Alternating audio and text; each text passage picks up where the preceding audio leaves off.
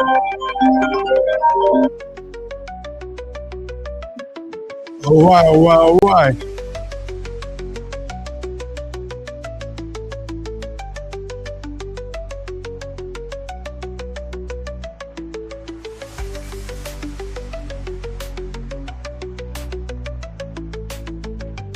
Oh, why, why? All right, people. How is everyone doing? We're back again, y'all.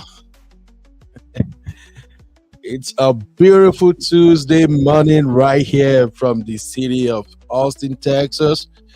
My name is Ben Uru, and this is Uncle Ben's channel. If you are here for the first time, please subscribe to our channel, give us thumbs up, and of course, hit the notification bell so you know when we go live. Yes, we have a fantastic topic for you guys today. We're going to have a beautiful conversation. It might be tough, y'all. Let me warn you guys now. This conversation may be super hot, but we got to talk about this, okay? So, welcome everybody. I already see my sister Adama, my Sisi, Juliet, Simbi. Oh, wow. Everybody is in the building. I see you, Zainab. Wow, people plenty here. That means we're going to have a fantastic show today. And I promise you, I'm not ready to do any gas boost, okay? I'm just going to ask questions, and hopefully my lovely guests and our panelists will be able to help us dissect this. All right. So today we're going to talk about marriage and finance, because we are still going hard on this our super topic, scared of marriage. And I think it's gonna do us a lot of good if we actually dissect some of these issues that are creating confusion for the generation we have now. We have this generation of boys and girls who, let me just say, they are confused, and I think they've consumed too much content on social media, and now all they do is to project. They are projecting their fears onto their future partners. Many of them are like, no, I don't want to get married. And if you think ladies are the only one who are saying they don't want to get married, I think you're missing it. Boys also don't want to get married. Why? Just ask them, why don't you want to be married? And then they will go on this elaborate yapping of bunch of excuses from out of nowhere. They will tell you, oh, if you ask boys, why don't you want to be married? They go, oh, the girls now, they are just after my money. Oh, the girls now, they are so lazy. They don't want to do anything. The ladies now, they are feminists. Ask the female gender.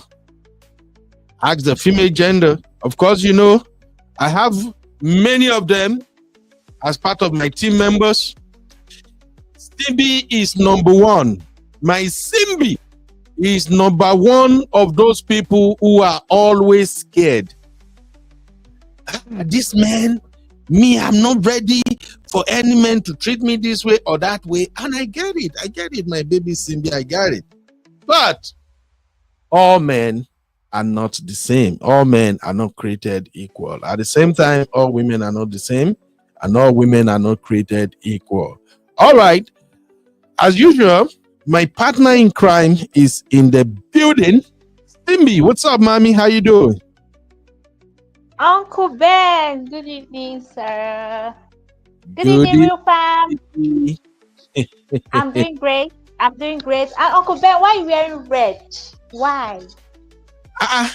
Because we want to talk about red flags that involve money today. So I have to be on red.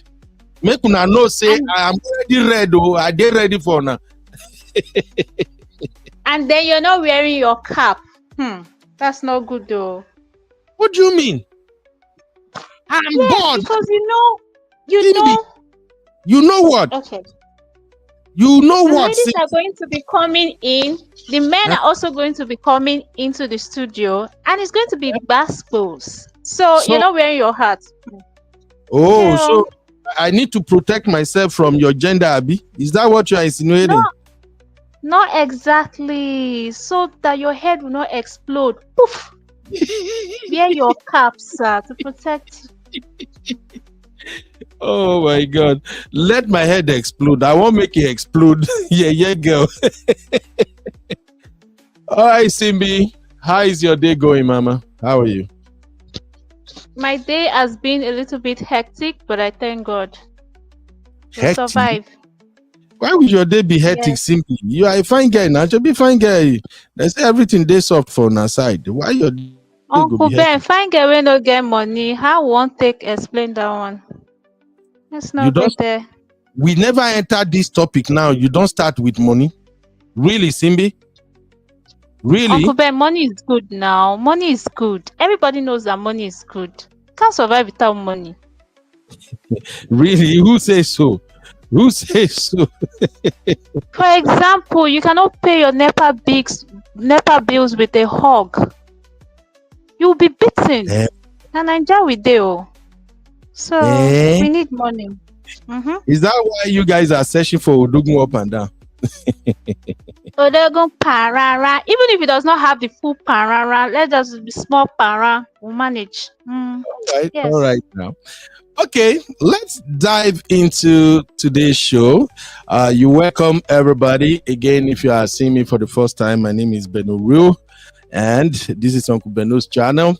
And of course, we are streaming this to two other platforms. We're streaming this to our Social Trender platform. I've told you guys, if you want to know what is happening all around the globe about your celebrities, just follow our Social Trenders channel.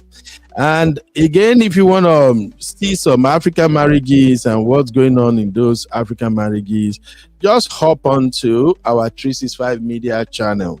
So I'm streaming to both channels at the same time while I'm streaming to Uncle Beno's channel. No, make no blame me. I like money. And YouTube, I just monetizing all this channel, and I just don't want them to lie idle. So I need every coin I can get from this channel. Anyway, if you're watching us, please hit the like button. Let's do the needful. Hit the like button, hit the like button. We're going to have a robust conversation today. And the conversation will be guided by 4 questions that are already penned down.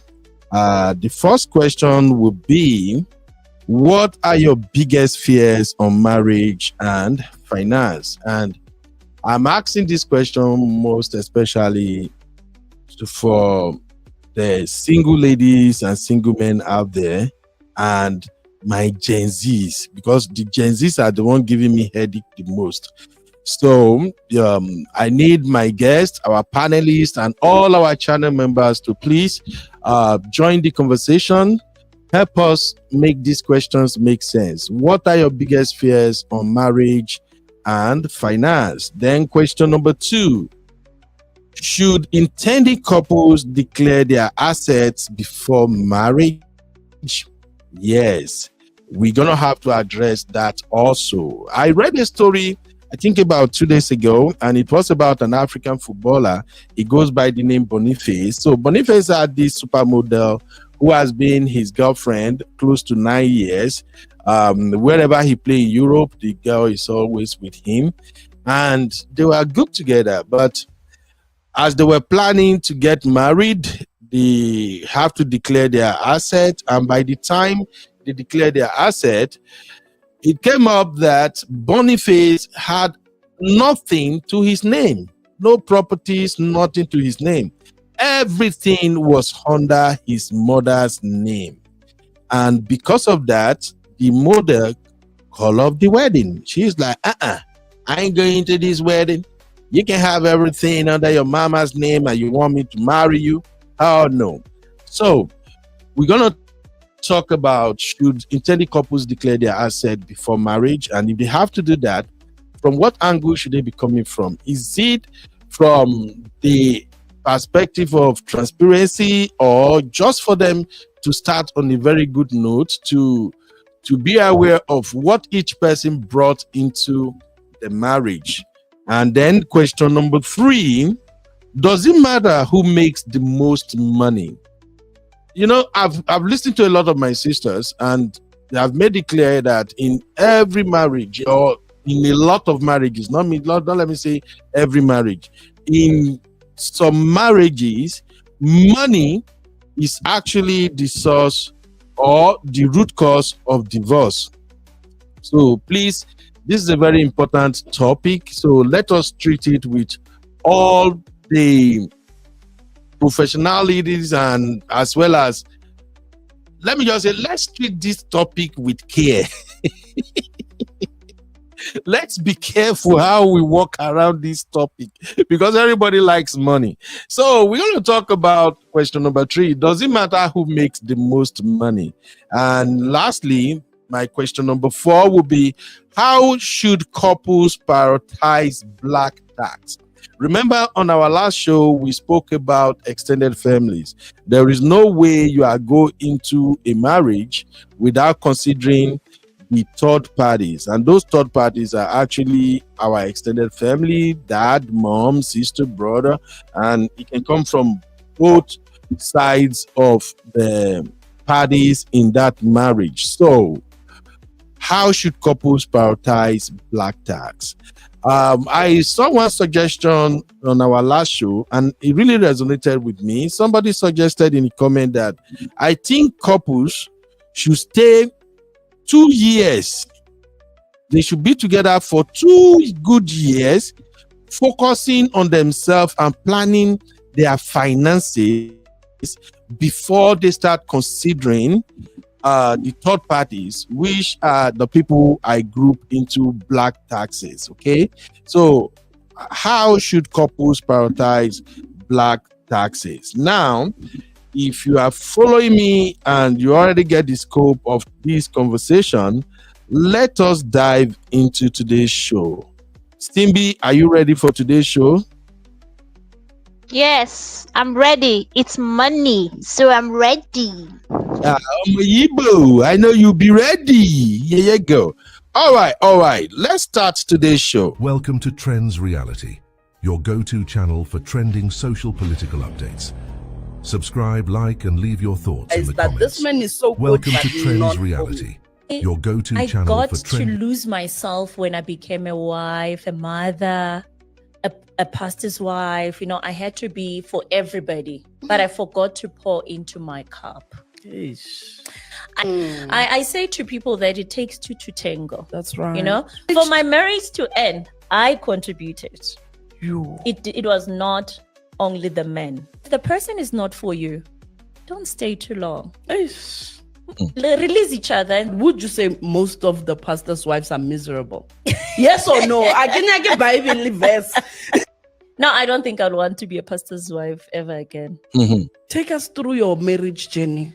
I got married when I was 23.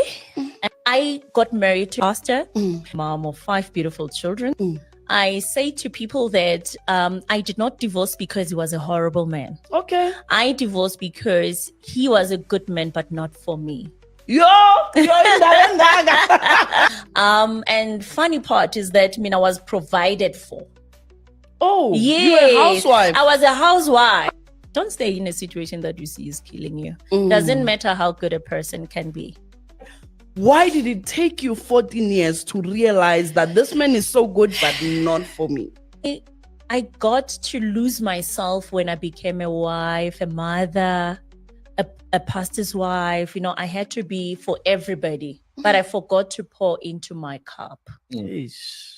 I say to people that it takes 2 to tango. That's right. You know, for my marriage to end, I contributed. It was not only the men. If the person is not for you, don't stay too long. Release each other. Would you say most of the pastors' wives are miserable? Yes or no? I can buy even verse. No, I don't think I'd want to be a pastor's wife ever again. Take us through your marriage journey. I got married. Okay.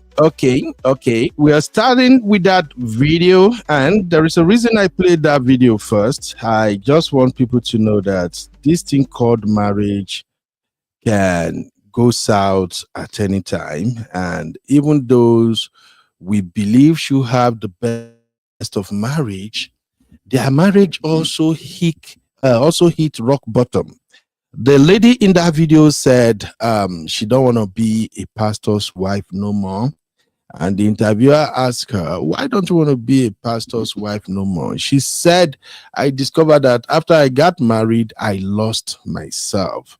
And she also said, I am the provided for wife. Okay. I think my sisters should understand what that is all about. She said, I am a provided for wife, meaning she is a full-time housewife, and the husband provided for her. The husband took care of her needs and everything. And yet she opted out of 14 years marriage. Now, all I get from her is that even though my husband makes money, my husband provide for my needs, my husband did a lot for us, I still feel inadequate, because you heard her in the video. She said she lost herself after she got married, and it seems like she desired to make her own money. But here she is, full-time housewife, and she has to depend on her husband.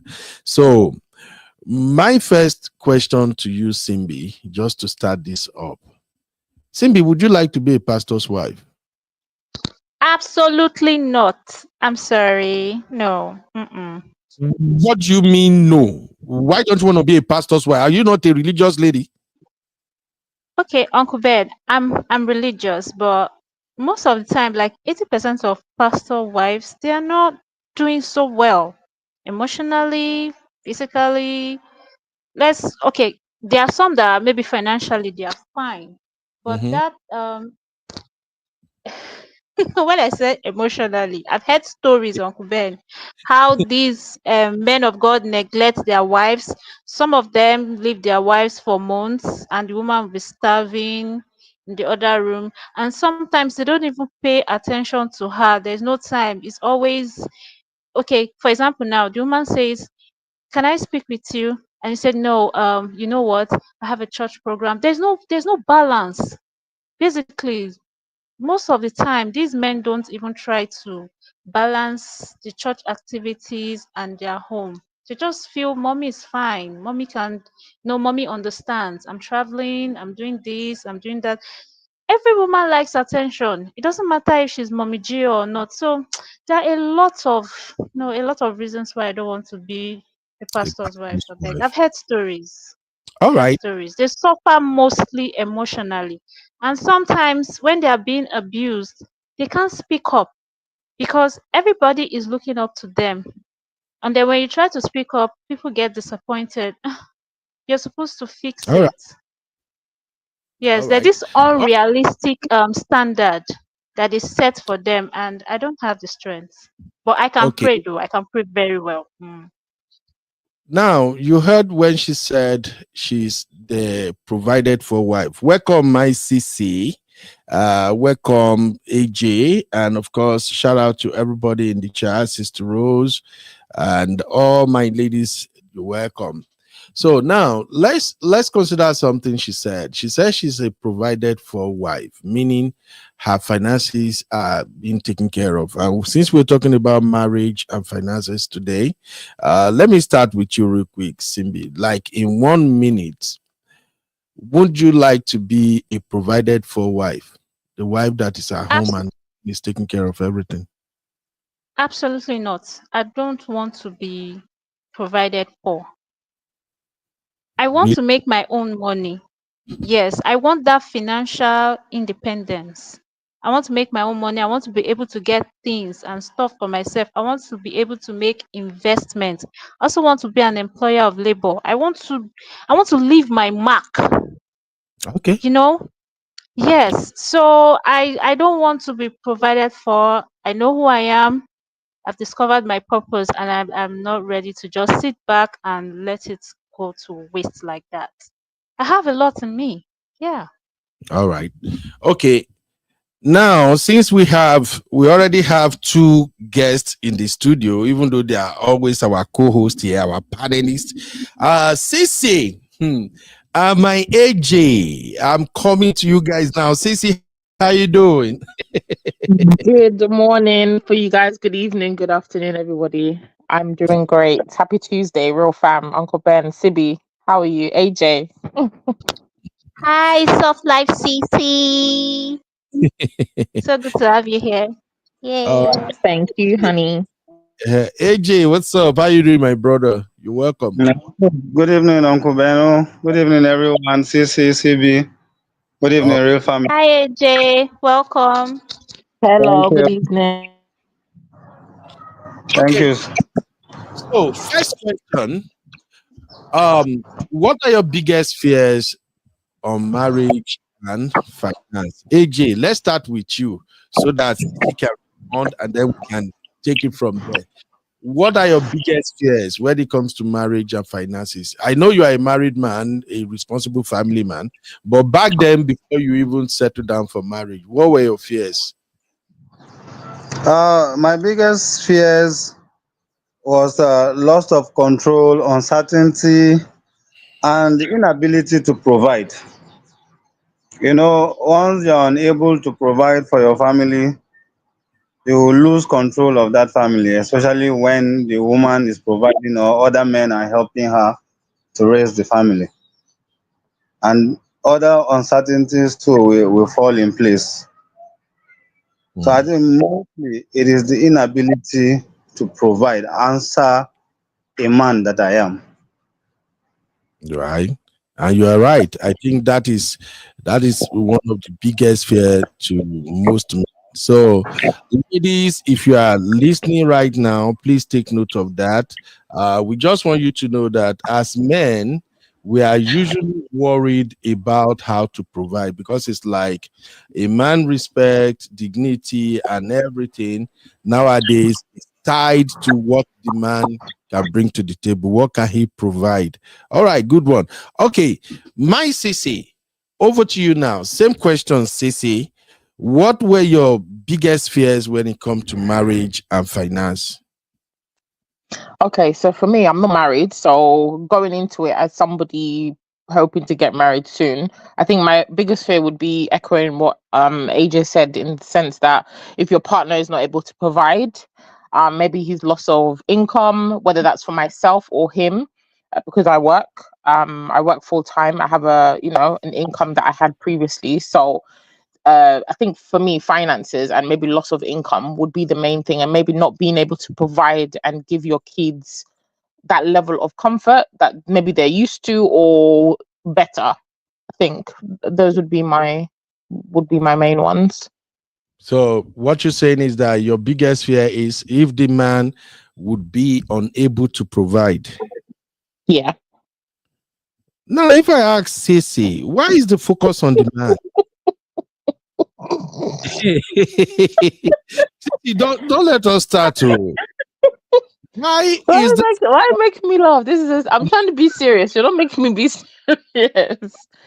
I said loss of earnings either for himself or me. But yes, for him, because obviously I think in the natural order of a household should be Mhm. the man should be the provider. So even if I can bring my own, even if I'm capable, I don't feel like in a marriage the full weight should be on the woman, even if she's capable. No, I still feel that that is what a man should do, be able to provide for his family, and that means financially he should carry the majority of that responsibility. I'm not saying all, but the majority of the responsibility should be on him 100%. Mm, okay. Okay. So Yeah, I'm just gonna leave it at that because we will come to good. that shortly. But Okay. I believe we are all on the same page. Uh-huh. Right now, AJ is representing the men and you are representing the women. So we are all on the same page that before marriage, men are usually worried about their ability to provide. So, Absolutely. all right. Oh, Mm-hmm. yeah, And if Doctor. there wasn't an expectation, then there wouldn't be that apprehension. If you know that something isn't your responsibility, you'd be very carefree about it. You'd enter a marriage and you just be like, oh, my wife is gonna, but it's already been instilled in most men that Yeah. that what they're supposed to do as men is to provide if they're in a family, especially if they're married. You need to be able to provide. So that's why men naturally have that apprehension going into a marriage or a relationship. They know that this is what they need to do as a man in the relationship. So it's been there before me. I'm not the one who wrote the rules. We made the rules here. Everybody should just play their parts accordingly. I like how you're flowing right now, sister.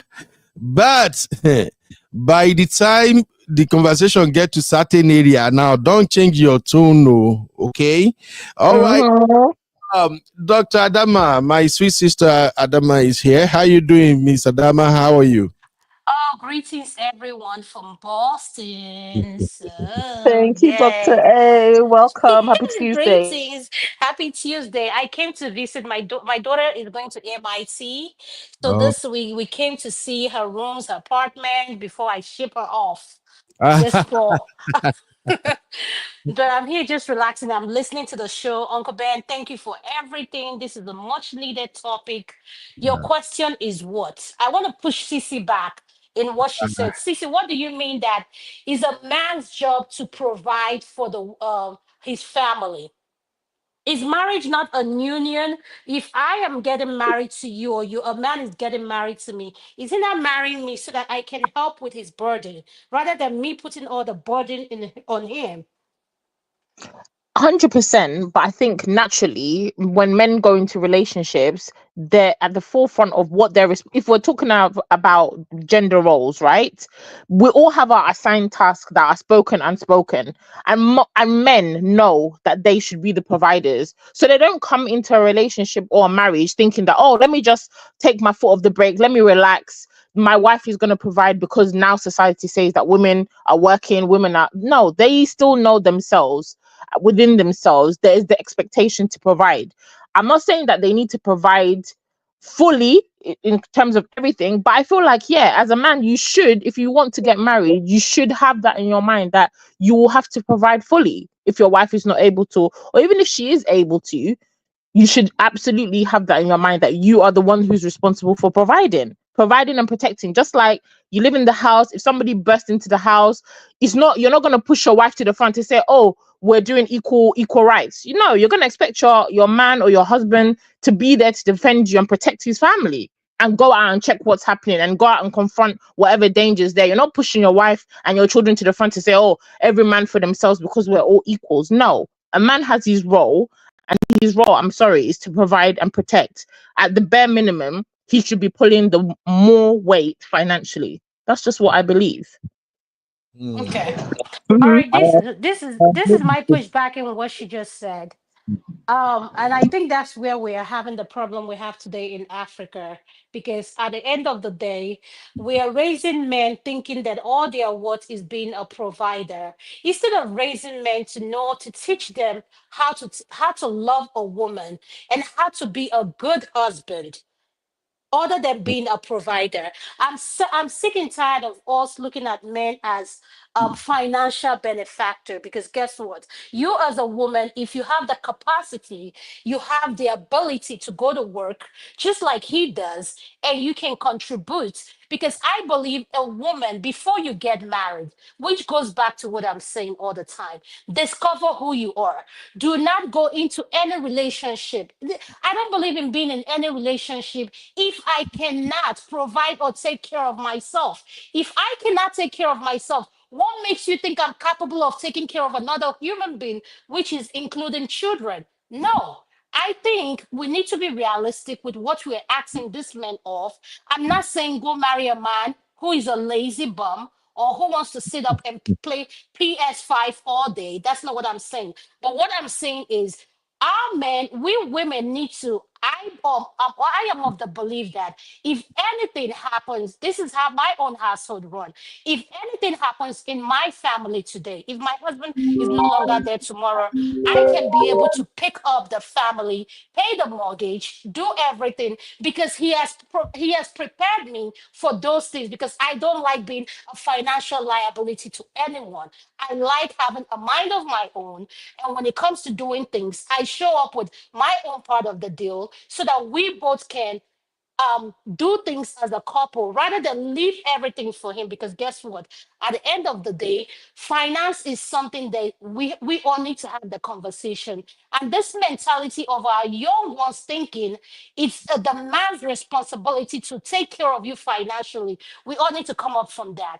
You have no business, like I said, my own opinion, getting married if you cannot care for yourself financially. You're waiting for a man to take care of you because you want to get married. Sis, please stay single and wait till you get a job that you know you can be able to pay your own bills, so you know what it feels like paying rent or mortgage before you get into marriage. Thank you. All right. All right. If, Uncle, I think I, Sister Adama have already set the tone right now, and I'm loving it. AJ, you want to add to that, my brother? yes, I think Sisi is right in her own space, and Dr. Adana too is equally right. I think Dr. Adana is just a little bit fast, but we'll eventually get to where she's already taken the decision. Yes, I think because we're saying the same. We're saying the same thing. I love my sis. We're yes, saying the same thing, Dr. A has jumped. She's jumped the gun because we're saying the same thing. No, I completely agree that men should definitely be taught to, have this partnership. There should be nurture, mutual support. All of that is fantastic.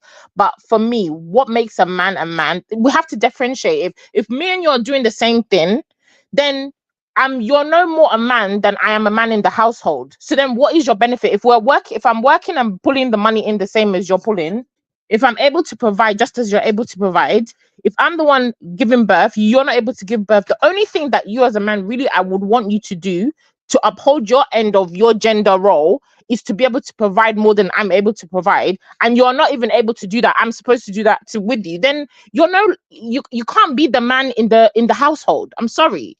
You've been demoted from that position. Cece, let me push back now. Let's say I'm earning for something and you earn one something. Who do you think should contribute more for financially in that relationship? Yeah, the man should contribute. What did you say? If No, the woman is I'm earning earning for more, something. You're earning 100 and something. Who do you think should contribute more when it comes to finances in that I think relationship? in terms of his ego, the guy should still be able to provide the majority of that money. But if not, then if it works for them to provide 50-50, go ahead. But most men are not going to be comfortable. Most traditional men, or most men generally, even if their wife is on 100K, they will still go and look and make sure that they're meeting the bills 100%, or at least 90%. They wouldn't want the wife to, or the girlfriend to, put in all her money, because it takes away and it demasculates what's it called, demasculates them, right? It's like you are taking their position, which is what I'm saying. If the one thing that a man is supposed to do is to provide, if me and you are able to go toe to toe in everything, apart from take out children, then what really makes you the man, the provider? Nothing. No. So you should look for the remaining balance, or you should have a household that is able to sustain that 100K that you're making and find the balance. And if you want the woman to support, she can support. But most men are not going to take that money from their partner and say, yeah, you pay the box of the bill. They'll manage the money that the man has, because that will make him still feel like the man in the relationship. They probably won't even want the woman's money. No, this is what I'm trying to say. And let me make myself clear. I am trying to say this. It has nothing to do with old school or new school. What defines a man is not his pocket. Is not, you have relationship where a woman earns more than the man.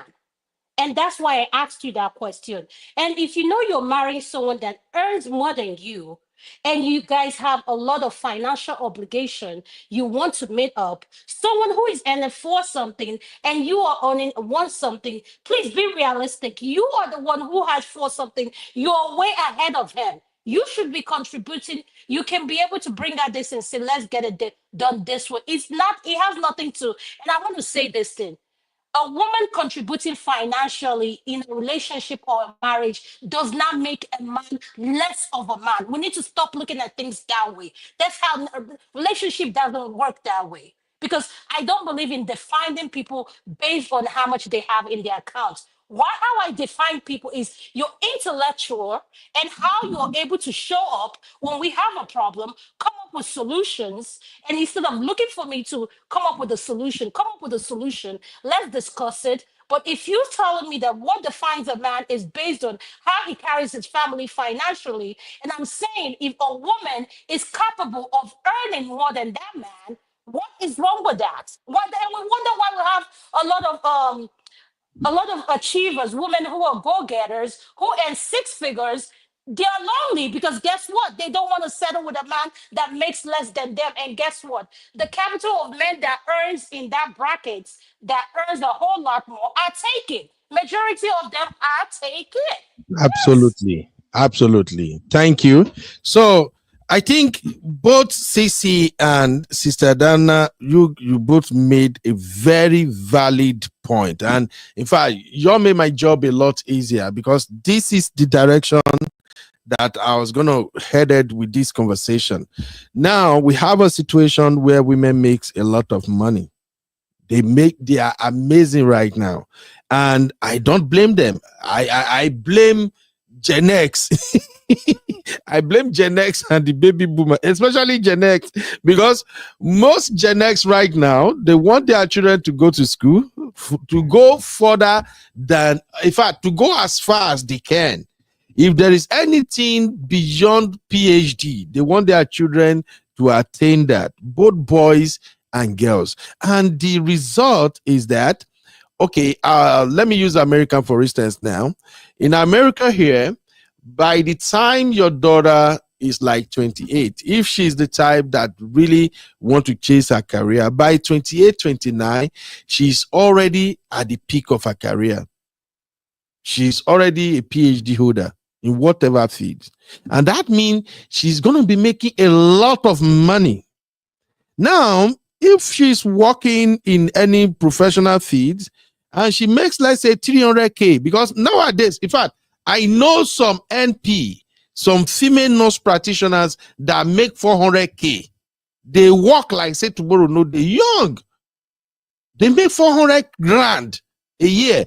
Now, on the average, a lot of these female nurse practitioners, I wish Adana is here. Adana can actually testify because she's one of my beautiful sister who is an MP. Many of these ladies, 200K is just small money as far as they are concerned. And now, oh, thank God, my Adana is here. So Adana, you can agree or disagree with me. Adana is an NP. I know a lot of NP, both male and female, and they are crushing it.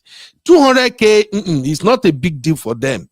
Now, a woman who makes 200K, by the way our world is set up now, she's probably looking for a guy who's going to be an engineer or maybe a doctor, a guy who is way up there, who's probably making something around 250 or maybe at least 200K just like her. But how many of those boys or men do we have available now? And like Dr. Adana said, when you're going to find them, chances are they are already taken. So now you've found a guy who match your spec in everything, height, shape, six-pack and all that. And this guy is making just 100 grand. 100 grand is still six figures. And he's just making 100 grand a year. So now going into this marriage, should the woman now look at the man lesser because the man is making 100 grand, she's making 200? Should that be an issue? And when we spoke, because both Cece and Adana, you just mentioned right now that somebody have to bring in more. Somebody have to spend more. And if we're going to go by the standard that we live now in America, I believe a woman who makes 200 grand a year, she want to live in a beautiful house because she can afford that house herself, right? And now they also have this competition going on among them. May God just forgive these our sisters. Benz, classic Benz, luxury one. I think that they go for that, especially if they are from Africa. So now this lady has this standard life that she wants to live, and she wants the man to come into that life with her. So she want to live in a $1 million house, 100K car, with as many vacations as possible and everything. If you're saying the man should pay more because he's the head of the home, do you think it's convenient for that man?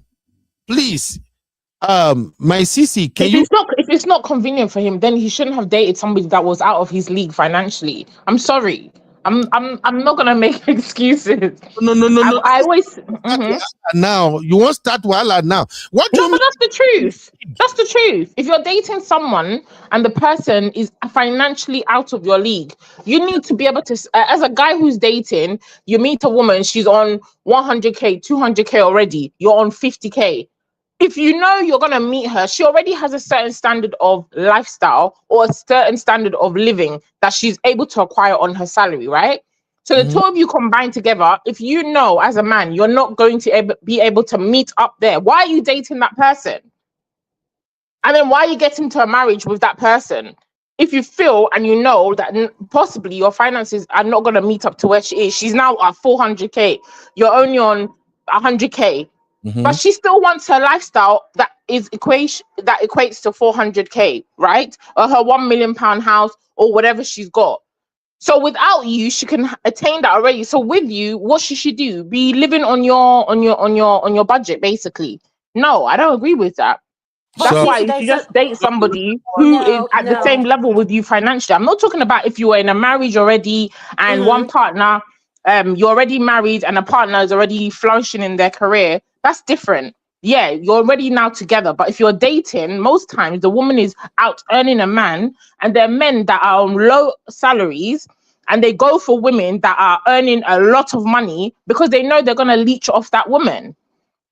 They know they're going to leech off the woman, or they want the woman to come down to their level to be dating them, or they can't meet up with the woman. So why put yourself in that situation? Okay. Let me give an example, Brother Ben. I want to make a correction that you made.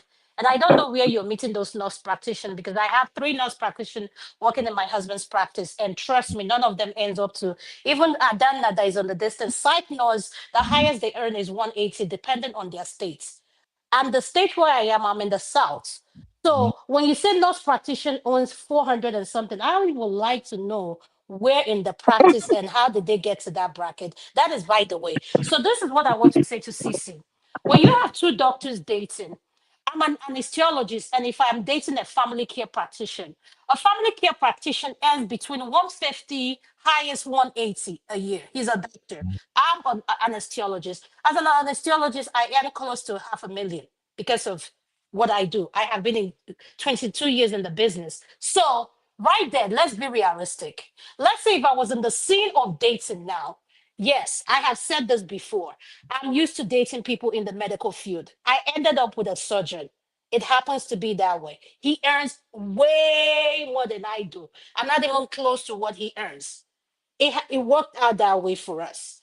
But what I'm saying is, if I was in the dating scene now, and you introduce me to a family care practitioner who I earn way more than, and I like him, and everything about him fits into my lifestyle, do you think, knowing that we both will agree, I'll say to him, honey, if you see me buying Chanel, because we're married, please allow me to indulge in my Chanel bags or whatever, Louis Vuitton, and he's in agreement with that.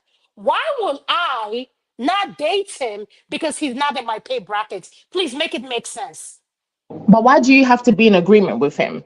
I mean, why do you even have to give that like preference of, oh, if you see me buying, if I'm with you, like I said, if you're with that person and he knows that you're bringing in $500,000 and you can afford to go and buy Chanel every other day, and he's not able to do that, I don't feel like you need to be, oh, is it okay? Or if you see me buying this, honey, like look away. All this kind of petting and buffering and making him feel. But Why do Sissy, you need to that do is that? what Because marriage is all about. no, That's no, what no. marriage or relationship is.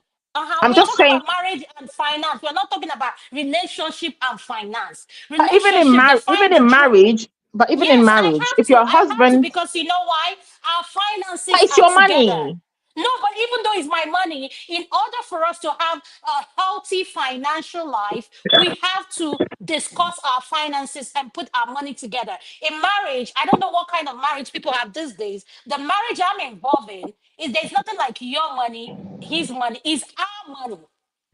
How? I All use the right. word I our thought money, not the example you gave is that you were dating the guy, and then if he's earning a certain amount of money, and you yes, now if want he's to go yes, ahead if and I'm date him. dating him, yes, if I'm dating him, and this is someone that is going to be a marriage destiny, and he said, I want to get married to you. And he said, you know what? But I see that you like all the designer, this thing. I'll ask him, I'll say, listen, no one will get married tomorrow now. You say, you have too many Chanels, but I like Chanel. Let me indulge in that. And he says to me, okay, if that's what will make you happy, you have to bring all your cards to the table because relationship leads to marriage, not the other way around. In order for you to be with someone, you have to be clear. I said the last 2 weeks why you should know before you get married to someone, you need to know their credit score, you need to know what they owe in students loan, you need to know if they're good in money management, not someone that drives a Bentley and lives in an apartment. I want someone that knows how to invest his money. Okay, invest. When I say invest, you have a 401k, you have your debt pay, you know how to manage things, not robbing Peter to pay Paul. That is what a lot of us are doing. Because you earn 600,000, you're living the life of a 1 million this thing. It's not adding up. You're always going to be in financial debt. So let's be realistic. Cut your coat according to your size. If you know you marry someone where you have to carry the bigger distance, it works out for both of you. Who am I to say it's not? You shouldn't do that because you need to allow the man take everything financially. That's not how marriage works. Marriage is All all right. about understanding and supporting each other financially, mentally, and otherwise. All right. Thank you. Thank you, my sissy. Thank you, Dr.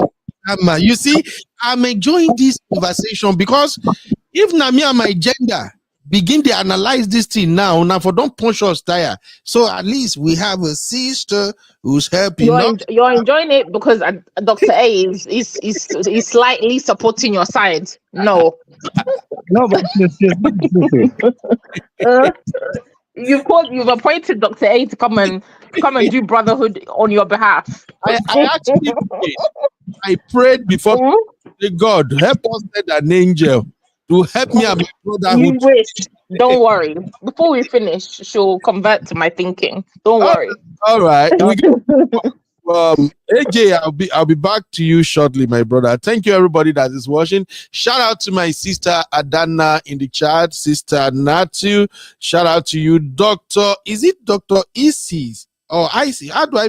It sounds like Sissy to me. Oh, Nova is my doctor.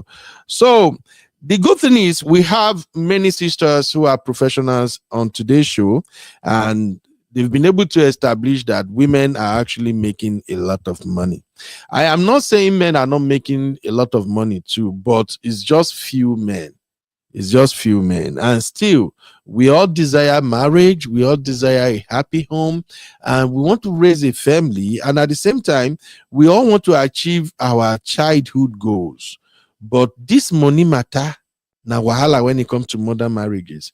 And please let us remember the reason we're doing this show is just to allay the fears of young ones. A lot of young ladies these days, ladies 35 and below, men 35 and below, they are giving up on marriage and they have not even tasted it at all. They have not been committed to anybody in any shape or form. But just because of what they saw on social media, what they've heard, and what some of them actually experienced growing up with their parents, they've come to the conclusion that, hey, I am not even going to do this marriage thing. I just want to be on my own. And I do believe that if we are not explaining to them that this thing is not as difficult as you guys look at it, then they may not change their mind, you know. So that's why this conversation is at least very, very apt at this point. Shout out to my sister Cherish Olivia. Thank you, Mama, for being here. So you see, this issue of finance, I think if we are not careful how we look at it, it might actually end marriages before they get started. That's why I love the fact that at least Sisi and Sister Dana, they are treating the topic with all the seriousness it desires. So thank you very, very much. Now, for those who just joined us, these are the topics we are looking at. I have 4 questions we are treating. The first one is what you've heard us go back and forth with now, which is, what are your biggest fears on marriage and finance?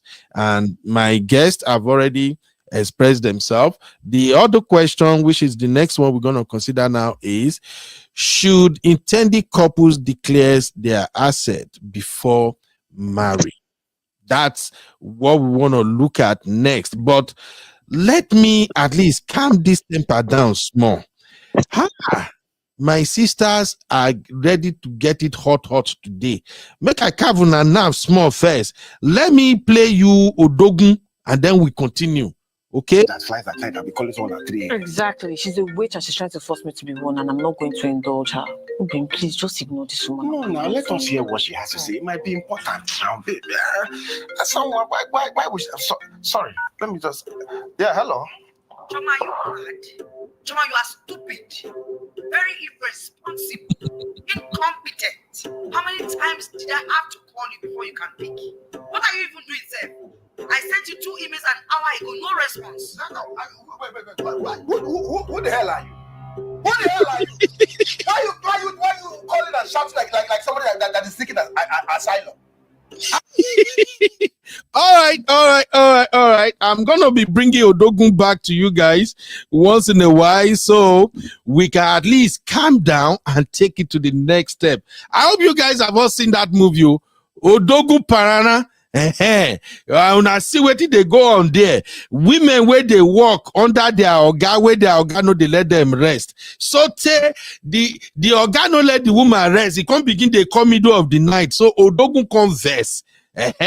All right, let's come back to this our conversation. Thank you, my Sisi. Thank you, Sister Adana, and thank you, AJ, for being in the studio. For people who still want to contribute, I'm sharing the link. Please, this is Uncle Ben channel. Here we have conversation, we laugh, we joke, we play, and we try to learn. Okay, so please feel free, and we don't do trolling here.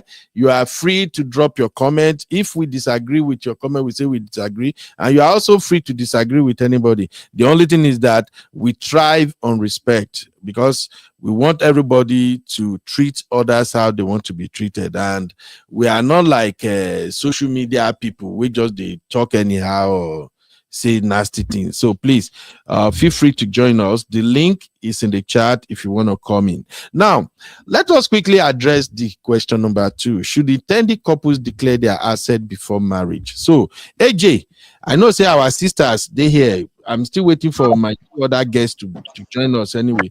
AJ. Yes, boss. Should declare their assets before marriage? Totally, yes. Full disclosure of assets. Partners should share their assets, their liabilities, their credit reports before marriage. You should be very, very open. So as a man, you think a man should tell the woman you are about to marry that, okay, I have 3 plots of land here. I built 2 houses, one in Lagos, one in Port Harcourt. My bank account right now is 50 million naira or maybe 1 billion naira. You think a man should tell the woman he wants to marry, he should declare all of that? I see all my sisters are saying yes in the comment. Una, don't start. You guys are saying yes. Sister Rose say yes. Olivia said yes. Sister Ashin said yes. Okay. At the end, I totally do not see anything wrong with it. If you do that at the point of marriage, you should be open to your woman. At the end, you get married to her, and both of you will become one. And what is yours becomes hers. So if she doesn't know what is yours, she might not be able to hold on to it when you are no more. AJ, Yeah, so there's nothing with that. Not at the relationship, but the point of marriage, yes. 100%. Okay, let me ask you this question because I think I make an example of Boniface before when I was introducing the topic. Boniface had his assets under his mom's name, and as a result of that, his girlfriend of 9 years called off their marriage. Said, "No, you can have all your properties under your mom. I'm not going to marry you because of that." What's your take on that, my brother? Yes, it sends a negative signal to her. It just simply means even when they get married, there's actually nothing for her, or she's actually sharing the husband's property, her, the husband, and the mom. And what belongs to the mom belongs to the family, not just him. Any other member of the family can claim it. So, anything that belongs to your mom, your other siblings too have rights to it as much as you. But AJ, did you know that in Western world, when you end up with divorce or something, your woman will get 50% of everything you own? Yes. So I used to saying, despite the fact that their woman can take 50% of everything they acquired, they should still go ahead with it. I think, Uncle Beno, a prenup will solve that. Prenup does work if you have a very smart lawyer. Where is my DDR, Sister Mario? Or maybe my Miss? Lawyers know better with this. Prenup doesn't work in some cases. It depends on the content of your prenup. If it is explicitly clear in your prenup, I think everybody will go with what he or she has. All right. In terms of divorce. Okay, you just brought in a new aspect into this conversation right now, which is going to make me to ask my sisters if they will marry a man who suggested prenup. I already know where CC stand. Make I not even disturb myself. Where do I stand? Since you know where I stand. I know where you stand. You will say, where do I stand? We say no prenup. You will say no prenup. No, that's not true. That's not true. I will do a prenup, and I don't see anything wrong with doing a prenup. A prenup is there to protect your assets. I don't feel like any woman with good intentions or any man with good intentions comes into a marriage where they've never actually financially put something in and think that, oh, when the marriage dissolves, that they should walk away with something from that money, from whatever it is that has been accrued before they were in the picture. That shows me that your intention is dodgy and you're not genuinely there. I have no problem, and I agree that anybody with anything of value, if you have assets as a man, as a woman, maybe it's more prevalent in the US, because in the UK, none of that stuff matters. Whether you have prenup, you don't have prenup. From the time you live together and you're married to somebody, whatever you have down to your pension is 50-50. So you can cry with your ancestors and shout. Here, prenup doesn't work in the UK, but in the US, where you guys are making like serious money, people have like big assets. Why would you date somebody? You're not covering. To me, I'd see that as it's a wrong move. You're protecting yourself. You're protecting your assets. It's got nothing to do with the fact you don't love the person. And if the person genuinely loves you, that would not be an issue to them at all. It was not an insult. It's the first thing that you should do. Yeah, babe, protect your assets. I'm not here to take anything that you gained. And if this doesn't work in future, please be going with your 5 properties. Anything from the time you're married, that is what we can discuss and, go backwards and forwards about. But anything that somebody gained before they met you, why do you feel like you have a right to that property? I'm not like that. No, I don't agree with that. Do a prenup. Okay, so for instance, let me put a scenario here. Lady met a guy who's already worth, let's say, $1 billion, and the guy now drew up a prenup and said, "Hey, I love you. I want to spend the rest of my life with you. But if something happens along the line and you think you don't want to continue with this marriage, I want everybody to go their different ways with what they brought into the marriage." Would you advise the lady to sign the prenup? Absolutely. Why wouldn't you sign the prenup? What do you want to go away with? You want to go into a relationship, somebody's already worth 1 million. You've never invested a dime into that person. You've not helped him. You've not supported him until he became the made person that he is. But you feel that after maybe a year, 5 years of marriage, you think that you're entitled to what he gained before he met you. No, I don't agree with that. I have a son. If my son is successful one day, I can look at things from both sides. I don't look at it like that. I just feel like you shouldn't reap where you didn't sow, and that's across the board in anything. So no, I'll just 100% agree that the woman should sign a prenup. Cover yourself as well, you know. So yeah. Okay, let me ask the young ladies in the studio. Maybe we can get their mindset. All right. So shout out to you, Sister Joy. You're all welcome. All right. Tosin, let me start with you, Tosin. So, Tosin, you meet this guy, a billionaire. He's worth 1 billion naira or maybe 3 billion naira when you meet him. He promised you he loves you, and he shows that he loves you and everything. And he say he want to spend the rest of his life with you, but there is one condition. You're going to sign a prenup so that in case if you change your mind along the way that you don't want to marry again, you will leave the marriage with what you came in with. Are you going to sign the prenup? Never. God forbid. Okay. Why? The Nigerian in me could not accept to do such a thing. Good evening, everybody. Good evening, everyone in the studio. So, the Nigerian in me would never accept to do such thing because it would be me shooting myself on the foot.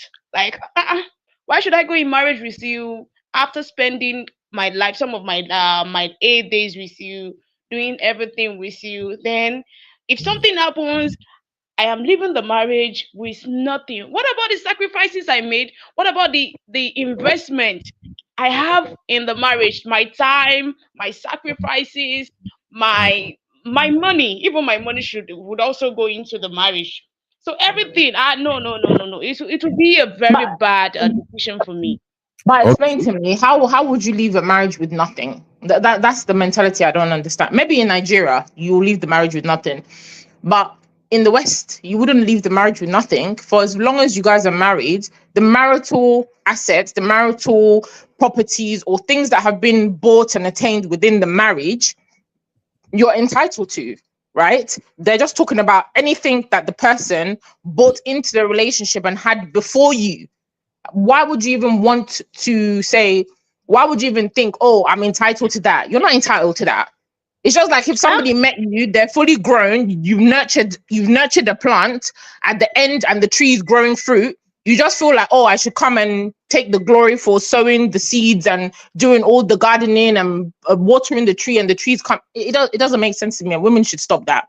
If you come into a marriage and you're with a man that's successful and you feel like if he was to leave you tomorrow, you're not going to leave with anything, then that means you need to check yourself as a woman, because you shouldn't be in that type of relationship and feel like there's nothing that you attain, whether that's monetarily or financially, like educationally, or something that will build yourself, that if he was to leave you tomorrow, you will leave with nothing. Then you're not doing the right thing in that relationship, clearly, because it doesn't make sense. But I don't feel like as a woman, you go into a relationship and start thinking, oh, the money that this person earned 20, 30 years ago, before he even met you, you're entitled to it. No, I don't think that's right. And women should stop thinking like that. Yeah.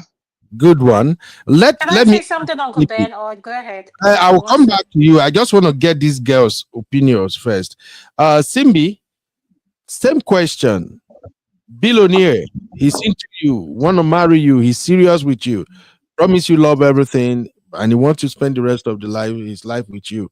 And he said, one condition, you need to sign this prenup. If anything goes wrong, it doesn't matter, maybe a year, 2 or 5 or 10 that were in the marriage, anything goes wrong, you're going out of the marriage with what you came in with. Are you signing the prenup or not? Yes, I will. I believe that everyone should go with what they came, because by the grace of God, I'm not going into my marriage empty-handed. Hallelujah. Yeah, so for the sake of my mental health, God forbid it's not going to happen when I get married, I would just live with what I came with. And another thing is, I believe while in that marriage, when things were going smoothly, the man would have gifted me some things. I would have savings.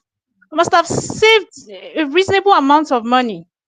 And that one is not going to be taken from me when I'm eventually leaving. So I think as a smart girl, I'll be saving and also acquiring other assets. I'll make sure that I'm not living the way I came, so that it makes life easy, especially when it comes to co-parenting. We don't start having issues. Mommy doesn't hate daddy, daddy doesn't hate mommy, and stuff like that. So yes, I'm very big on my peace, on my peace of mind.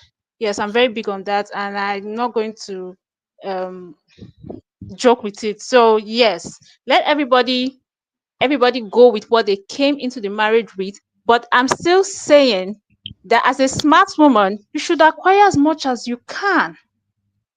I mean, if you're nice Even and at the man that, is generous, you will have savings. You have savings. even after having savings, even after having the savings, doing everything, doing the needful from your own part, but then I should have access to some of your wealth. I shouldn't be married to you. Then after marriage, then I go back to square one. Who does that? Okay, So Tosin, why do see you it want to this have way. access? Hold on. I Why do you want believe to have that. Tosi? Why do you want to have access to something you didn't work for? Okay, Tosin, Exactly. just see it this way. See it this way. The man is not going to leave his kids empty-handed, right? If he buys a house, he's going to buy it in their name. If he buys maybe basically assets, he's going to leave it in their name. There are some people that establish businesses and it's strictly for their kids. So that's a legacy. You're not going to lose out completely. But All right. Just see it that way too. why should the notion come up in the first place that after marriage an issue is going to spring up, then I would be living without nothing? That is, this marriage is laid on a wrong foundation already. I don't believe in that. I believe in transparency in Okay. marriage. Okay, All So no, if no, it's a Tosin. The woman, thing so if is, it's a woman, the, you the have the money, you've built your business, a successful It business. definitely wouldn't You leave you me marry a man, and you will say, "Oh, honey, 30 years you've built, you've hustled, you've grinded, you met this man and you got divorced after 1 or 2 years." You'll say, "Okay, no, it's okay. Let me sign over all my business, my All my billions properties, to you. my Yeah. billions of money to him because of marriage Makes no 1 year." sense. It doesn't No. make sense. You're Doesn't make looking at sense. it from a woman's point of view, You're but if looking you at were it the from a man, woman's perspective. No. if you were the woman who had the money, it's easy for you as a woman to say, "Oh, as a man, he should give me." But as the same woman, if you're in the same position, Tosin, I 100% believe you will be fighting to your last breath to make sure you keep all the money that you earned, saying the man is wicked, he wants to reap where he didn't sow, he's coming to take money that he didn't work for. It's the same thing that you're doing. It's got nothing. that's why It's got nothing to do with, oh, the marriage is not going to be successful. The I person know you doesn't are love you. Tosin, No. Tosin, I know you calm are down. See, arguing. that's why I said you can take solace in the fact that he's going to leave something for your kids. So you're All not right. You're not so entitled to stressed out anything. You shouldn't be worried about what financially, you're entitled because to. I wouldn't want Have you heard that anybody to Igbo man? share. Like Let's when take you Sorry. work, like I'm working for my wife, my future wife, so that they can enjoy. So me coming into the marriage and taking part of your whatever whatever assets you've piled up as a woman, as your Okay, wife, Hold doing on. some can certain we things. establish? Okay, Wait. Tosin, hold on. Ladies, hold on, please. Can we? Hold on, please, ladies. Let's take it one at a time so that we can get a very clear conversation. I know the topic is triggering, and that's why me and my men we just chill the listing now because the thing they go round somehow. I think what I'm getting is that for Tosin says she's not going to sign a prenup and then walk out of the marriage empty-handed. And Simbi, you are saying you are going to sign the prenup because you believe during the marriage the man will do 1 or 2 things for you, and definitely not going to come out empty-handed. But I think the sisters in the building, both CC. Oh, let me hear from Dr. Adana first. My sister Adana, please, what's your take on what the 2 ladies said so far first? I want to understand Tosi clearly what she's saying before I respond. She made a comment. She said, an Igbo man said what? He said he works for his wife. Could you make that? No, Could no, you no. clarify that statement? Yeah. Could you? What were you If you saying meet about?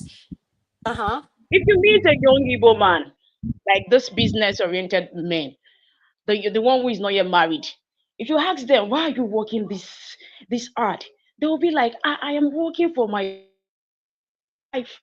So I think there's this mindset that comes with this tribe.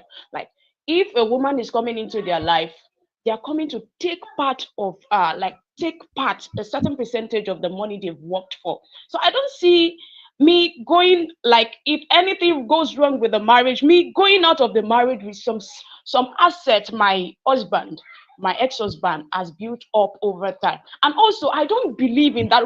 Where's the thought coming from in the first place? Why should you ask me to accept your proposal with this objection in the first place? Then you should get the fuck out of my face, because I am not going into marriage for me. My marriage is forever.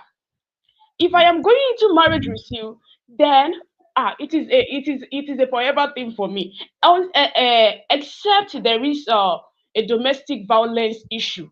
For me as a Christian, marriage is for better for worse. For me, it is. I am not going into marriage with the mindset that after like 2 years I am stepping out of this marriage. So if the billionaire status is not working for me, then you should go away. Why would you give me a condition? I believe in Okay. transparency in marriage. Uh-huh. I believe in being what's the word now? Okay, let me use that word now. Being transparent in marriage, trust, total trust. So if I am coming into marriage with you, I am coming with everything I have. I should be open. So I don't think there should be some sort of conditions attached to marrying you. So if billionaire whatever is not working for me, I don't believe in all this. If it's not working for me, I better move out. So my own is I am not going into marriage with the mentality that I want to divorce this person. That's why I'm taking my time very well with prayer. Okay, Okay. now So we get now I get where she's coming from. I just want you to understand the please, same way you just say. doctor, please, just you guys just give me like 2 minutes. I want to order Uber for my daughter, but I'll be listening. Okay, go ahead, please. Okay. The same way you say you're not going to sign. If you meet a man and you happen to be the billionaire, you should be okay with him not wanting to sign as well, right? No, I'm asking you, Yes. Tosin. No, No, the vim honestly. that you're using tossing with that yeah is not yes. Yes, you see the yes, your diet tone has gone down, right? Your diet tone has gone down. I thought so. That I yes thought was so. very weak. Very weak. Sissy, you heard that, right? Tosin, let me ask you something. What if reverse was the case and you're the billionaire and the man is Tossing, just stop. someone that is trying to make ends meet? He's Simbi, nowhere that's what close I to where just you are asked her. financially. Would Simbi, I you? just asked her that her tone went down. She said, She said yes. Yes. My sauce will not run dry. Babe, that's why I said at least what you should look out for in a partner is someone who is kind and generous. Because when he's kind and generous, my dear, you're going to have savings. You cannot spend everything now. Like you said, That's why billionaire, right? I won't even consider this billionaire person. Yes, because of that objection. No, now you have Okay. to love me with everything you have. Everything that you are. But Okay. Tosin, life happens. No, but I Life know. listen, I just know. Simbi. happens. Okay, see, Yes. let me. This is what I want to say, Tosin. I just want you to listen to this advice. And they Okay. said, opinion is like an ass. Everyone have one. But guess what? I want you to listen from someone that is talking from an experience. I married someone that I signed a prenup with for 5 years, and we've been married for 24 years now. After Wow. 5 years, the prenup has to be null and void. And yes, he has every reason to have me to sign a prenup. He was bringing more into the marriage than I was. I was only coming in with a townhouse. He had more assets, everything, investment than I do. So he has every reason to protect his assets because at the end of the day, everything he had, he worked hard for. he worked so hard for before I came into his life. So he has every reason to protect it. So when I signed it, I didn't have any problem signing it because you know why? I am a woman that like hustling for my own money.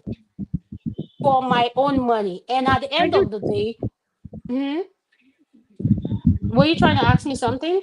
No. I was just trying to add my own response. I said I do too. You Yeah, said you so like working for your I'm a woman that like hustling for myself, but at the same time, I have to be realistic why he was protecting himself. Because if I had the same assets he had and every investment he had, I would do the same thing he did. I will have a prenup. So I signed the prenup. I didn't have any problem with it. Now, today, does that prenup hold water? We've been married for no, it doesn't. Because guess what? Everything he has, if anything should happen to either one of us today, it comes to me. If I'm not there tomorrow, it goes to him. It's vice versa. So what Absolutely. I'm trying to say is this: we need to be realistic when it comes to money. You need to think, because someone may tell you, I love you. But guess what? If life happens tomorrow and you guys happen to see yourself in divorce court, you will see a part of that person you've never seen before. And guess what? Everybody will go in protection mood, including you that is saying, I don't believe in divorce. I don't do. I am saying this thing. Wait till you go into it and see how it plays out. Seen people who say they don't believe in divorce, and after 3 married for 5 years, they were out. So let's be real. Marriage will humble you. And I believe in prenup, vice versa. If I was the one coming into a relationship with that much assets, I will want to protect my asset. And I will encourage any young person listening to us today. If you have an asset, please don't be drunk in love. Protect your assets. Have that person sign a prenup. She said she's not going to sign a prenup, or he said he's not going to sign a prenup. That person is not for you. Don't do that lovey-dovey this thing. Oh, to death do us part. I love her. I believe marriage is forever. I don't believe in those fantasies. I'm a realistic person, and I believe that people can change from being A to B. So you learn to protect yourself first. I believe trust is earned, is not given. So for him, he needed that 5 years to know that I am someone that will be able to manage he can trust with his finances and assets. Because these are things he had that I was not privy to. At the end of the day, who am I to tell him, no, you shouldn't protect your assets? I'm your wife. I should have access to it. No, it's like coming to reap where I didn't sow. So at the end of the day, let's be realistic. We need to start looking at prenup at a different lens. Protect whatever you work hard for.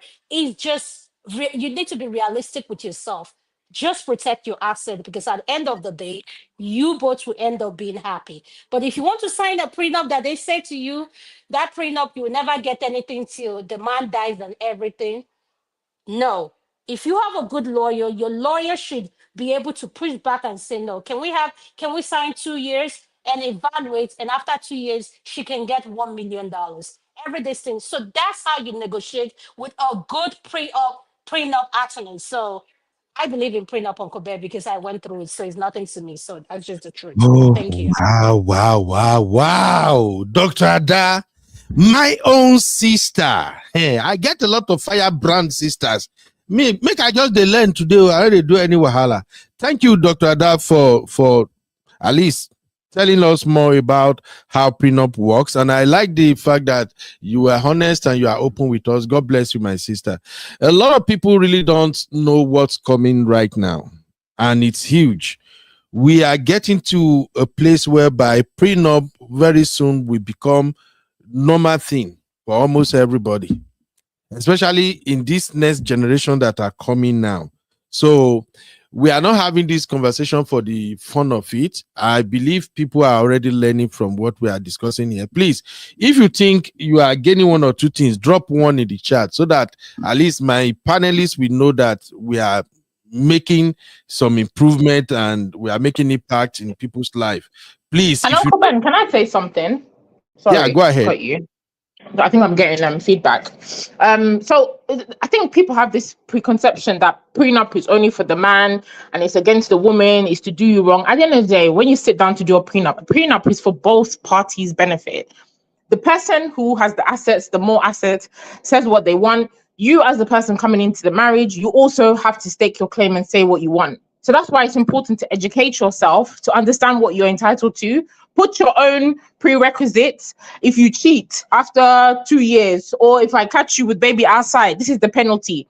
You tailor it to meet your needs as well. It's not a one-sided. It's not a one-sided contract. You manipulate all these celebrities. They do their contracts in a way that it works for the person coming in as well, maybe without the majority of the assets. And you're also not walking away, as people like to say, I'm not walking away with anything. You will get yours as well, but you're covering yourself as well. If the person cheats on you, there's a penalty. If the person steps out on them, like has an affair, has a baby, does a business maybe without you or whatever, you put those things in place that will also cover you as a person coming into the marriage. So prenups are not just one-sided for the person who has the assets. You just need to educate yourself and know what you're entitled to claim and what you're entitled to ask for, and put it down in writing so that you don't feel like you got the short end of the stick if the marriage ends. And to contrast what Cece said is so true. I left that out. In my prenup, every child I have for him, when they get to a certain age, at 20, they get a home. That's why at 24, my daughter has her own home. Okay? Amazing. So that is what prenup is about. And in that prenup as well, it said everything about cheating. I came back with my own pushback because, like I said, the only thing I was coming into that relationship with was a house. And let me tell you today, I'm glad I listened to him when he told me don't sell that townhouse. That townhouse turned up being a 3. We end up buying 2 properties next to that townhouse.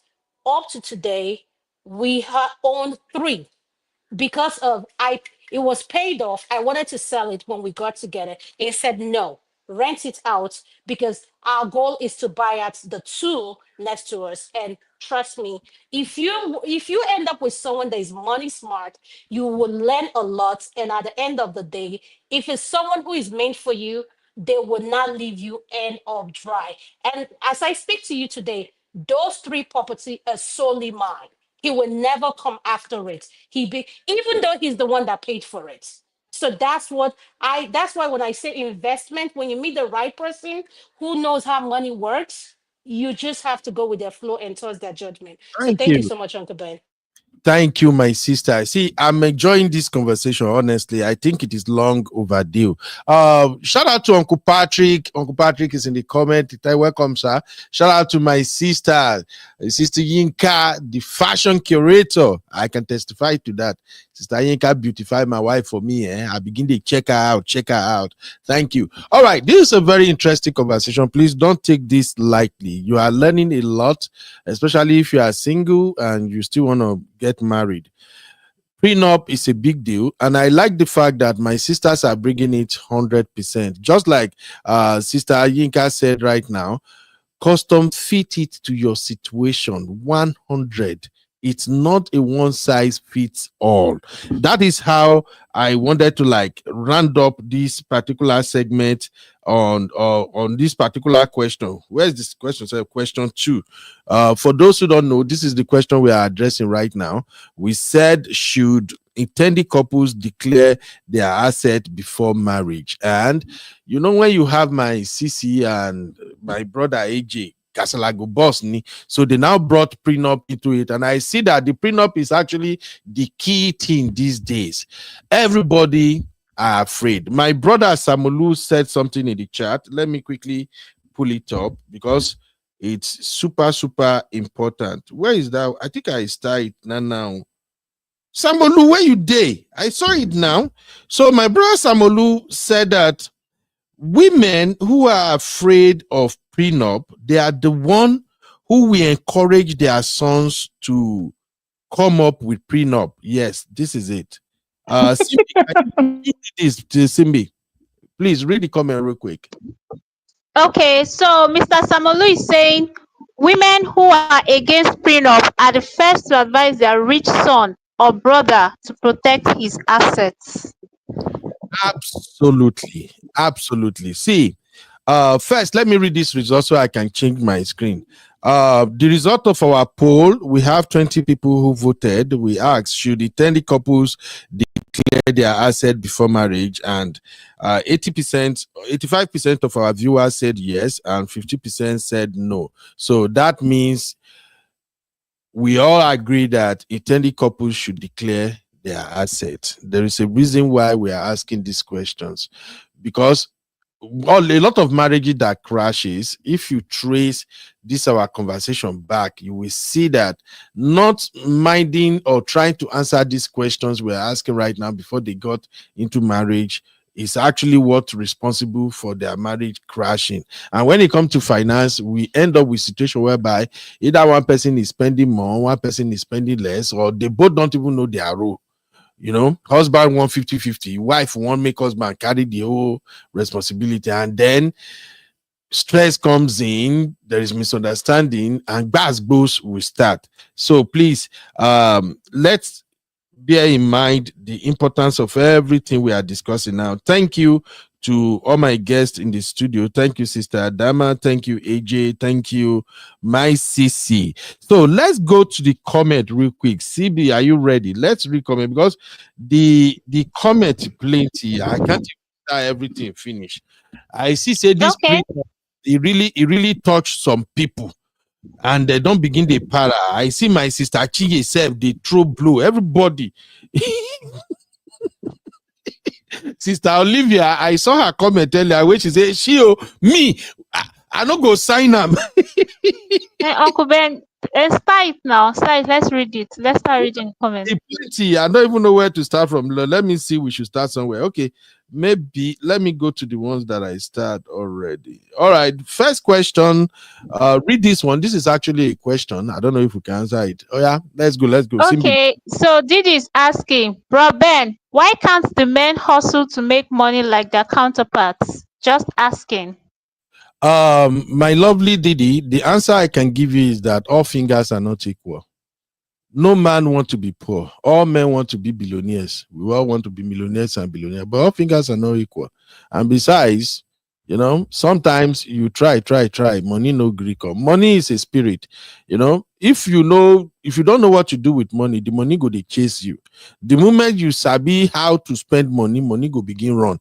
That is where we end up where we are. So I got your question, but my answer is all fingers are not equal. Sipsi, you want to help me answer that one real quick? Did you say all fingers are not equal for men?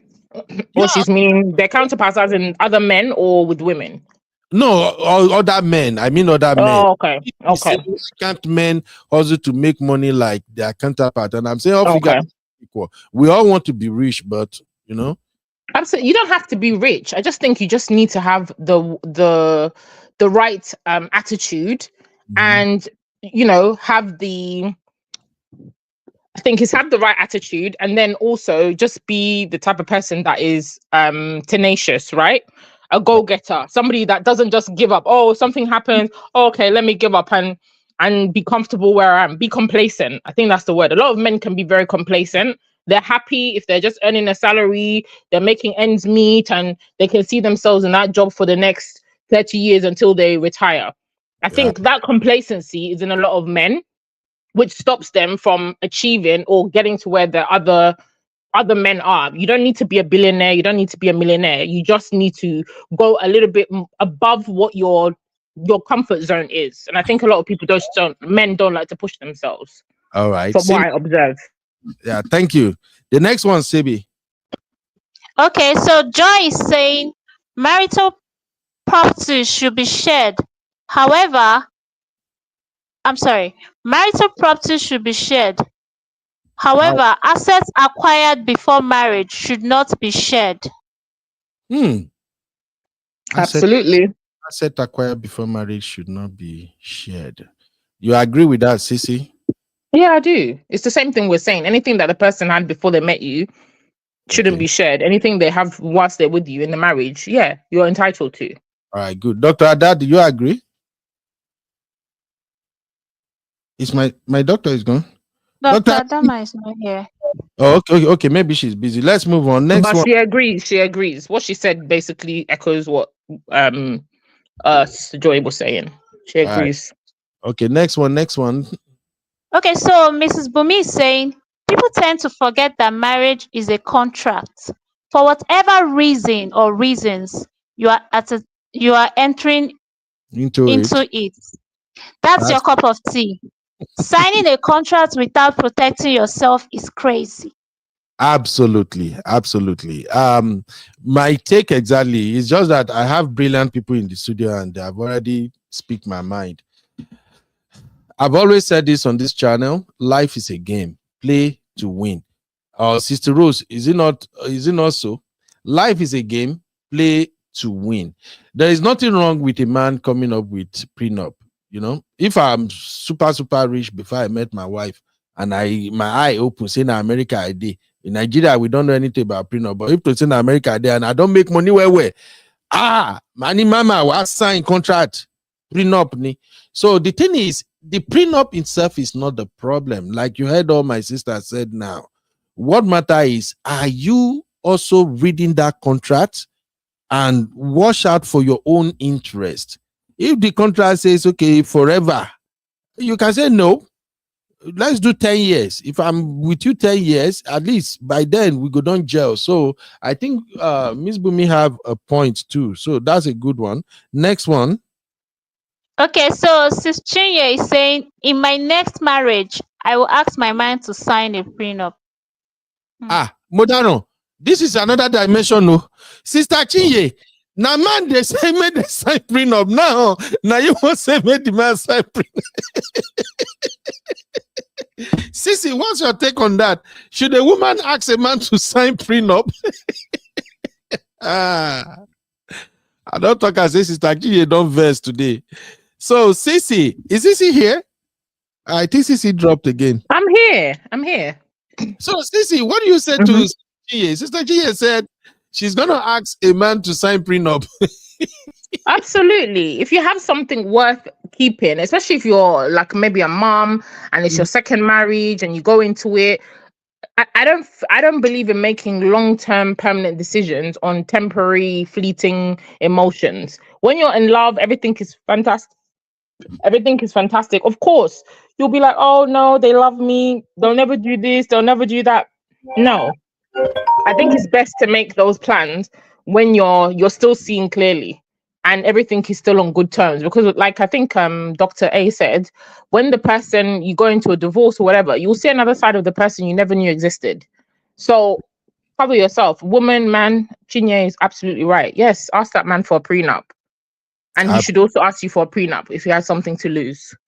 Absolutely. All right, that's a good one. Okay, next one from Sister Didi. Okay, so Sister Didi is saying, I support prenup 100%, especially when both partners are coming into the marriage with different assets. Okay, that's a good one. Next one. The next one is saying, the investment into the marriage, yes, not what you didn't come in with. Okay, and then Ms. Bumi said what? One aspect we are overlooking is the man making the same effort and sacrificing the same as the woman in marriage. Me, but I read that one again. She said, one aspect we are overlooking is the man making the same effort and sacrificing the same as a woman in marriage. You guys want to bring that your house chores conversation into this one now? It sounds. Uncle Ben, why not? In house chores. I mean, if you agree that a woman anymore should pay more of the bills, why can't the man just take that? Should she pay more of the bills and do everything? Everything? Because managing a home is not easy, Uncle Ben.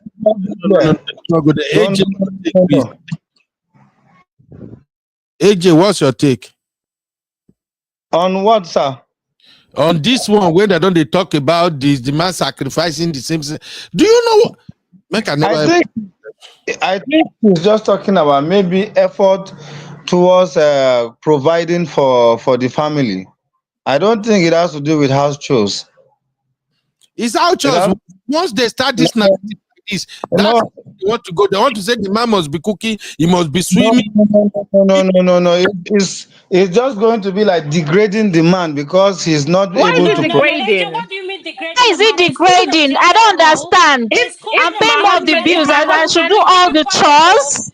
If my husband have the potential to bring more to the family, you can't reduce the man to have those when he can also aim high to hustle and bring more.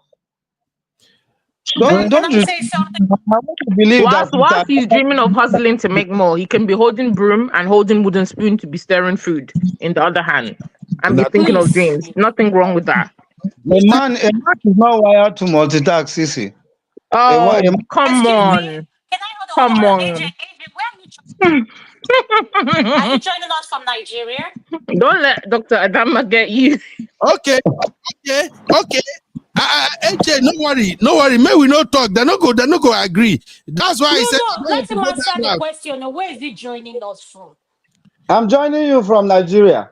No wonder we're a product of our environment. Of course. I'm an African man. But Uncle Ben, to be honest, I can't be paying all the bills and doing all the chores though. That one no go work. Oh hell no! If a man is not earning this, if the man is not bringing in the majority of the money, and let's say the woman is bringing in the majority of the money into the household, we're not doing the same work in the household. You have to pick up your end of the thing. Since I'm picking up on the financial aspect, that's not fair. Sissy, I'm not saying that will not do or contribute or help out at home, but relinquishing your role at home completely to the man, I disagree, because you earn more and you bring more to the house.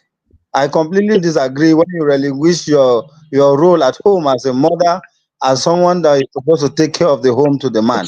But as he's also relinquished his duty of providing 100% to the woman. No, so I think we've not concluded on that. You are only providing more, not like you have taken the entire responsibility. No, you are only providing more, probably because you earn more, not because he has relinquished or sold his birthright to you. Okay, AJ, I want you to listen. AJ, I want you to listen to what I have to say. When I started this show, I said we need to teach men how to be good husband and how to love and treat their woman. Before you met, and I will start with saying this. Chores, cooking, and everything is not a gender role. I want to make this clear. I have 4 brothers. I'm the only girl. All 4 of my brothers can cook, clean, do everything any woman can do. Because you know why? They were raised in a home. Before, that's why we have single men living like pigs. And at the same time, we have a lot of them who can't even boil water or make okra soup because their mentality is a woman should do everything for them. That's not how life works. You have to raise your son to know how to boil water, how to wash dishes, how to cook for himself. Because guess what? When he becomes a bachelor, he wants to entertain the woman, bring them to a clean house and not a house where he brings someone on the date. He will ask that person, can you go and cook me jollof rice? That's not how the word is working again. So let's be realistic. Cooking, house chores is not a gender role. It's something every human being should know how to do for themselves, because guess what? How your surroundings look affects your mental health. If you like living in garbage, you are going to only think a particular way. So at the end of the day, let us learn to be realistic and encourage our boys to be involved in house chores so that they will not depend solely on women. And that's why you see young boys today, tell them to go and make noodles. They don't know how to do that. For what? Because please tell me, other than Africans coming up with this thing that cooking, doing all this is a gender role, where in the world has that worked? It hasn't worked. Women are earning more. Women are doing a lot. All we are saying is, at the end of the day, stop making cooking, house chores a gender role. Ben does laundry. Doesn't make him less of a man. My husband cooks. This is a man that works 90 hours a week. He's a surgeon. So what makes you think you're better than him? Is he not African that you are? He's an Igbo man, to be precise. Yeah, thank you, my sister. B-Flex, you are in trouble for dropping that question. I don't even know why I click on it, because I know we can never get to the end of this argument about house chores and things like that. But everybody have spoken well. Respond to her briefly on Ben. I think we are both saying the same thing, Sister Adana. When you are earning more, you are earning as much as your husband is earning, you will still help at home. What we are saying is, if you earn more than your husband, you shouldn't relinquish your own role at home. I am not saying it's bad for men to assist in the household or is a gender role. No, that is Yeah. not what I'm saying. We're Good. saying the same thing. You shouldn't, because you earn more, then you relinquish your role at home for the man. That is the one I'm against. Thank Even you, you are AJ. doing well, the man will naturally assist you. Hey, Abi, thank you, AJ. God bless you, my brother.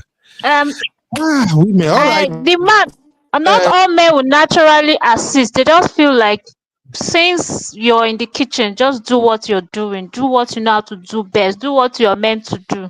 Some Okay. men, I've seen a scenario where a child is crying, the woman is in the kitchen cooking, and you cannot pick up your own child. You're still calling the woman from the kitchen to come and carry the child. I don't understand. You Okay, both made thank that baby. That's There are the always problem I exceptions. have. There are always exceptions. All men cannot be the same. We are All talking about ideal. right.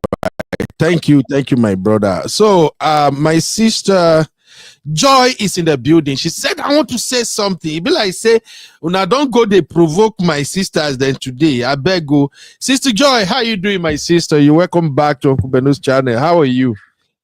I'm good. Good afternoon, everyone. Good afternoon. I hope you don't go throw me punch. You see, I beg you, Castle, I don't boss for here. I never say anything. Since make anybody no punch me. I just dey call now. So, my sister, over to you. What do you want to add to this conversation? One more, this conversation is we have ideal situations, and like the brother was saying, okay, in an ideal world, but we don't have an ideal world. That's like you mean it doesn't exist, right? So the thing we're involved in talking about, because why I wanted to say something is about the question the person asks, if is the man contributing or putting in more as the woman is putting into the family. The truth is that when people talk about money, the man is providing. Honestly, it takes more than bringing money. We all know that to take care of a family. For me, as a woman, I would rather go to work than be doing house chores. Does not end. Like running the home, the mental load, thinking of what to eat, what will everybody, this appointment, this person has to do this. A man is snoring and sleeping. The woman is calculating all those things. That's bringing in all those work. Does everybody have this? What are we doing this week? That's a man does not even think. If you leave it to a man, nothing will be done. So the woman these are unpaid labor, unseen contribution. And that's why it's very sickening that in Nigeria that a woman will be sent out of her marital home with absolutely nothing. And you'll be hearing people say, the man what was that woman doing? She was doing other things that would have been paid for. If you employ somebody to do that job, that's a full-time job. That person will get paid as in very well. Someone will earn a living from all those job a woman is doing. For example, you get a housekeeper, the person is doing laundry, doing all that, and they are paying them good money. If it's like you employed for abroad here, you want someone to do something like that for you, that's a lot of money. But a woman is doing it, and nobody wants to count and say this thing is something that is worth anything. So my own concern, what I'm calling in, and the brother that said a man is not wired to multitask. I don't know. Everybody is wired to do anything, because I don't know why men, especially Nigerian men, always come up with, no, a man is not wired for this. A woman is wired like that. Why would they always take that defense of being wired to say things? Nobody is wired to do house chores. Everyone can do it. Everybody can clean, cook, pick after themselves. Everybody can do it. It's not a gender specific role. So because if you I can decide to also say, oh, a woman too cannot be, would not like, is it, say, I don't want to do house chores. I'll go work, make money too for somebody to be doing the house chores.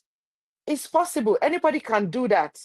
So, but in a family, you have everybody pulling their weight. These days, you want men wanting women to contribute into the bills in the house 50-50, but they don't want to even help to share the house chores 50-50. You'll not be hearing things like, I'm helping my wife. No, you're not.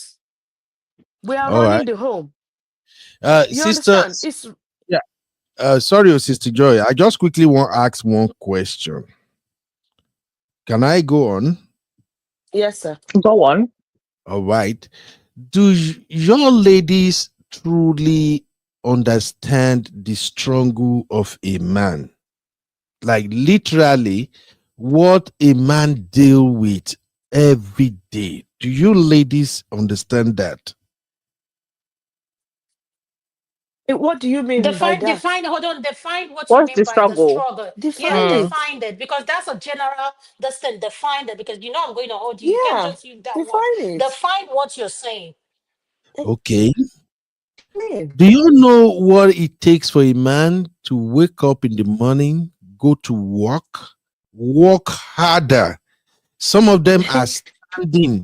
Some are standing 8 Ben, hours. if you need Hennessy, tell me where to send it to you, because what you're saying, I go to work just like you go to work. What are you talking about?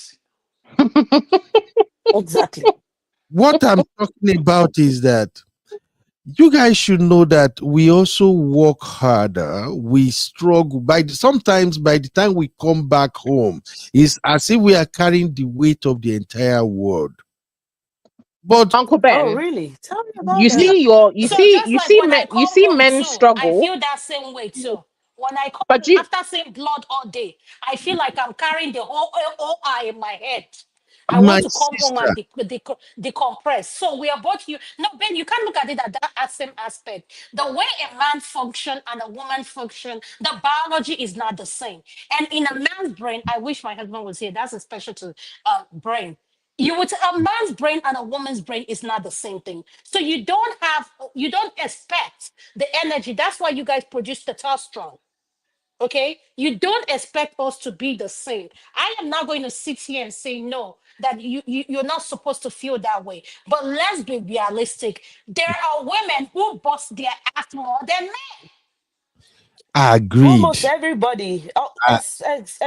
Brother Uncle Ben. Yes, You ma'am. want us to even go into this conversation because Okay, you're maybe literally not even go asking inside me. Let's go into it because I had something to say. I had Let's say something to something. say. Wait, let me say something. Hold on.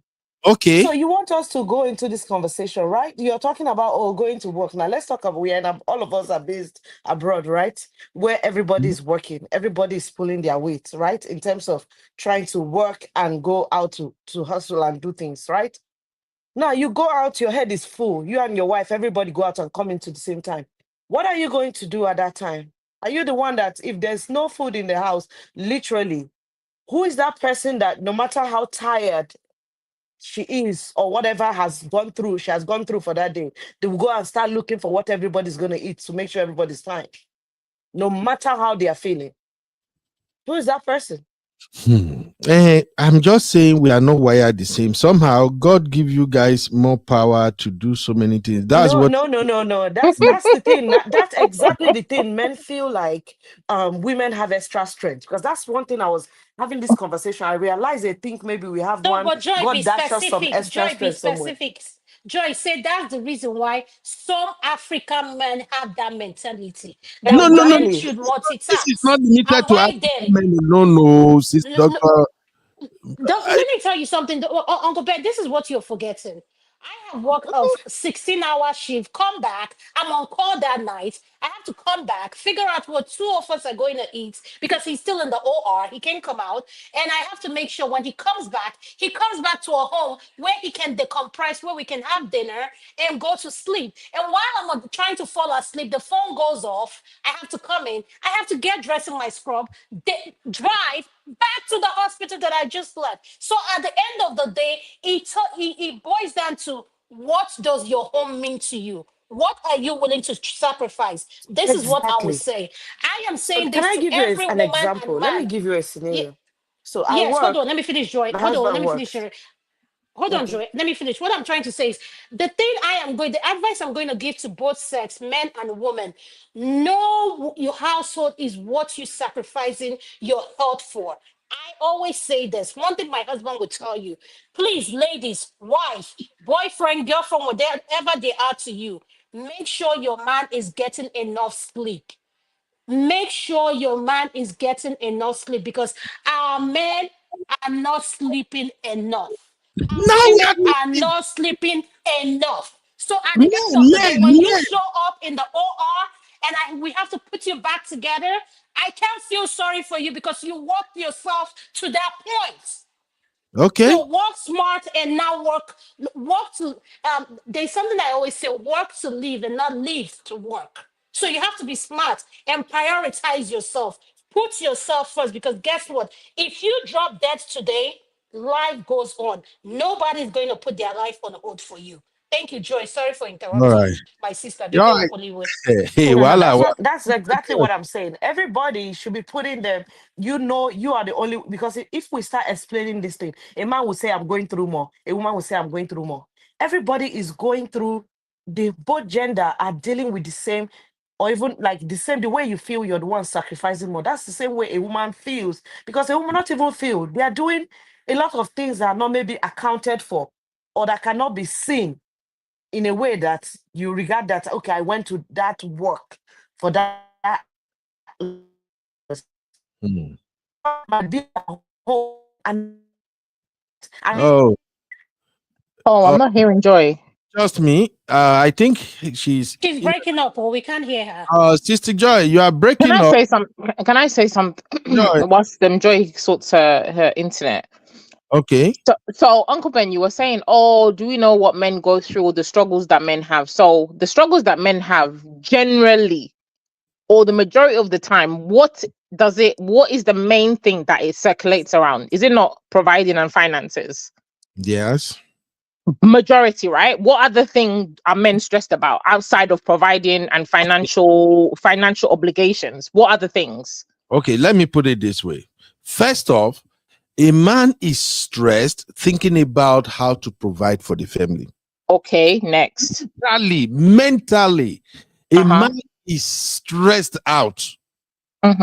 Two, when there are kids involved, you are going in and out. Let me know when your audio is good, okay? So, two, when there are kids involved, each of those children is an addition to the man level of stress. So I think sometimes our sisters, you don't consider this aspect of what men deal with. Now, when you go out to work, you get to the workplace, depending on the work environment, some men work in a very hostile environment.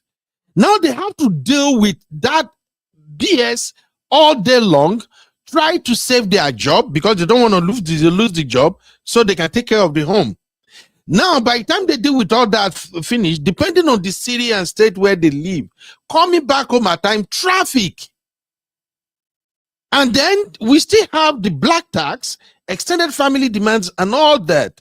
So all I'm saying is that not that some men don't want to help. Many men would like to help, but sometimes women also have to read the room. You need to look at your man and tell what are the things that this man is dealing with right now. Can he handle all these and at the same time still help me with one or two things at home? I'm not saying men don't want to help generally. This is like a case-by-case situation. You see, for some men, it is easier for them to help. But for some, circumstances surrounding them make it super, super difficult for them to even have that energy when they get back home to say they want to help. That's the point I'm trying to make. And thank God, Samolu said something here in the comment. He said he works from home. I think I missed that comment now. He said he works from home, and that makes it easier for him to cook, to do a lot of things in the house. I shared my own experience here. No, he didn't say that. He said both of him. No, that's not what the comments he wrote. He said both of them come back the same time, and she's tired that he goes into the kitchen and cook. That's what he said. So he said he works from home and we come This is home what I and saw. Oh, and, this is and the comment I saw. uh-huh. You read this comment real quick. Simbi? Simbi, are you there? Ah. Yes, I'm here. Okay. So Samuel is saying, I work from home. It's easy for me to make food for my family before everyone returns from school and work. You I think see? you saw the Should other I take comment. it again? There was another comment. Sorry, that's the one I saw. There was another one. Okay. There was Yeah. another one. It's not this one. Okay, but what I'm just trying to say is that everybody's situation is different. Everybody's circumstances is way different. So we just have to understand and consider our man. That's what I'm saying. That women look at your man and see if the circumstances around him can allow him to do that much at home. That's just what I'm saying. In my own Fantastic. case, work evening shift. I'm always available in the morning. I'm the one who do money runs in my house. And sometimes once they go to school, they come back, I will go back to bed. I can sleep maybe 2-3 hours more. When I get up, I look around the house. Anything I see that, okay, this thing is not in place, or maybe they arrange up, I'll just fix it. My job allows me to do that. But there are some men who don't have that flexibility. Okay, so Uncle Ben, put that scenario, put it if you're in African setting, let's say you are in Nigeria, put that same scenario the way you are now, and you work nights. Your life is just the way it is in Africa. Will you still contribute or will you have house help? I will contribute. A lot of men are doing that in Nigeria too. That's not true. They have house That's help. not true, sir. That's not true, sir. That's not true, sir. Okay, wait. Uncle Ben. Wait, it's cap. Mr. You're Dyer talking cap. No, Mr. Dyer is here. And thank God Mr. Dyer is in Nigeria. Mr. Dyer, are you not helping your Dyer is the exception. He's the exception to the rule. He's Americanized. He's been going to all these platforms. He's not a good example. Mr. Dyer is not the person we are going to allow to speak on this issue. No, because Mr. Dyer is a perfect gentleman. We all know that. He's an exception to the African rule, and he's not the majority. Exactly, he's the minority. Yes. If Uncle Ben, if you were in the same situation, you are making money as you're making, you're comfortable as you said to us that you're not rich, you're comfortable. The same money that you're making now, convert it into naira, you would be more than comfortable. You're not telling me you're going to be getting up, getting your kids ready, running around. You have house helps. Probably each of your children will have their own nanny running around. Your wife may even have a chef in the house. Don't say that you're going to be doing all of this running around, you and your wife doing tag team with the kids. It's not true. That's not true. So your level of stress and your level of struggle is not going to be the same as it is now. Probably all you're going to be thinking is how you're going to be maintaining and sustaining that income for your family. So your only worry will be providing for your kids and maybe the safety in terms of how unstable Nigeria is in terms of safety, right? But think about it. Women have all the stress that you go through times 10, if not 20. Add on top of that, just being a black woman, put it times 50. And then on top of that, you have your menstrual stuff that we go through. We're doing everything you're doing, plus being on our time of the month, plus having some other gynecological issues that women have, fibroids, other issues, cysts, other issues like maybe, I don't know what other things that women can have going on with their systems. You have all of that, add kids to it. And you're also thinking about maybe maintaining your weight, maintaining your appearances in terms of this, like the societal norms of how women should present themselves as a woman. You're thinking about how your body looks. So men, if all you guys are struggling with is only providing and thinking about the kids, your level of struggle is very minimal to me. You don't have anything to complain about. You don't have anything to complain about. We'll come back to that. Please. And then on top of that, sorry, you have your wife that's supporting you financially. So what's your struggle? Uncle Ben, really? A man's struggle and a man's contribution depends on the peculiarity of his environment. Thank you. It depends on the peculiarity of his environment. The struggle in the West is different from the struggle back here in Africa. What we can afford here, house help and others, is quite different for you there in the West. So it depends. But can I ask you something? No matter the struggle you guys have, AJ, you guys still make our time, no matter what you guys are going through, to have side chick on top of it, right? Yes. No.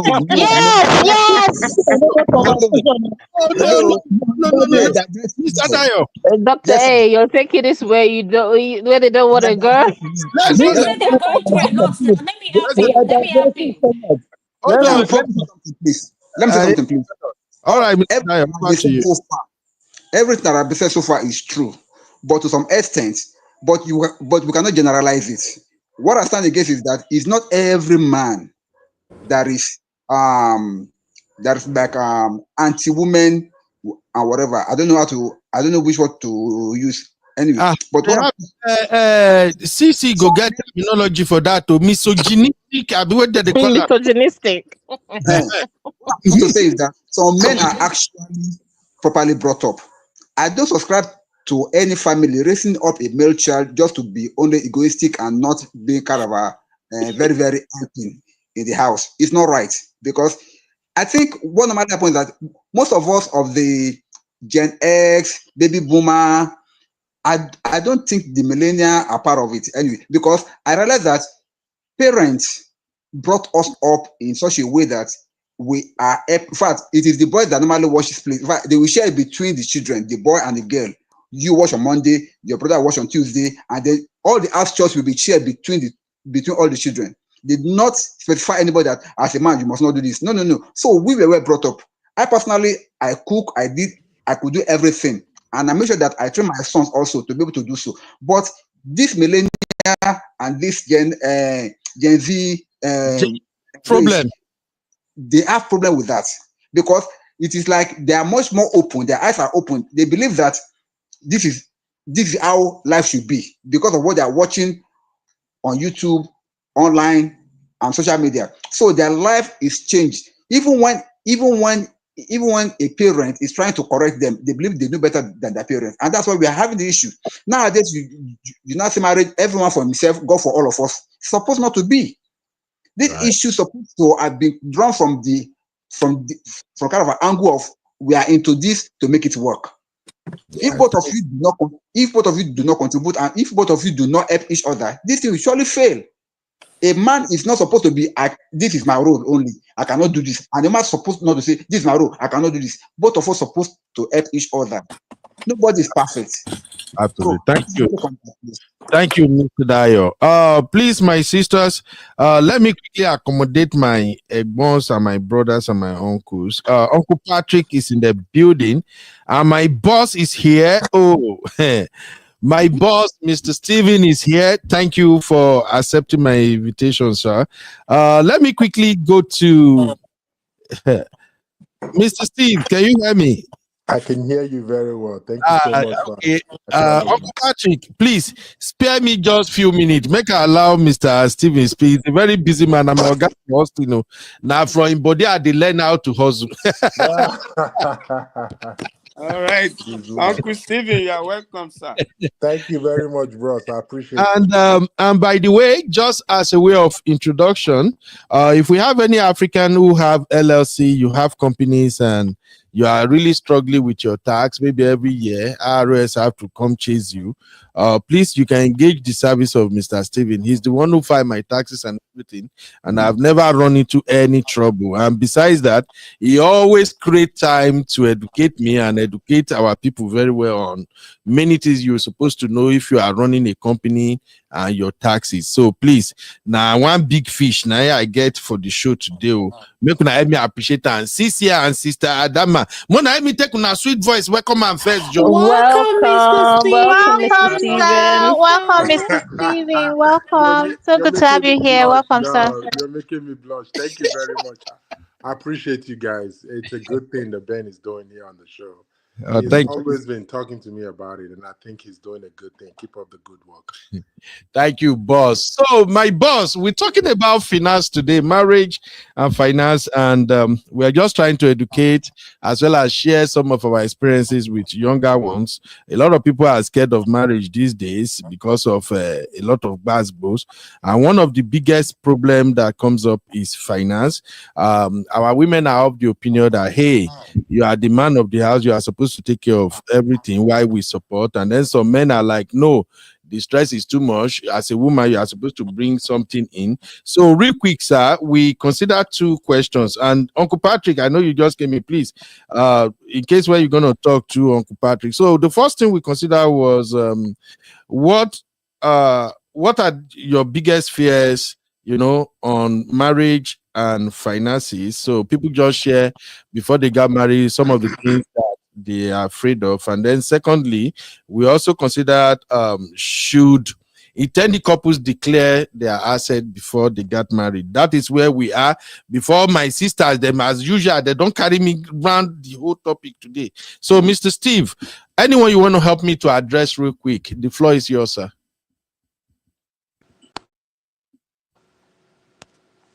Can you hear me, Mr. Steve? Okay, I can hear you now. Sorry, I got a call came in. Sorry about that. Oh, okay, sorry. So I said any of the 2 questions you want to help me to address. What are your fears before what are your biggest fears when it comes to marriage and finances, as well as if couples should declare their asset before they got married? So anyone you want to go with first, sir?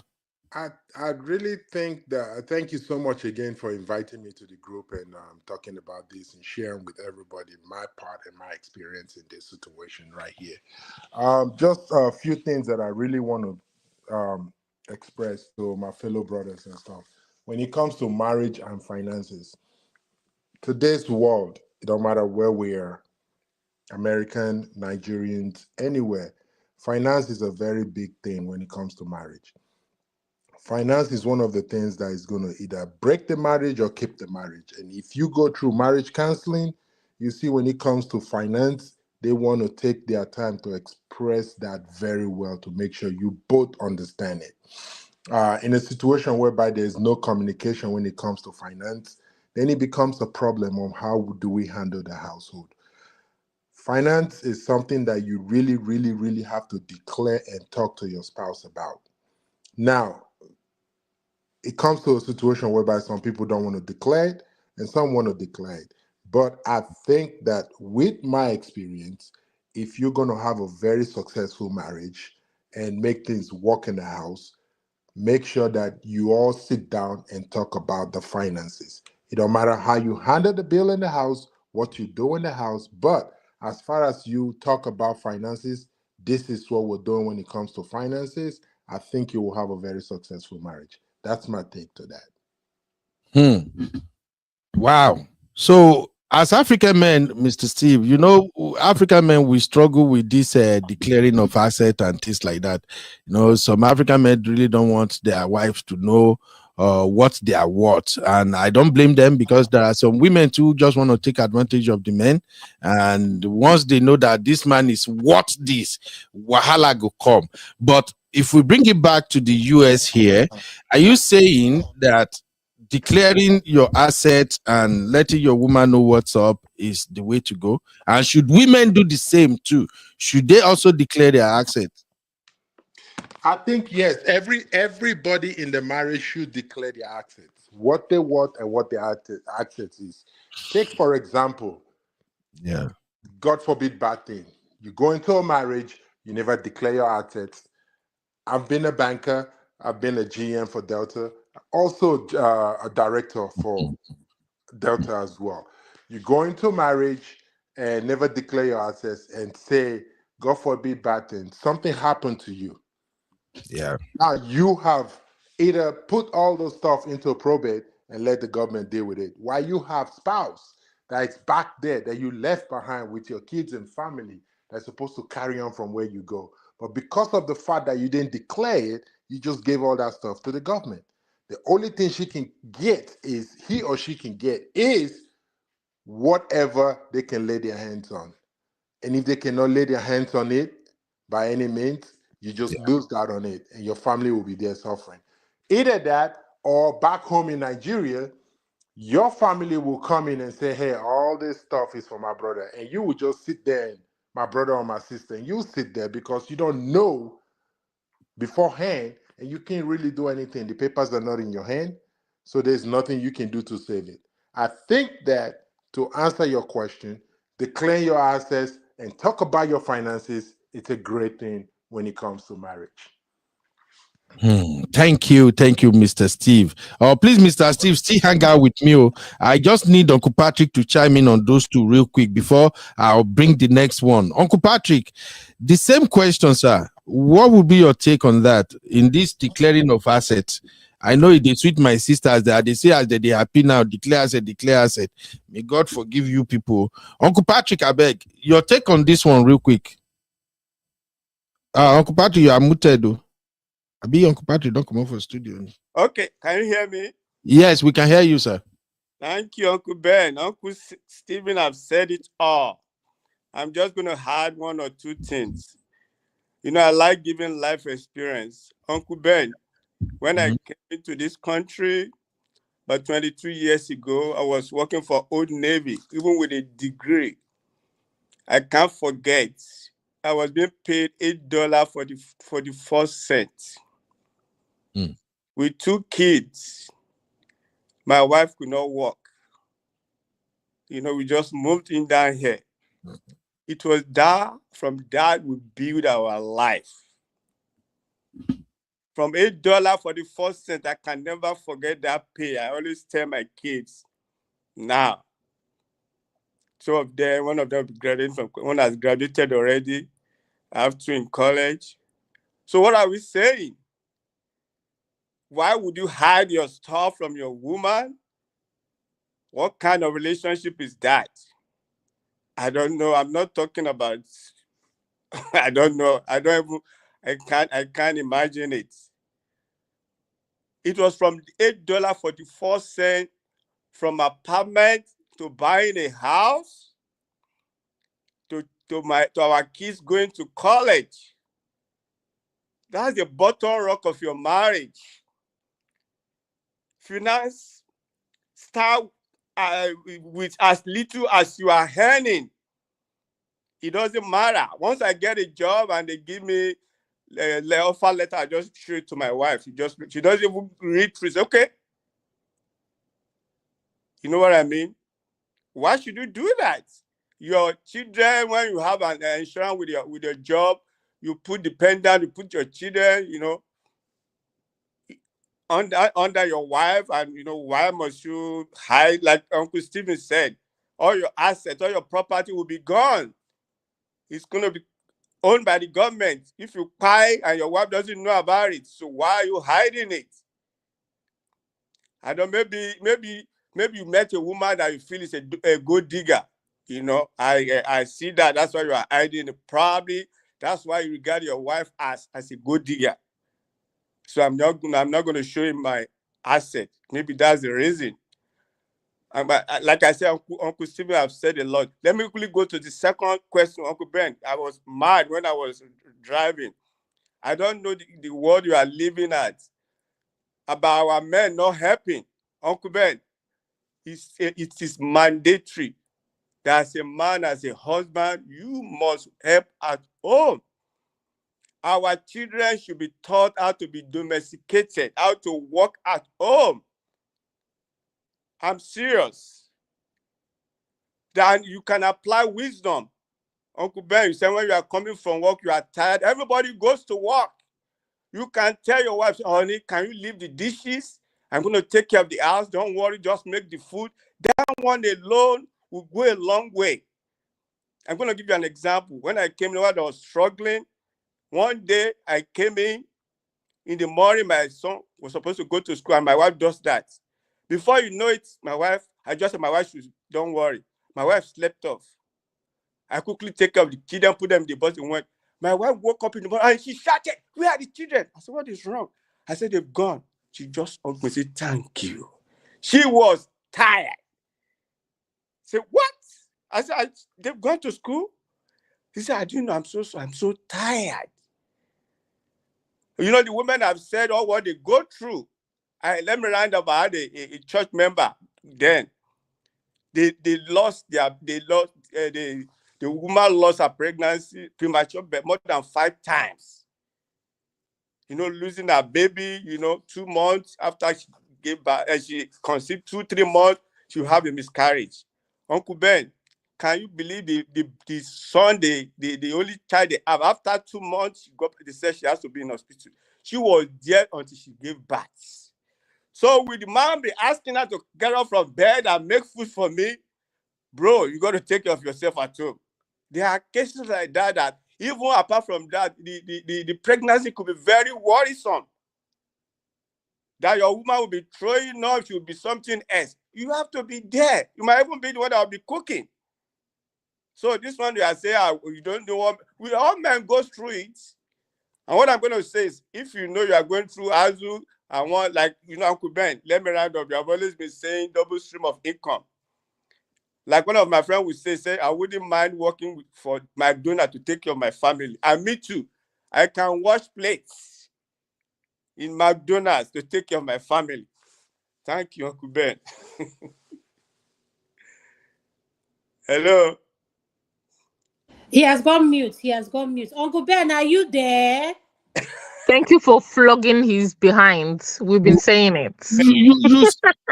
I'm just trying to make case for my brotherhood. Oh, they're struggling. Everybody's struggling, but you can still help. Absolutely. Thank you, Uncle Patrick. I don't know where Uncle Ben is coming from. That you know what men go through. We all go through. Uncle Patrick, I'm just trying to defend some of my brotherhood. No, that's not equal. That. Uncle Ben, the most let's train our boys to know how to work, to know how to do stuff at home. Uncle Dayo said it. Why won't your boy wash plates at home? Why won't your boy sweep, Uncle Ben? Why won't your boy wash the bathroom? Why? Uncle Patrick, they said is not our culture. No, duty. My son does that. Uncle Ben, I had a fence around my house. I told you before. It would take about 5,000 for people to come and fix it. I went to what's it called? Maynard bought all this. Me and my son and all we did it. So what is wrong? I have lawnmower. My wife has never mown the lawn. My son does it. He will tell me, Dad, his friend. I don't care about your friend. Your friend are white. I'm sorry. You have to. No, Uncle Ben, don't allow your boy to just say, no, that's not good. Yeah. Not good. I'm going to, for example, my son, I'm not boasting. Before my son graduated from high school, he has a company. He sells tennis shoes. Tennis shoe. I was shocked. This tennis shoe was $900. He will buy shoe and sell it, wear it for 2 days and sell it to his friend. He has company. Said the last time he came from school, he's on scholarship, full scholarship. He said, Dad, for Christmas, and he said, Dad, I want to work. Said, you can't work for 2. He said, don't worry. And his car broke. Can you believe this boy did that Dutch? What's it called? DoorDash. And he was making money. For one trip, he want to go and deliver something. For one trip, he made $17. I said, what? So you guys have money? Said, yes. He bought Christmas present for me. He made up to 1,000 plus on the I said, I don't want to sit down at home alone. Just doing nothing, playing computer game.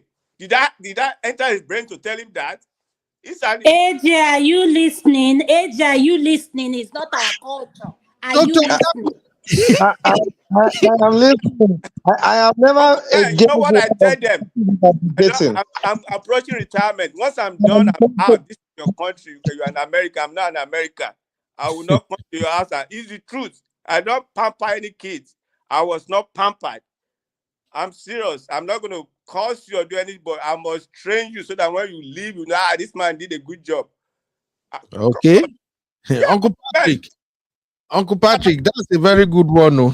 Don't allow yourself to be doing anyhow. It's the truth. My son, I'm sorry to talk. My son was, Dad, I want to go into the military. I said, no, you have a full scholarship. You have a job. If he works in a what's it called? Golf course. High school, they made him a manager. My son goes from 10 o'clock, come back around to come with tips about $300, $400 as a manager. He has a lot of money in his account with scholarship because I train him. I said, he knows what his daddy is. He clean, sweep, mop, wash. Me will be doing that for him, Uncle Ben. Thank you, sir. Thank you. You see, I like the fact that everybody helped me bring maturity into today's conversation, and we pray that younger ones will learn from this. But since I still have you here, Uncle Patrick and Mr. Steve, we move on to the last question of the day. You can both let me address it, and then if you don't have time to stay with us, me and my sister are going to do the remaining one. The last question that I have for this topic is, does it really matter who makes the most money at home as a couple? One of the things we see these days is that CC and Dr. Ada have already started the argument earlier today. CC was of the opinion that the man must make a lot of money, the man must make more, and Dr. Ada was like, no, it doesn't really matter if the woman make more. So far you love each other, you can work it out together. But since I have Mr. Steve and Uncle Patrick, let me ask Mr. Steve real quick. Mr. Steve, two things. In this abroad marriage, does it really is it supposed to be an issue that one person makes more money than the other when it comes to managing the home and building together? And also, one of the things we discussed before you came in, we were talking about prenup. Many guys now, they are emphasizing that they need these women to sign a prenup. So what would be your take on those two, Mr. Steve? Well, to me, I want us to look at something in a different situation, in a very, very dynamic way. Okay, we are talking about prenup here. Yeah. Now, as a man, put yourself in a revised situation. Okay. Now, I know we're talking about the ladies all the time, say, hey, they just come. Yeah, that's something you have to look at. But what about if the lady is the one that it's with all the wealth, the assets, and you come into the marriage, you got a divorce, and you want half of what you never brought? That's the same way we're looking at it. Say the lady came into the marriage, they got a divorce, and they want half of what they never brought. To me, I feel like if you disclose that and talk about this from the get-go, you got to know your spouse before you marry that spouse. Yeah. That's a big thing. You really got to know your spouse if this is a gold digger. He or she, if they're a gold digger, he or she, or what they're bringing to the table. He or she, what they think about the marriage. You will know if this person is coming into this marriage for what you got. At that point of time, you can decide on what to do. I don't really believe in prenup. I have been married and divorced before. And now, we both do stuff together. But at the end of the day, when something happens, we'll split it in half. Now, if you have a 401k, I have a 401k, you want to come into mine, then I'm going into yours. And if that happens, you're going to say, no, stay with yours and I'll stay with mine. That's the main thing. So if these spouses are really, really genuine lovers, they're not going to think about divorce. Look at our parents. A lot of us have parents that have grown old, 30, 40, 50 years in marriage. And they both left each other and joined each other in heaven as well. None of them talk about that.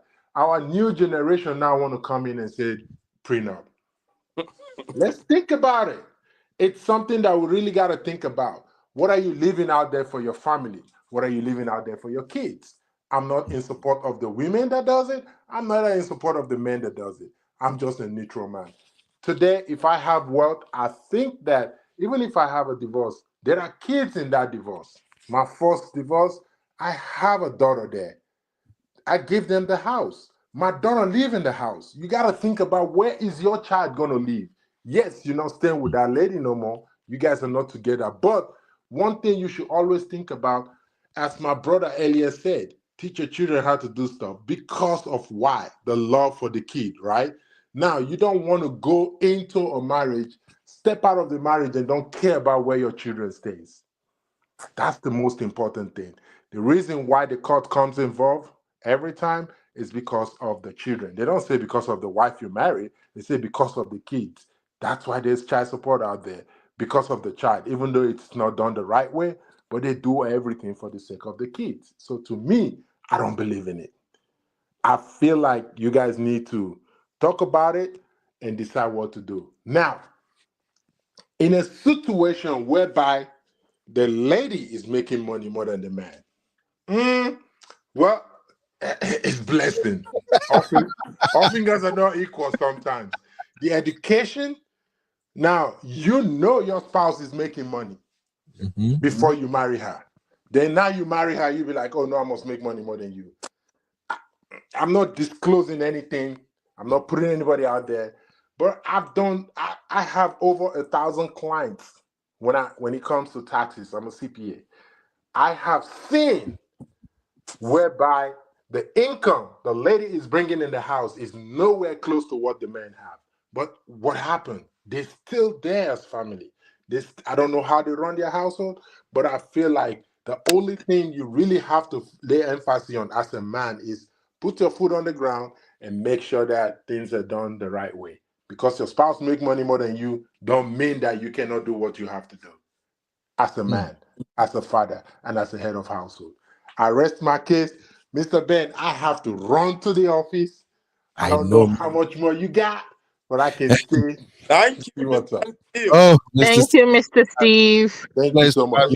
Thank you. Thank you, Mr. Steve, for joining us. We appreciate you. Thank you, We guys. appreciate your input. Hey, Ben, do Yes, something so we can have a live meeting one day, That would be great. Yeah, no problem, sir. I will set it up. Thank you. Thank you. Mr. Steve. Oh, please, guys, help me give a shout out to Mr. Steve. It's not easy to catch him. And the funny thing is, like, he's like one of my closest Egbo here. He's blessed, very, very blessed. I've always blessed God for the day my path crosses because he has taught me a lot. Thank God for people like him. America for don't show me shaggy, but this type of bros, they whip you in line. Just like Uncle Patrick, they help me manage my family bass boost where my coconut hair is strong. Mr. Steve is the one who is helping me and many guys here to navigate the American system. And I will really try to see if he can come in here and teach us one or two things about our Money finance. management. You've forgotten about that show, Uncle Ben.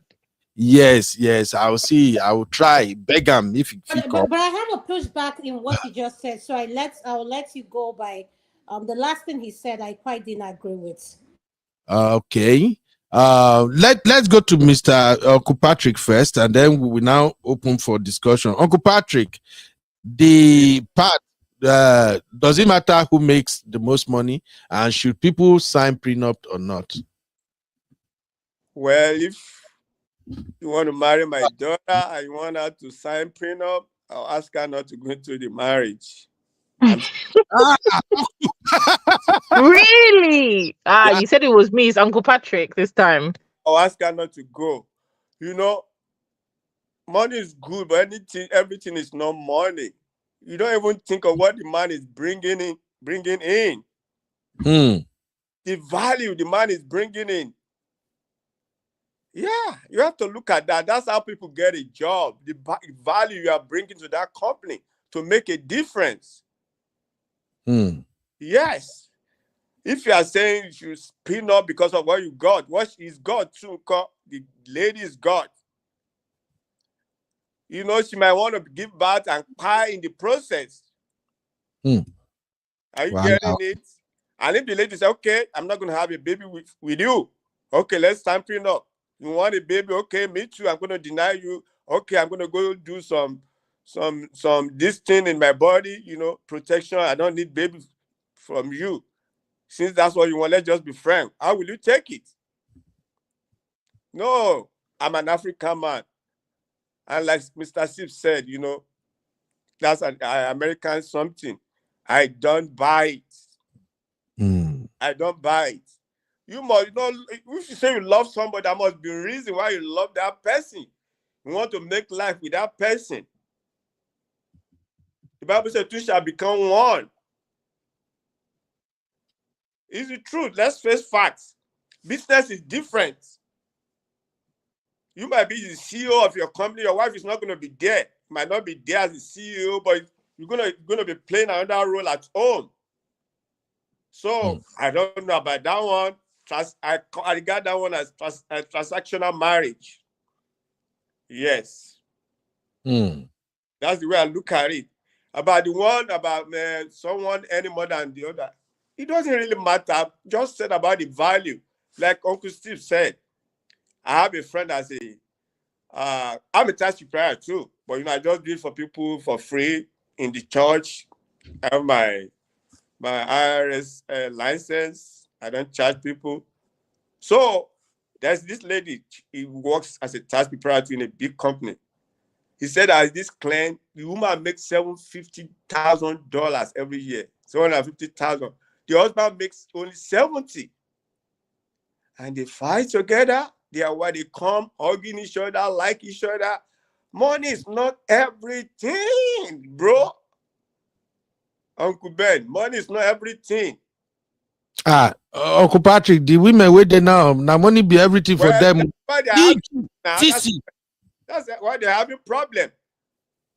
Uncle Ben, don't call me. Problem solver. Send money message. Send money message. Pop my money gun. Pop my money gun. God forbid. A lot of people are leaning toward their money. At the end of the day, they have their children in rehab because they don't care about them.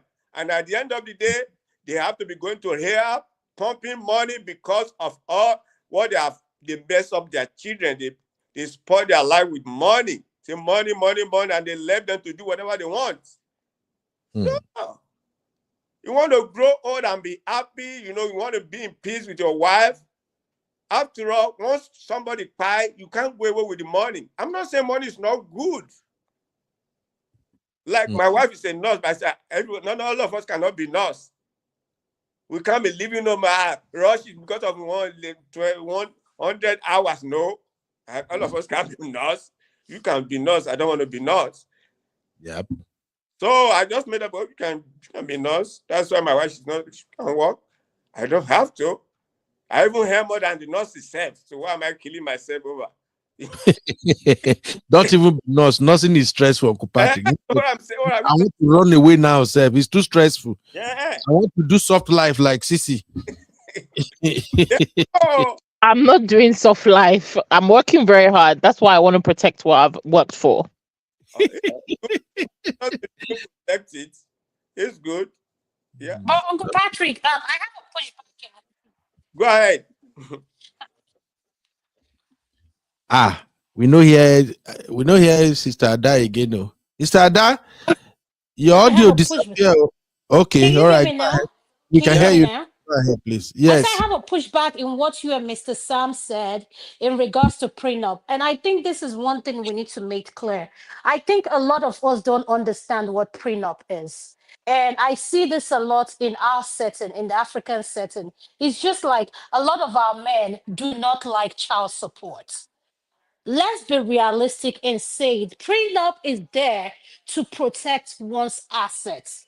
I used myself as an example. I said, if I was to be in my husband's position as someone who married a man that was in prenup for 5 years, I would do what he did because it is something he worked hard for before I met him. Those are his, and for me to come into that marriage, and let's say it didn't work out, let's say 2 years into the marriage, it didn't work out, which it happens, let alone, this was back 24 years ago. We can't talk about now. People don't have the patience and tolerance to put up with one another. So my advice for the young generation who are coming up, I have a daughter who is at 24. She has a home. She's in med school. If she meets a guy right now and she says she wants to get married, she has to have a prenup because she has to protect herself. She has a lot to going for her because if anything happens to me and her father, all our asset goes to her. And if she's marrying someone that is coming to the table with nothing, it's not that I don't love you or I don't trust that person, but I have to make sure that my daughter is protected because I do not want someone to come labor or take over what me and her father worked so hard for. It's not realistic. It's not. It's just like telling someone, oh, when we marry, I'm not going to pay child support. I'm an African man. I don't believe in child support. How is your child going to be taken care of? Your child, you need to pay something because your child needs to be taken care of. So at the end of the day, Prenup, we need to understand prenup. Prenup is something that can protect both the woman and the man. It's not just a one-way thing. Even though I have to sign it for 5 years, I had things that I wanted as well, which he agreed with. You both have to come to a mutual understanding where if that marriage was to null and dissolve in before 5 years, I had what I was going to get, but not as much as after 5 years. So let's be realistic. And like I Thank said, you. Sissy said something about my child. One of the agreements was I married someone that had a son, and his son already has an asset. So in order for the children that I have that were not unborn, I wanted them to have an asset as well. And that's how my children, when they get to 20, they have to have a home because those are the agreements and things that were in the prenup that he has to meet up with. So thank you, sir. Wow. Go ahead, sir. Yeah. Are you saying you had a prenup with your husband? Yeah, yes, I had a prenup with my husband. The only thing I came in the marriage with was my degree and my townhome. And like I said, when I wanted to sell my townhouse, because my townhouse was paid off when I met him, and I wanted to sell it, he said, no, don't sell it. Put it on rent. And like I said, he ended up buying the 2 townhome next to my home. Those 3 properties are mine now. He won't have, God forbid we're not together tomorrow. He will never come after those properties. They are solely mine because it was the investment he made so that I can have that in case anything happens. So that's the way. All right. Well, that's based on your husband experience and the fact that you kind of believed that, well, I'm going to make a prenup because this marriage may not work out. That's the premise I'm looking at it. You know, your husband has had a previous experience with a woman, and you know, he's learning from it. You know, he made a prenup. I said, okay, if I want to go into any other marriage, I'm still going to do a prenup, and you agreed with it. And based on the understanding of both of you that yes, this marriage may not work out. Yes. But Uncle Patrick, I think looking at it from that angle, that's where I don't like. We need to look at it as I told you what I brought to the table. If it was reversed and I was never married and I had the kind of assets he had, I would want a prenup. So I have to protect myself. I have to protect myself because I would not want tomorrow, if things doesn't work out, everything that I labored for, because we just met, everything goes to him. But why don't we look at it from the angle of protecting your assets? And that's why we have people now, celebrities. You cannot have a billionaire. If Jeff Bezos comes to marry your daughter, let's Jeff Bezos' son comes to marry your daughter, Jeff Bezos' son will have a prenup. And your daughter has a choice of saying, oh no, I don't want to sign a prenup. And he has a right to say, we're not going to get married because he has to protect his asset. Because what his father is worth is a whole lot more than your daughter is bringing to the table. So that's how we need to look at it. We should not necessarily look at it that the marriage is not going to work out. We should look at it as one, protecting their assets. When we buy a home, we have insurance. In case anything happened, I was on vacation and came back. I had the fridge pipe burst down my downstairs. Now my wood was all wood. This cost me close to 50,000 just to do downstairs. And guess who covered it? Insurance. So I think we need to start looking at prenup as insurance and not necessarily that, the marriage is not going to work out. I am of the belief that nothing is guaranteed. And I always say something, when you're in love, you'll do anything.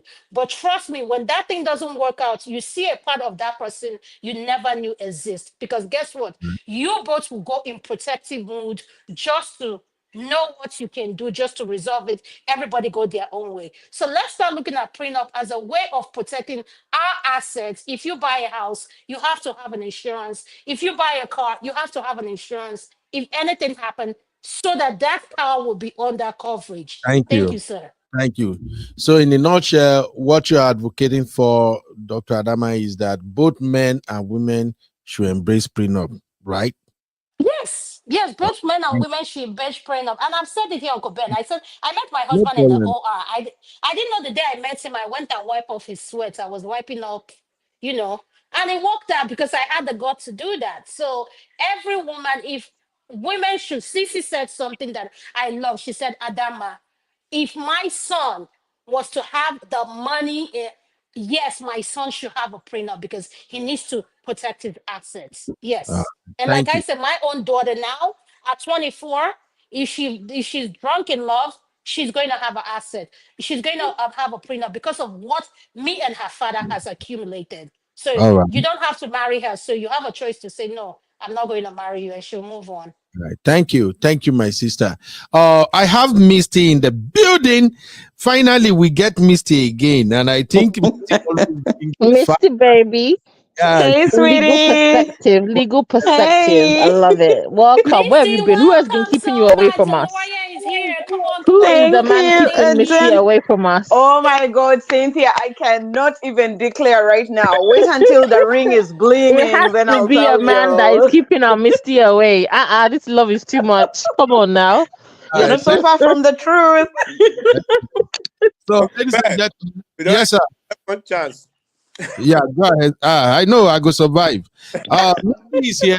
Misty she's a lawyer, just like Marriott and Dee. They always help me make it make sense. Where we don't they talk law like this, I don't even know my front from my right. And shout out to my Didi. Didi has started her job again. You see, when Didi is around, you can tell the research papers will come out. So what you see on the screen right now is from Legal Zoom, and Didi shared that on our Real Farm WhatsApp group. You can check them out later.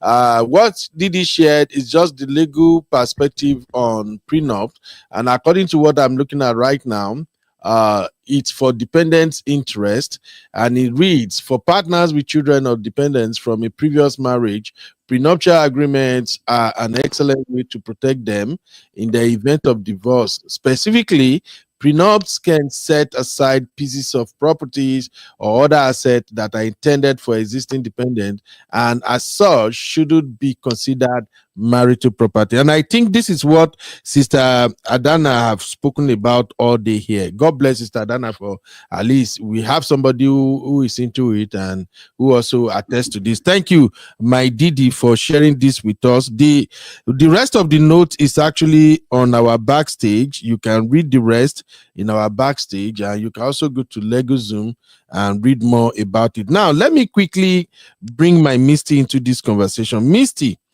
Yes. Misty, this prenup thing, what's your take as a lawyer? Don't talk as if you want to come and from me now. No, so my disclaimer, I am actually just going to give you legal information, not legal advice. Those are two different things, because if I give you legal advice, you'll take it that it's whatever I'm submitting is what you will follow. But you have to remember, jurisdictions vary and laws in different jurisdictions vary. So what I may be submitting may be different from your state or from your province or whatever. But generally, you get the perspective, right? So for starters, you have to believe that Africans are very superstitious when it comes to will preparation, when it comes to things like prenups. When it comes to will preparation, Africans believe that if I prepare a will, I draft a will, there's a possibility that I'm going to die. It's like I'm preparing myself to transition, to join my ancestors. That's a misconception. Then with prenups, Africans believe that when they are involved in drafting a prenup, it's like the marriage is dead from the word go. But that's dead not on true. arrival. Dead on arrival. Exactly. That's not true though.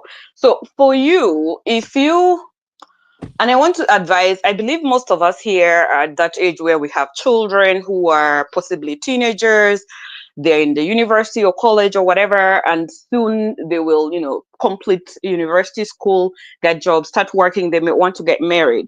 If you're one of those parents who you have your assets and you've invested assets for your children, please ensure that you document all these things, If you pass on these gifts or assets to them as a gift, have it documented, and to protect it, make sure you prepare a letter that will, or a document that clearly states that this is a gift to your child, be it your son or your daughter, that is for her own benefit, that should not be passed on into the marriage or after the marriage. It strictly must stay with her. For instance, if you gifted your child something and you have such a note or a letter document drafted, that means whatever money they get from that gift is for their own use. If they decide, for instance, to put it into a matrimonial home, to buy a matrimonial home, that is not on you. That is her choice.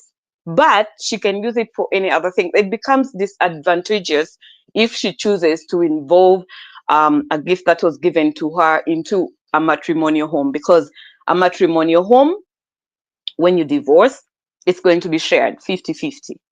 So she's putting a lot of money and that is all gone.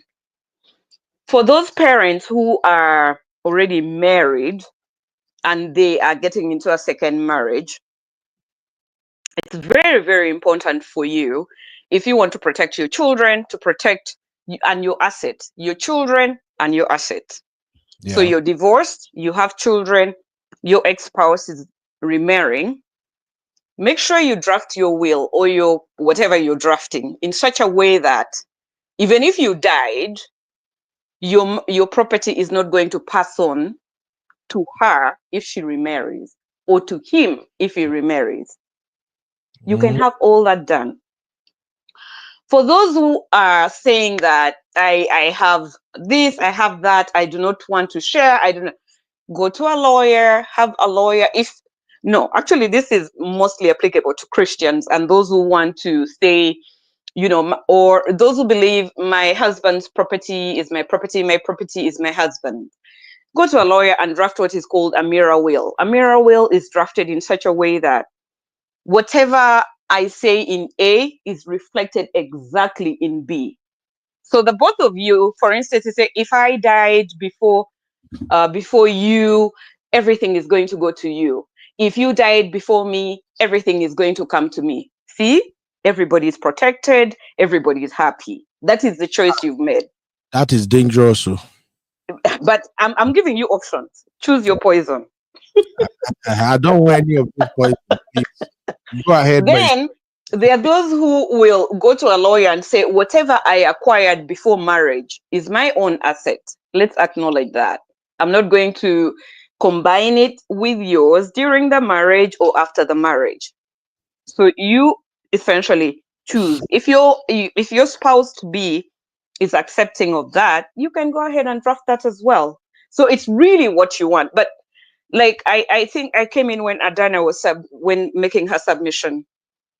A will or a prenup is meant to protect you, and it's meant to you see how in Africa, most African countries, how a spouse, especially a husband, dies and the wife worked so hard to build a home, but everything is taken away from her by the in-laws. You can prevent that from happening. You prepare your will and everything will be divided according to your wishes, as you will have wanted to will them.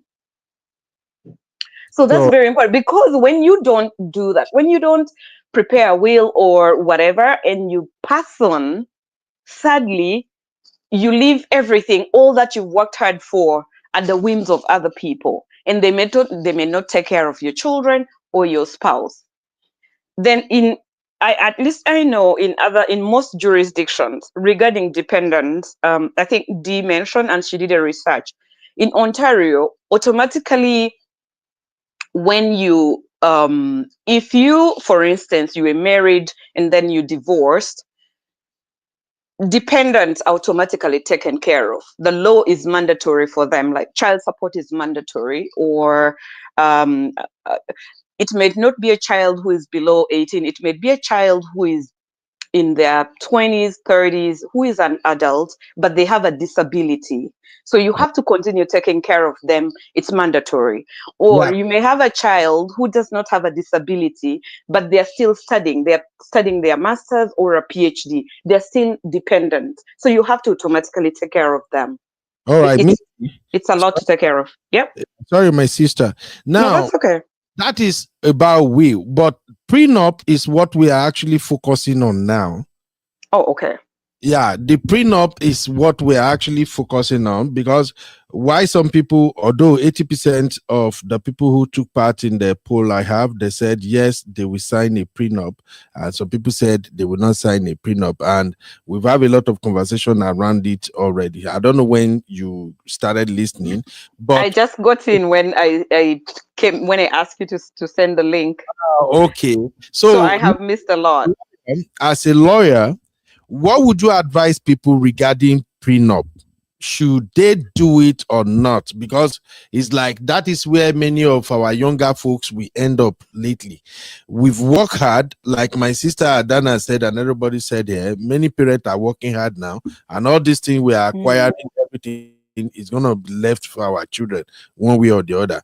But if you are married to somebody who is actually after what you have, your asset, I think prenup is a good deal for people to protect themselves. So as a lawyer now, do you think prenup can stand the test of time? Like, if I get a woman to sign a prenup and then later we are divorcing, can she walk around that prenup to get it nullified and have access to my properties? So prenups are very important. Or some jurisdiction, they call it separation agreements, right? Prenups help you, it will help you so much with asset protection or debt management or financial clarity. So you have your assets, you worked so hard for them, you want to protect them before you get married, during the marriage, after the marriage. Some people, when I talk about debt management, you may get to marry somebody, but you need to, especially in the Western world, you have to know whether they're in debt, how much debt they're in. If you married somebody and you don't know they are so much in debt, you marry them with a debt. Essentially, you become one.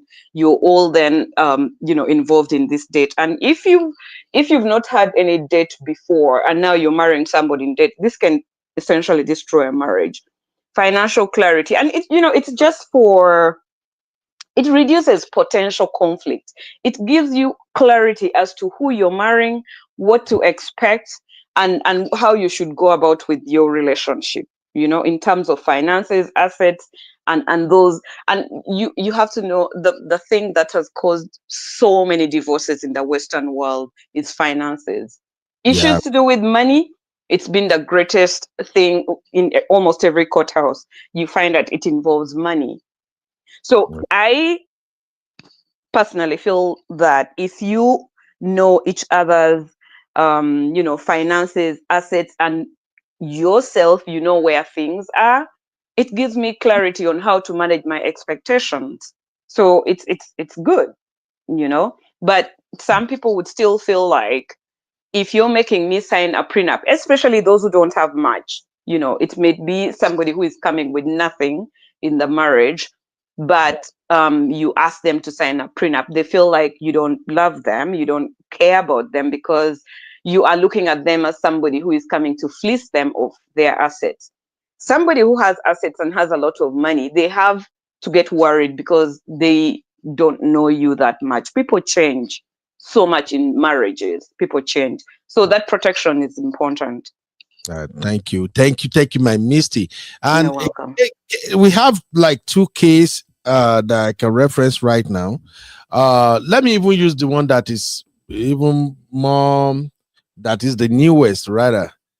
Tony Braxton. Oh, so you asked me about how somebody there's a possibility that a prenup can be maneuvered, and my thing is, go to a very good lawyer to draft for you a prenup or a separation agreement. Don't just make anybody, because it's a prenup. Drafting a prenup or drafting a will in itself is very, very important. This is like putting your entire life to be put on paper, reduced on paper. So you have to get a very good lawyer who is going to consider everything. For instance, if you are saying, this is my separation agreement, have you thought about if you died first, or if your spouse died first? Have you thought about the children? What if the grandchildren are born after you separated or after you die? So you need to get a lawyer who is going to think through all these things to draft one that is bulletproof, as they call it.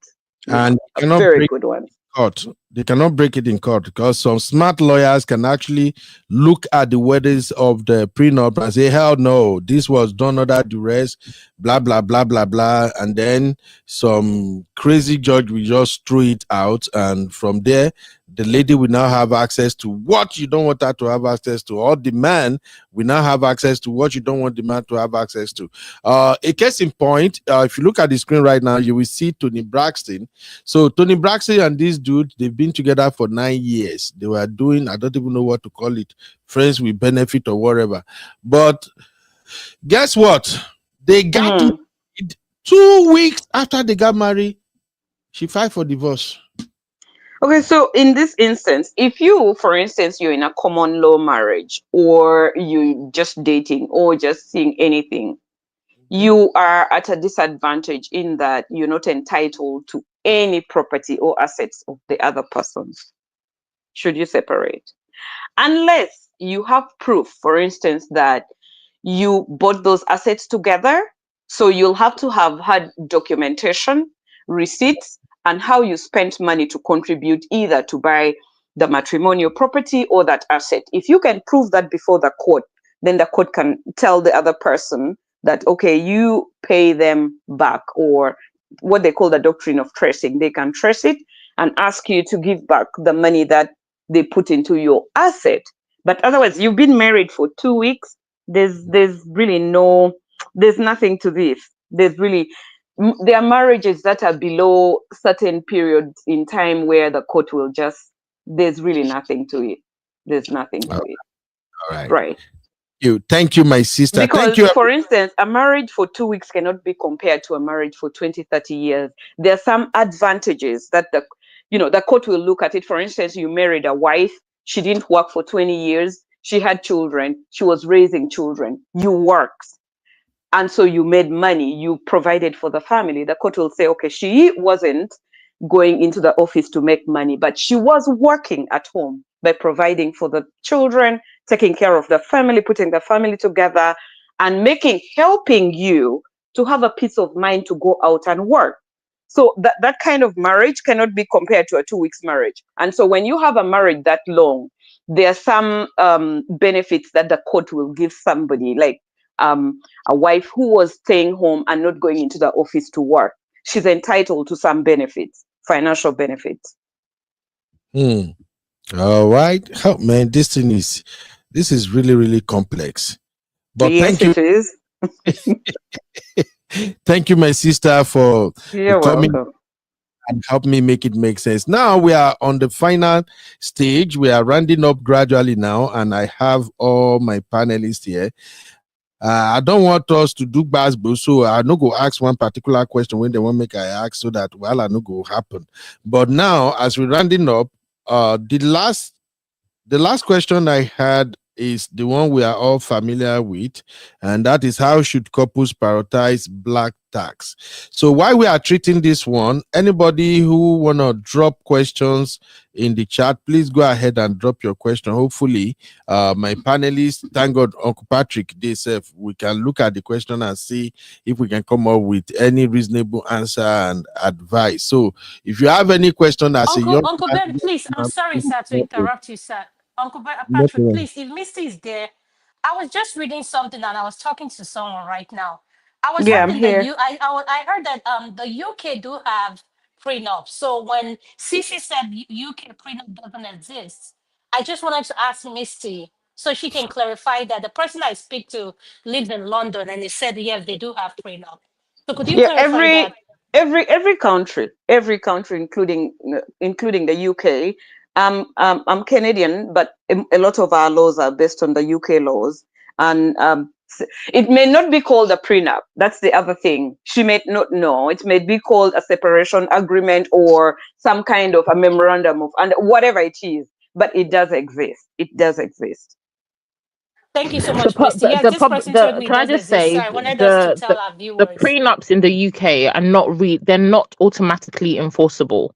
You can have a prenup, maybe that's for very specific circumstances, but the average Joe who if I'm to get married, I'm just a working class person, I have my assets, I marry my partner, he has his assets. The fact that we are now combined as a couple, it does not matter if he says, oh, I was earning 500k before I met you. Immediately we become married. In the eyes of the law in the UK, anything that you have together becomes a marital asset. If you decide to divorce, everything that you've come into the marriage with, the person has come into the marriage with, you split that 50-50. That's how it works. So I understand what Sissy is saying. What Sissy is saying, because we have in Canada, we have the prenups like, oh, about. you know, we don't have that here. So we have what she's talking about is that it's not automatic that if you prepare a prenup, when you are divorcing, it will be generally taken as the gospel truth. There are things that are considered, for instance, issues of custody of children, access of children, matrimonial homes. You cannot prepare a prenup and have those clauses in the prenup. They are not enforceable. They are beyond your power. You have no jurisdiction to handle those matters. Those matters regarding assets, regarding matrimonial home, it's within only a competent court of jurisdiction can determine that. So if you have that in your prenup, that is null and void. So I understand what exactly she's saying, because the court will have to look at your prenup, look at the fairness involved, where the clauses in that prenup are they acceptable in law or not. If not, then they will have to work around it. So yeah, I understand what she's saying. All right. And then also, sorry, if you were previously married, for example, and you married a new partner, like let's say I was married and I now married a new partner, if I did not have something that protected my, like maybe I put my house in a trust for my kids, if I was to pass away, my husband automatically is entitled to those properties, even if my kids, I think somebody gave the example that they bought, I think it was Dr. Adama, she said her husband, they've bought a property for their daughter. So if she was to be remarried here in the UK and there wasn't something written down and maybe that asset protected, I don't know how much your new husband can say that asset, that home is now my home, and the law supports that because it's a marital asset, right? Right. And he would be entitled to that property, and he can do as he wants to. If he wants to kick out your child from that property, he's within his rights legally. If he wants her to live in the property, he's within his rights legally. So here, there's not really that much covering for people that go into marriage, because they see it like it's a commitment that you've come in together. If you decide to leave, you leave, everybody goes 50-50. I know somebody in my personal life who's divorced, been with somebody for 20 years. The woman never worked. She worked, but she never contributed financially, not a single dime. She worked, kept her money. He worked and contributed and paid for everything. They had a very nice life. They're divorced. He still has to split everything 50-50 with her. They don't even have children. And that's how why bad I it said is. something. To buttress what you said, Cece, what you just said is a good point. And Misty just said it now. When you remember when I was pushing back with Uncle Patrick, I said if anybody was to marry my daughter now, that you have to sign, because our assets are already protected. Give whatever we've assigned to her, my children, they know is protected in a way that, like what Misty said, that anybody that comes into their life, you cannot go out after those assets. Yes. Yeah. That's what, so in addition to what Andana she's just mentioned, if you, for instance, worked so hard, your parents, your child, you've already bought for your child a house, an apartment or whatever, he or she is living there, and now a new person is coming into their lives. Please advise your children, let her move out of that property. Do not take it as a matrimonial home, because a matrimonial home essentially is divided 50-50%. Okay, at least in North America. All right. I cannot speak to the UK because, And the but UK. yes, at least it's 50-50. So your child, you've worked hard, or the child has worked hard, they have this in their name, and now they're getting married. Advise them, move out of the house, rent somewhere else, let this property be rented out. The two of them must work together and buy together something new, something different. Otherwise, your let me say child, something, Missy. otherwise, Missy, this can I? property, when your child and her new husband live in it and they divorce, this is divided 50-50. So everything you've worked for is Don't lost. Okay, lose Missy, it. this is what we did Yes. for her. When we bought this house, everything, because she's older. When she closed on her house, she came with her own lawyer. Everything Mhm. is under her name. So this is what we did, like her legal, the person that represents her legally and everything. Any asset she has acquired that is under her name, Acquired before the marriage. yes, acquired before the Mhm. marriage that she's had, which I just said now. Let's say she meets someone at 24. She said, Mommy, I'm in love with this person. Oh, I want to get married. They go off to Vegas and they get married. Right. Me and her dad make sure that whoever she's going to marry, that person has to sign a prenup that her assets has to be, she has to tell that person, you cannot. And I made it clear to her because that's Mhm. what her lawyer told, because I wanted her to be protected, because you know how these young ones, they fall in love Right. foolishly, Right. and Right. what we has been willed to her, which is, and how, like you just say, her property. And I said, if you both decide that you want to go buy a home, like when I met your dad, I had a townhouse. If your dad Right. said, okay, I want to acknowledge, let's sell that town, leave that townhouse, I won't come after it. I said to her, everything needs to be documented with your lawyer, that person you're married to has to agree that they will not come after that property that you bought that is in your name. So whatever you guys buy, and she was asking me, like she was asking the lawyer a lot of questions, and her lawyer advised her in the whole sense. Misty, from what you said is, I have learned going through this, maybe because I've been through it with her dad, is Mhm. protect yourself and Mhm. protect your assets. Because at Right. the end of the day, if I go to work and I don't come back tomorrow, everything I have is shared between her sister and her brother, which is my Right. stepson. It's shared between the both of them. And I do not want anybody to come from anywhere and feel because, oh, she got all this money. We're not talking about life insurance or whatever. And you say, oh, you want to, no. I want those assets protected. So All I right. support what you say. Please protect it. Yeah. All right. So the other thing is, before you sign all these documents, it's advisable for both parties to go and seek independent legal advice. In Adana's case, the daughter, has her own lawyer who advised her. Her spouse to be should have also seen a different lawyer to advise him on what the possibility of what could unfold, what all this means for him. And so that is the right thing to do. If anything happens and they're like, we're challenging the prenup, but Thank on you. what basis are you challenging? You were advised legally, she was advised, so it becomes difficult to challenge it. Thank you, my sister. Now, you guys see how this conversation went the moment we go legal and it's no longer becoming about love. I think that is exactly what Patrick was saying earlier on.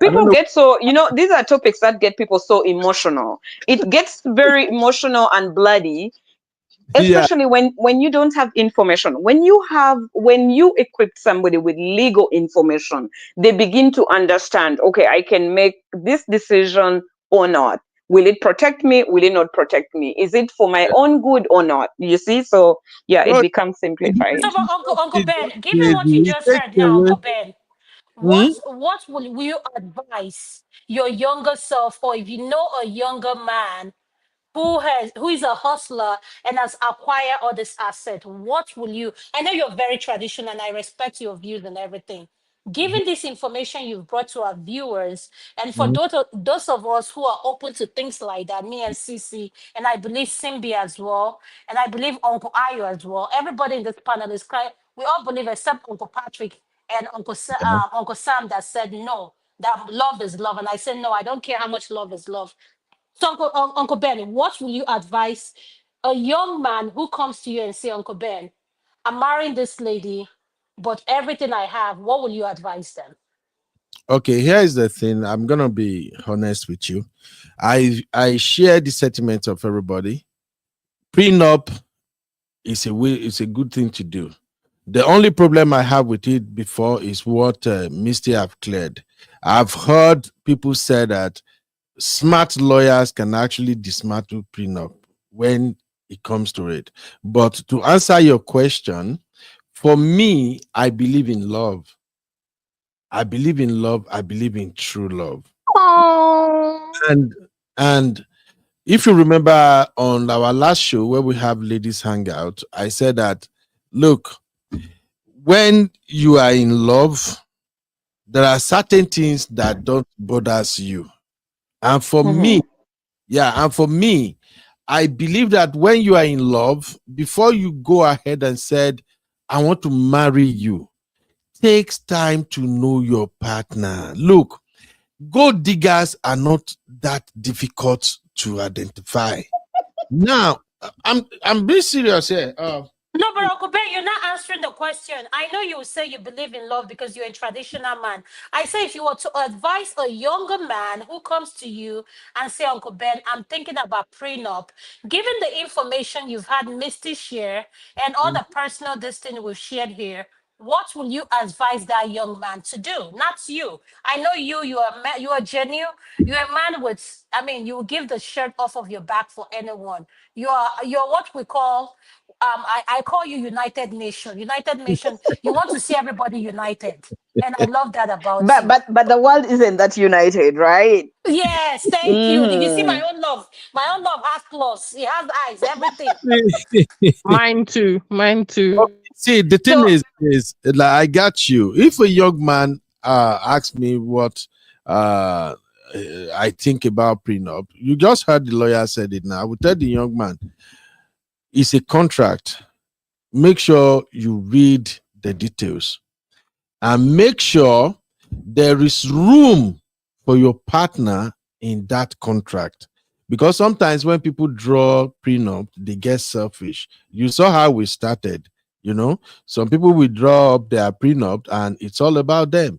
And like we said, there will be this clause where they will say, in case if anything happens in this marriage and we are going our separate ways, you will only live with what you brought in. That I'm not a lawyer, but from my own street smartness, that is a very dangerous clause. When somebody say you only live with what you brought in. So I will advise the young man, make sure you get a lawyer, read through the contract. Now, if you are the one that is offering the contract to a lady because you want to protect your asset, make sure it's drafted in a way that the lady can also see that you are thinking about her. So you won't appear as a very selfish, or maybe the prenup is one-sided. That's the advice I would give to him. Now, if it is a lady that is trying to protect herself, and the lady approached me and asked, I will simply tell the lady that first off,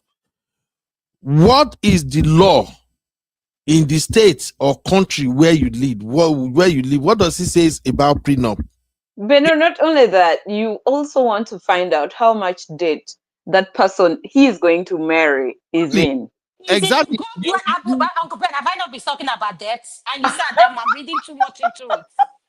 It is very important. People you don't know your credit Some score. people are in student debt of up to $200,000, plus their credits are so bad. You're my kind of person.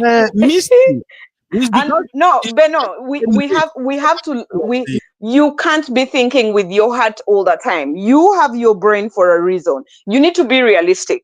If you are risk adverse like that, Uncle Beno, and you are, you can absorb all this debt and you're comfortable with it and you can work on it, that's fine.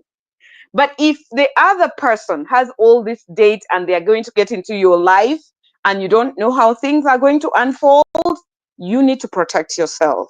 Now, for an older Beno who did not make a prenup, who is so much in love, bless his heart, right now, the only thing I can tell you, okay, you are beyond probably the prenup, but in your will, think about it. If you died, God forbid, right now, and you're going to leave your children and your wife. Your wife is still even very young. She could remarry. But you've worked so hard. You have all these assets. You've been working so hard for your children. She could decide to, use this money and assets as she wills. You know that? Some women or some men, if their spouses die, they actually stop caring about the children. The children are still dependent, but they are not provided for anymore. But the assets are there and the money is there. They are using it on themselves and on the man. My law agreement. Stop it. You're reading me. You're reading me. Stop it. I don't like it. I apologize. So they're spending all this money now on the new man, and the man is spending your money exactly as they what wish. He said. Have you ever thought that your children may not be adequately provided for as you wished if you're not here? So you can prepare a will that will still give her a good life and also give your children very good life even if you're not here. We are talking about prenup, not will. Yes, we are talking. No, I'm addressing you right now because for you, you are beyond that. She's saying that even though you don't believe in prenup, at your age now, the way you are now, yes, and my husband's age, you guys are baby boomer. The truth is that you can still, is not late. What she's saying for our viewers who have nothing. If you have a life insurance of 1 million, if anything was to happen to Adama is married to Uncle Ben. Uncle Ben will say 500,000 goes to Adama, 250 goes to my 2 kids, or 250,000 goes to my wife, and the rest of the 700 you divide it among your 3 children. But if you don't have anything like that and you say everything goes to Adama, it is at my own discretion to give our children what I want to give you. So Uncle Beno, you did not prepare a prenup, but you still have, and which many of us are victims. Many of us don't prepare prenups, and many of us may not believe in it. But you have an opportunity to protect your entire family, your wife if you died, and your children as well. So you want everybody to be taken care of if you're not here. You don't have a prenup, but you have an option of preparing a will. Everybody's taken care of. Yeah, I said I was just answering the question Adama asked me, that if a young man walked to me and asked me he want to do prenup, what would I advise?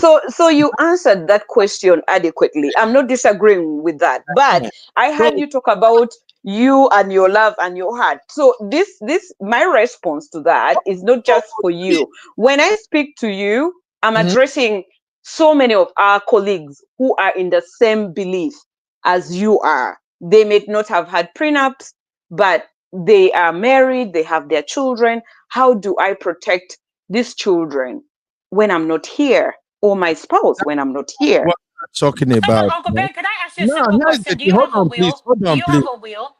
Forget me. If you are talking to me, you suppose don't know how I go be. If you have been with me for a while, you should have known the kind of man that is talking. Yeah, I like that you said, but this is what we want you to do. People look up to you a lot, and you're global.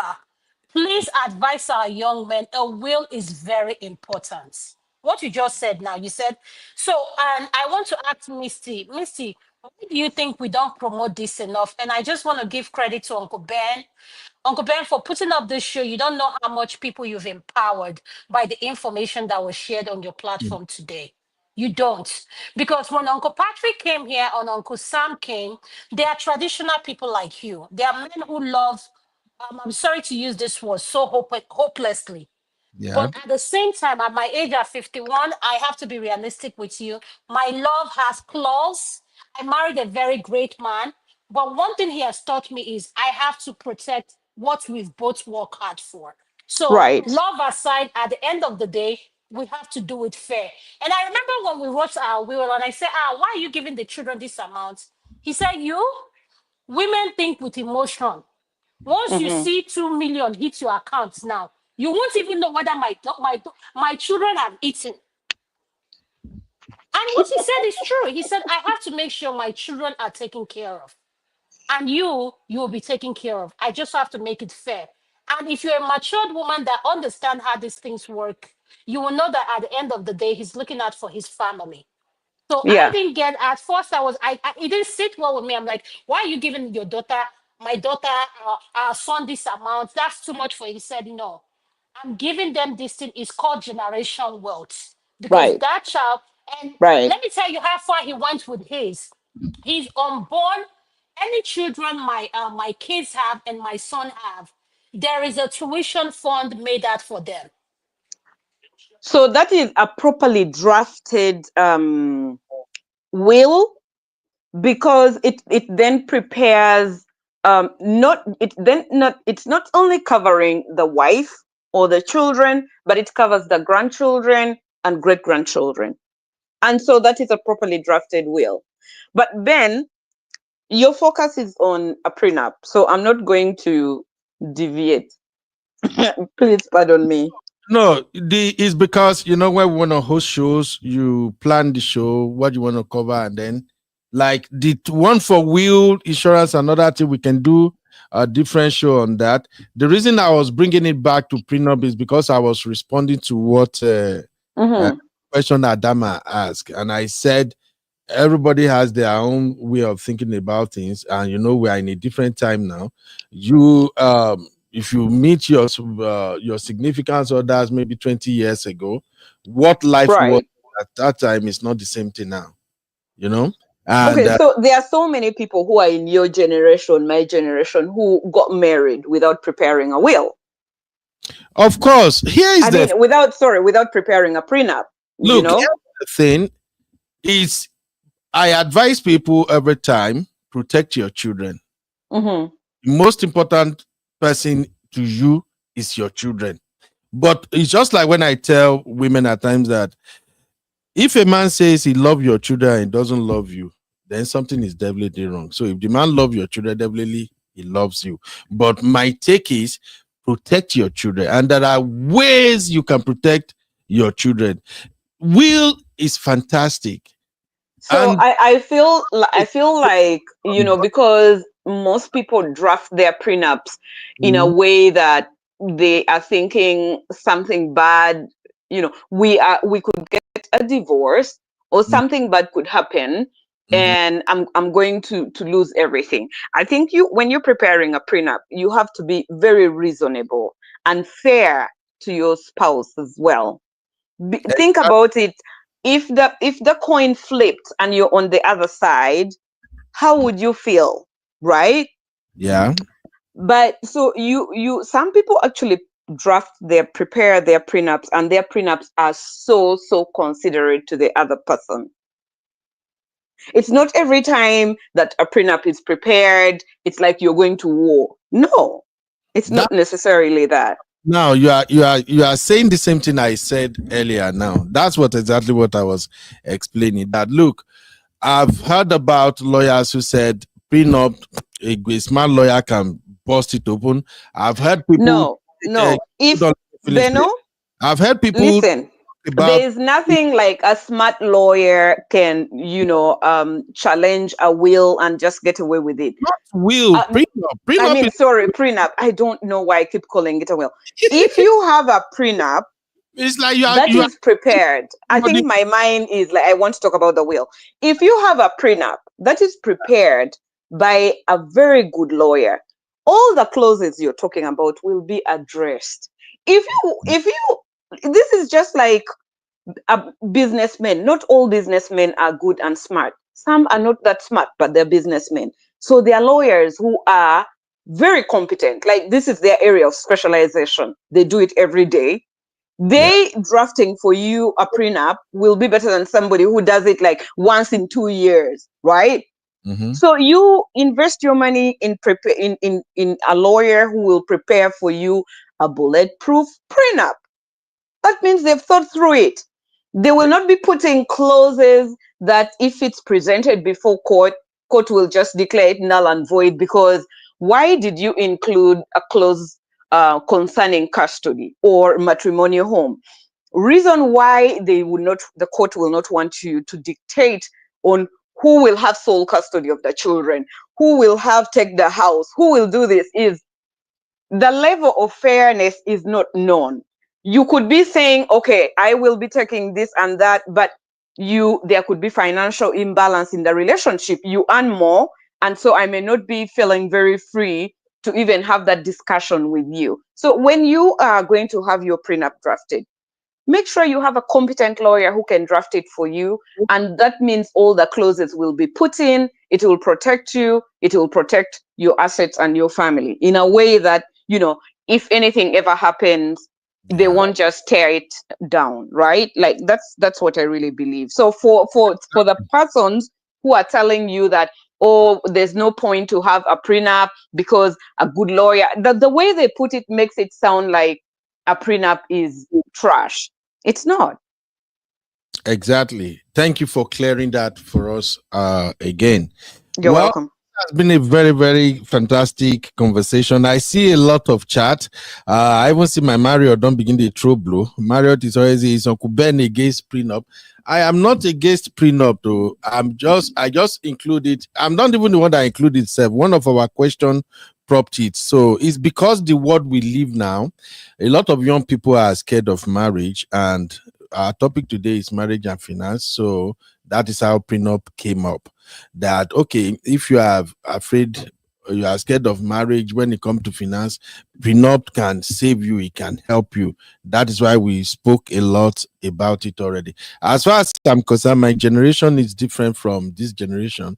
I'm Gen X. In my generation, when you want to be married, you get married genuinely. And if you are lucky to find a soulmate, many things that bring drama and all that, you won't even experience it. The only thing I would advise, just like my sisters are saying now, make sure you have a watertight will that takes care of everything, especially if you are in a place like Nigeria.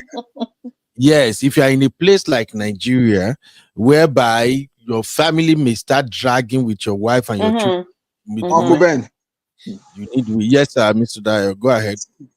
One of the things that we have not spoken about, which I want to bring our attention back to, is that before now, prenup is a kind of a solution to a passive problem that has been like occurring of late. There was nothing like prenup in the years before.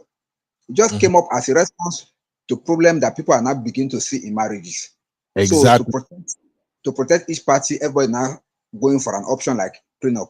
But it was never in the original plan. It was never in the view. Now, the only thing that I know is that in marriage, a man must make a will for the family and for the children. But prenup is, to us in Africa, is strange because I think it came to be probably in the US, in the States, in the West, where they have a lot of divorces, where they have a lot of arranged marriage that they just marry you because you are rich, and then because there is a law that says that once you marry and you have a divorce, the woman can go with half of what you have. That was what really brought about all these issues. Now, men now trying to protect themselves and protect their properties and their children and their families, even the women also, they now start to be doing prenups, which to me is a solution to the passive problem. The only problem that we have in Africa, or I rather let me limit it to my country, which is Nigeria, is that in Nigeria here we have issues of family infiltrating into marriages after a partner has gone. So and the main solution to that is the will. Once a man have a will, nobody can come around and come and deprive your wife or your children of your properties, because that has been the rule before here in Nigeria, whereby after the man buy, the man family, they say no, the property belong to us, the family of the man, and then they will not start maltreating the children, and they can even throw away the wife and the children out of the properties. But because now if the man happened to have made a will, nothing like that could happen. So to me, when we're talking about prenups as kind of a discussion in marriage and finance, it's a very, very critical topic, because young men these days, they are scared. They are scared. particularly those of them that have been able to manage and make some things. Even same thing with women. I can hear my sister Simi saying that, you know, being a kind of an independent lady, she would not like to lose all her life savings and life investments in a marriage in case the marriage goes sour. You go hold the man for neck. So these are the things that we're talking about. But in the beginning, it was never so. It was not so. In the beginning, you marry because of love. I had this is our generation now, we do things based on love. It's true, because before two people can come together to marry, there must be love. Absolutely. If you love somebody, you are not even thinking about death. In fact, in Africa, prenup is a bad omen. I cannot want to marry you and you are saying that, okay, let us sign the prenup. It's a bad omen. Because you see it as so you are planning to divorce, or you are wishing that this marriage will not last. Because we marry to last, we marry for life. I'm coming into the marriage with everything that I have, and you're coming into the marriage with everything that you have, which belongs to our children. Nobody's counting whether you have 20 houses, 50 palaces, anyway. It belongs to it belongs to our family, our new family, and our children are beneficial to it. But these days, a lot of hanky-pankies have gone wrong that has necessitated the law to bring us something like a prenup. So to me, I think with time, I pray by the time our generation passes off from this life, I wonder what will happen. God help us all. All right. Thank you. Yeah. What Mr. Dayo is saying, I think Africans, especially Nigerians, are beginning to embrace the court wedding. And as a matter of fact, the churches are also encouraging it, to give a voice to the woman in case of eventuality. She will be able to have the tool to fight the family over the assets of her husband, or what she and her husband have been able to put together. Hello? All right. I did hear you, Dayo. AJ. Yes, so I think the Africans are beginning to embrace the court wedding, the court marriage, and the church is also encouraging it. And I think the reason is because of those traditions that are hostile to the women in case of death, so that the women can have a legal instrument to be able to fight those families in court. Absolutely. All right. So I know eventually we'll get to prenup too in Africa. Thank you, my brother. Man, this has been a very interesting conversation. Thank you to all my sisters and everybody. In fact, the chat is just like the chat said now, another bass boost than what is going on inside here. But basically, I learned from today's show, I ain't gonna lie. And as we are rounding up now, I will emphasize or more or less highlight what I learned from today's show. And I hope other people learn too. For me personally, one key thing I learned from today is what my sister Adama, as well as Misty and Mia and Cece emphasize. As a man, if you are wealthy, if you already make your money and you want to be married in this day and time, get a prenup. It will save you from losing half of your shit when you buy your madam divorce you. And as a woman, if you are making a lot of money and you already have properties and things like that, get a prenup to protect yourself. Prenup is all about protection. I think that's one of the things that I've learned today. And then two, about children. God bless you, my sister Adama. I enjoyed that perspective. I never looked at it that way before. Our children nowadays, because we send them to school, we work hard, we make sure they are successful in life. By age 28, many of our kids are already millionaires. Some of them, if they are not millionaires, they are already comfortable. Okay. I have a beautiful sister here in Austin, Texas. I think she's, how old is she now? She's like 26. She was actually a nurse practitioner at age 25. A baby, she was still living with her parent. But once she started working, money don't too much save. Okay?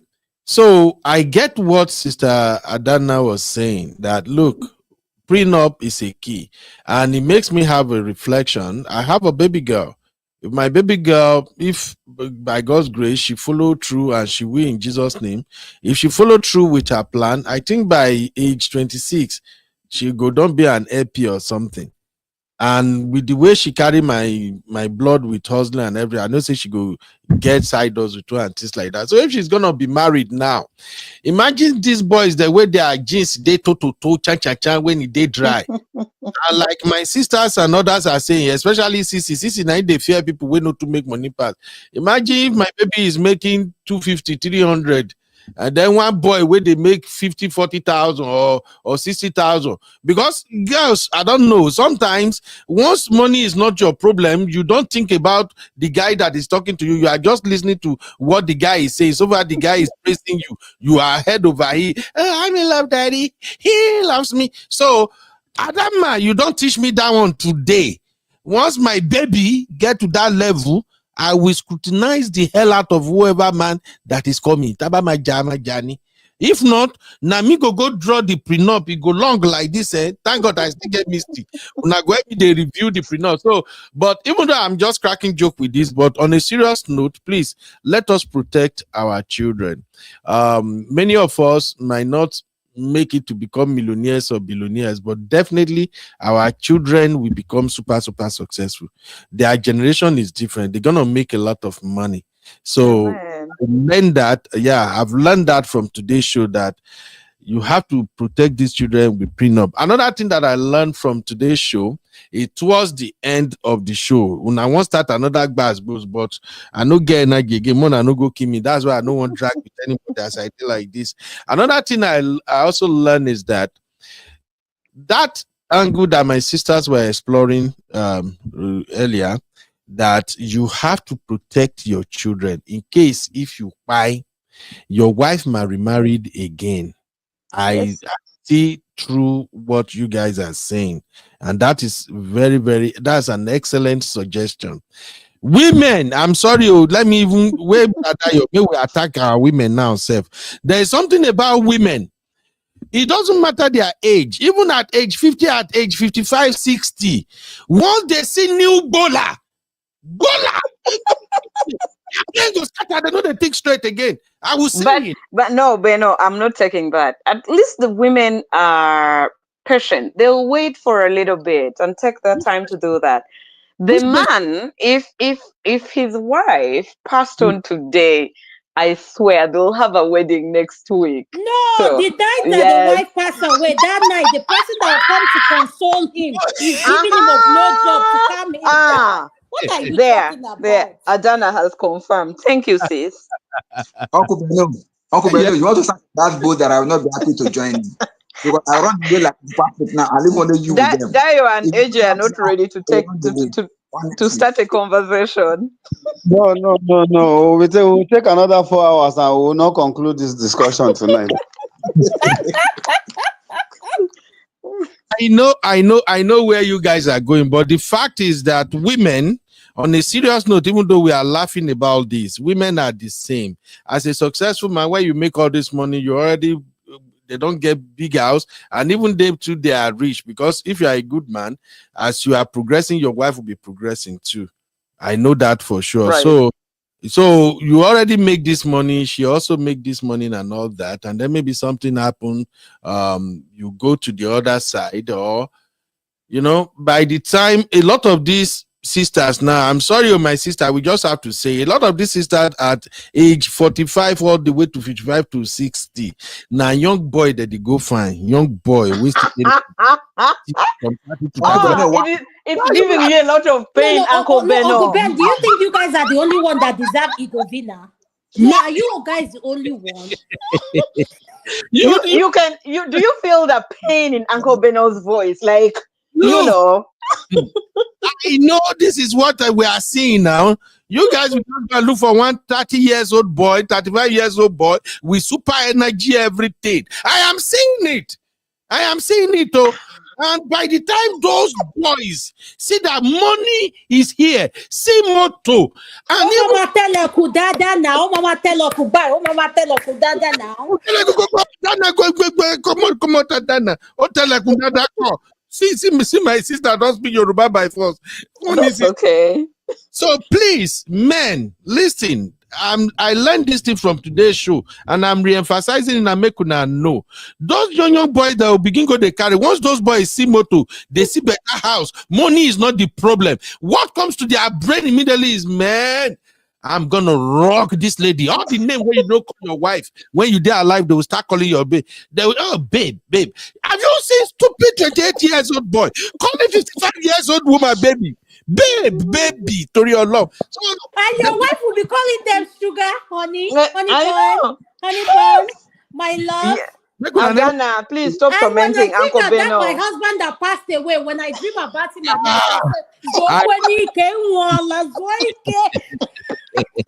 I see. Sister Adana want to give us high blood pressure. You know, go work. Anyway, because of that particular point, please protect your children. Your will, if you write them before and you know put clause, I beg, go back, go add those clauses. Protect your children. And for me, I will recommend this. Put a clause. If my why is Misty already laughing? Because I know a clause that no man to come through that door. I can't even see how your closets are going to be so tight so that, oh my God, no man will ever enjoy anything you want for. I can see Uncle Ben saying, after 8 p.m., if my wife is not home, please make sure my daughter makes sure nobody has come through that phone. See, you guys, Uncle Beno is very jealous. He's a very jealous man. You are trying to preempt what I'm recommending. I'm speaking. Uncle Beno, we know you. Conversation now. Uncle Dayo is here. My AJ is here. We're having men-to-men conversation. Bros, put a clause. If she ever remarries after I buy, if she ever remarries, no. Give her only one house and one car. That's all. Every other thing goes to. Are you this jealous? Is it Uncle Beno you're talking about? I thought you want to wish that you want to see that move on gracefully. Uncle Ben, are you this jealous? Okay. It's protecting the kids. It's not about jealousy. Thank you, Mr. Baba. Thank you. Let them know. Uncle Dayo Shemokparo, are we not supposed to include clauses? The thing is that on a more serious note, most times I pray that all of us grow old, maybe till 80, 90. Then if you buy at that time, nobody can carry. You don't even care. At that point in time, you don't care about anything anyway, you know. But if they're still in the 40s or in their 50s, I bet you put that clause. Yeah, put that clause. You guys are so mean. But you let's revise it. If we're the one that pass out, that die, you guys are entitled to marry immediately because of the kids, right? Can I please explain that? If the wife marry and the man is still in his 50, I be still in the 50. For the man to be able to continue to live strong, he will need a younger woman. If not, the man will die. Somebody will take care of the man, right? Somebody will take care of the man, right? Listen, you will get a 20-something-year-old whose her faculties are still into let's go to the club, let's go shopping unnecessarily. Those are the little girls you'll be getting at that point in time, and they'll spend all the money and even forget about the children. What makes you think the woman cannot really also enjoy herself and take care of your children without those clauses? Yes, we can. See, you are the one that started it. We not even think of it before. Uncle Ben, what I'm trying to make you understand is that women are pro-mass certified multitaskers. We can do both. We can mourn you guys, and at the same time, after 6 months or when, we're entitled to have someone that will talk to us dirty, and at the same time console us while you guys are fast on. Adana, you're making things worse. But you guys cannot do both. That clause has to be included. She cannot see after 10 years of a man's demand. Mr. Dayo Kilero. Uncle Beno, I think it's about time that the line woman to be having a will. Let both man and woman have a will so that these guys both will learn. If a man should buy before the wife, the man's will work. But if the woman should buy before the man, let the woman's will choose and work. So I think that will solve the problem. They make the man no marry after the woman buy. So what I said is that let us allow both women and man to be having in their marriage. Let the man make his will, let the woman make his will, because nobody knows who will die first. If the man should buy first, the man's will prevail. But if the woman should buy first, the woman's will too will prevail. In that case, there will be no issue. But you can make I don't agree with that kind of will. If you love me enough while you're gone, you should be able to want me to be happy and move on. Because if I die, I want you to be able to move on, but take care of our children. Because I know your mandingo cannot think past. Adana is in bad business. At the same time, you will say, Adam, my Lord, I have my needs. I have my needs. For the continuity of your husband's wife, for the continuity of your husband's life, let him marry after the wife died. Let the man marry so that he can be able to continue with his life and take care of the children. Otherwise, the man will die before his time. And I'm saying the same thing. Allow me to, when you pass on, after when I want to move on with my life, I need someone that will help me, console me, because my own emotions, my last 1 year. The man needs somebody that will help to take care of the children. Not even about himself. It's because of the children the man will need to marry. You guys are lying. It's a lie. Don't say the children. We are more concerned about the children. We are more concerned about the children. Are you saying we're more concerned about the children than we, the women, that can multitask and have someone that console with us, and at the same time talk us in at night? You can agree with me that women can multitask. They are wired to multitask. They are coming back to what I was saying.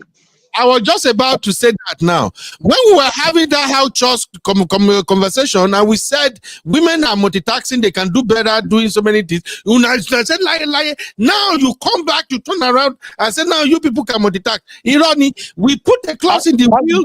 If don't come now, they're not going to go multitask. As Bola talk, don't come now. We put a clause in the will. If any man enter that house after the man is gone, it will nullify everything. The woman will have nothing. I will know if it's from your grave. You will start monitoring the front door, or from your ring camera that will put in your grave. That you start monitoring. It will be in the will. Wow, man, no.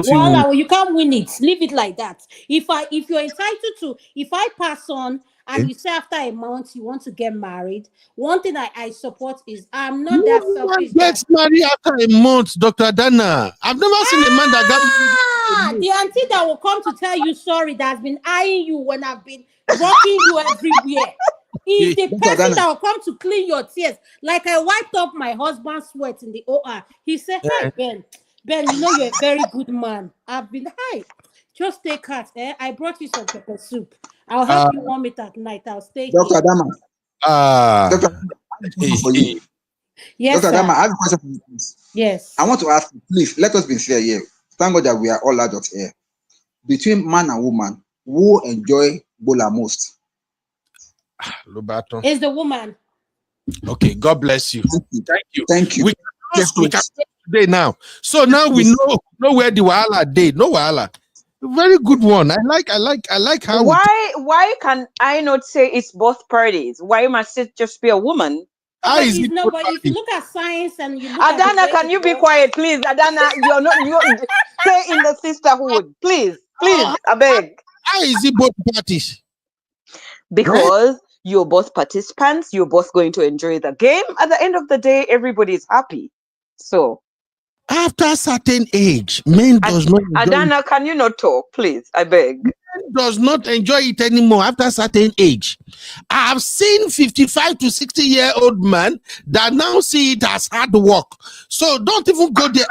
That is true. you're right. They see it as a chore because you know why? Because their testosterone is low and they don't have the strength. Why, if you put a 55-year-old woman, when she sees someone she likes that turn her on, she's already wet.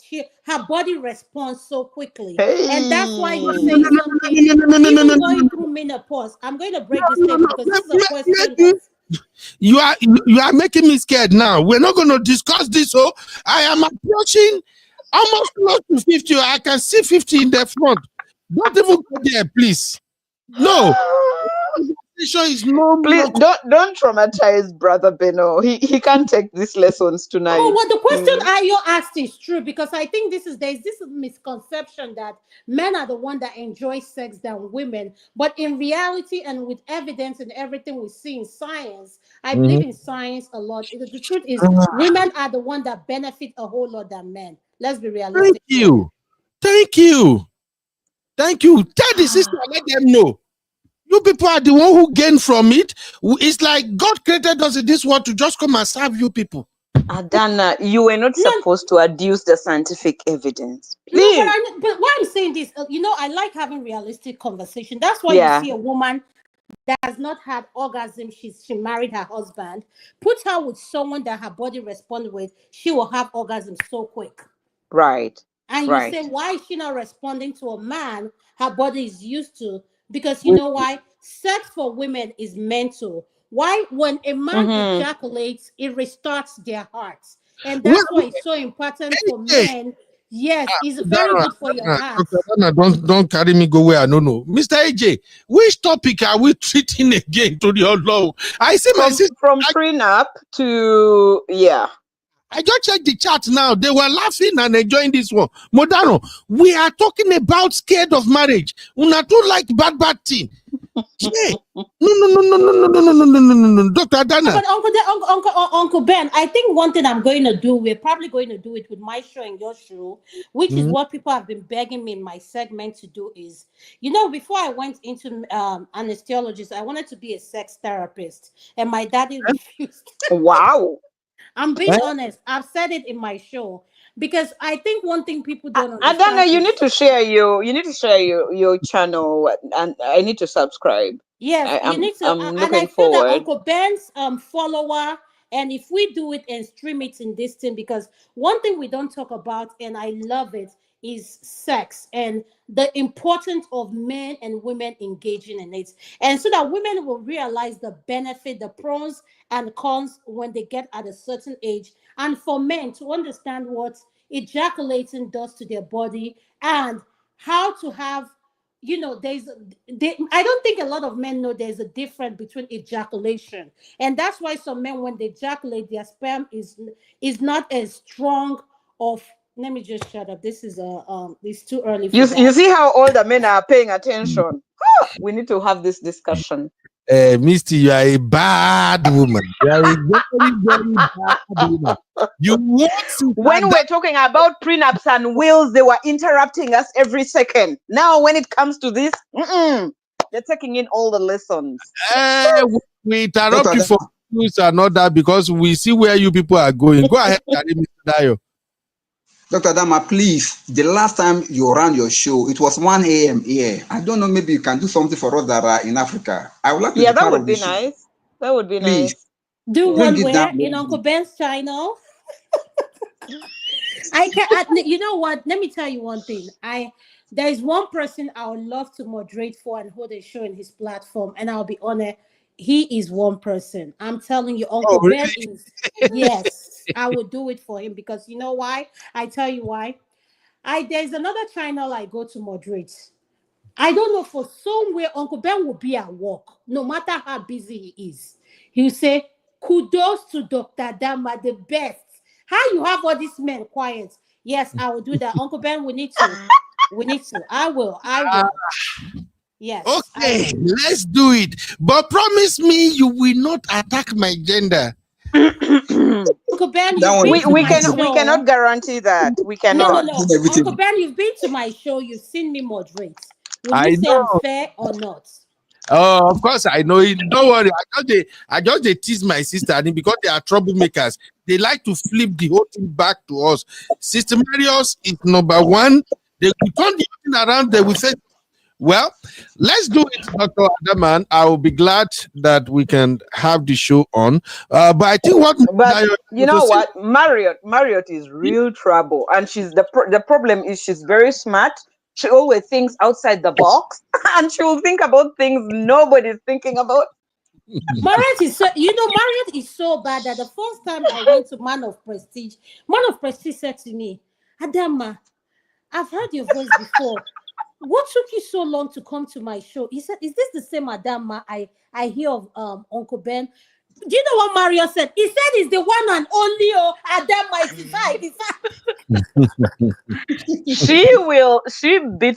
She beats him.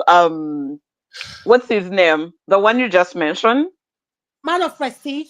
Man of Prestige. Oh my God, what she does not do to him. It's something else. I just love Sister Mary. When she comes to Uncle Beno, she's another factor altogether. So I give her respect. Kudos to her. I want to give shout out to one of your followers, Joy, Chini, Didi. These are my sisters. Like, I love Igbo sister. Uncle, my sister Natu. Oh, Natu is overly supporting anything you put your name in. Natu, Sisi. Calling on my troublemaker sisters. Yes, I'm telling you. Uncle Beno should just put them on his payroll. Start paying those girls. These girls are very supportive. Simbi is simply the best. How do I say? Uncle Beno, did you hear that? You're pretending you didn't hear me? She's simply the best personal assistant I've ever seen. No, I'm saying you should start paying them. Yeah. Thank you, Honey Babe. Invoices are coming. Yes, because Honey Babe will come in. This is Honey Babe accent. I can't tolerate that. Are you serious? This is happening in Africa in this time and age? Shut up. That doesn't make any sense. Honey Babe, shout out to you. And I don't understand how Uncle Beno has been able to survive around these ladies. They are very, very strong personalities, by the way. But he's maneuvered his way around them and not gotten into jail. But they are very, very strong personalities of women who come on his show. How come you're not early? You are an old man. They should hear. You don't want to sleep early. I say you are an old man. You are you're supposed to sleep early. How come you're still awake? Somebody feedback. Anyway, thank you, my sisters. Thank you, everybody. Dr. Adama, thank you very much. I appreciate you. My Misty, thank you a lot. Mr. Dyer. You're welcome. Mr. AG. Shout out to my boss, my mentor, Mr. Steve. Oh man, it's good to be good though. I don't even know Mr. Steve can find the time to join the show today. Is Mr. Steve the accountant? Yeah, he's he needs to come back on the show. I have a bone to pick with accountant. He needs to come back to the show. Not the bone. I picked that bone. He listened to everything we said. Don't worry, Misty. The day you come, I'll be on backup. Okay. And he's a big man. He doesn't like to beat his own drum, but he's one of the brothers I respect the most. I think from the moment I met him, and we begin to click when I went to cover his club, where the first club he has in Fort Worth area. I was the one who go and do the video coverage when they are opening the club, and then he opens another one again. And we've been friends since then. He has liquor stores, everything. He's a big boy. Oh, he used to be one of. So that means when we come to pay homage to you, we are going to go to this club and have a good time, right? I'm not taking you to club without your body shape. I cannot fight black people. Uncle Beno, I promise I'll be so good. I won't even open my mouth. I'll be so good. I won't take you to the club. By the time they start to say, "Hey, baby, what's up?" and I'll say, "Hey, Uncle Ben, I can come into Austin and sell you because Austin is where I lived with my husband for 12 years. I know Austin like the back of my hand. Wow. That's where my oldest was born. So I know Austin. When I met my husband, he lived in Houston before he moved to. That's why I know Texas like it's a mess what I-35 is and everything. And with Dell being at Pflugerville, you know where Pflugerville is, right? Yeah, Pflugerville is actually my backyard anyway. Are So you you serious? I can't believe what Austin has turned into. But if I come to Austin, I'm planning. There's something we're planning to come do. I really have to visit you, and I think if you see me in person, you'll be like, yes, I have to come pay homage to you. And as an able traditional woman. No, do you like Dom Perignon? Have you ever had Dom Perignon? Give me your address backstage. I'll ship it to you. Really? Okay, no wahala now. No wahala. That's my husband's favorite drink, Dom Perignon. So he likes. I'm jealous. I'm jealous. Yes. Should we send our addresses to the rest of us?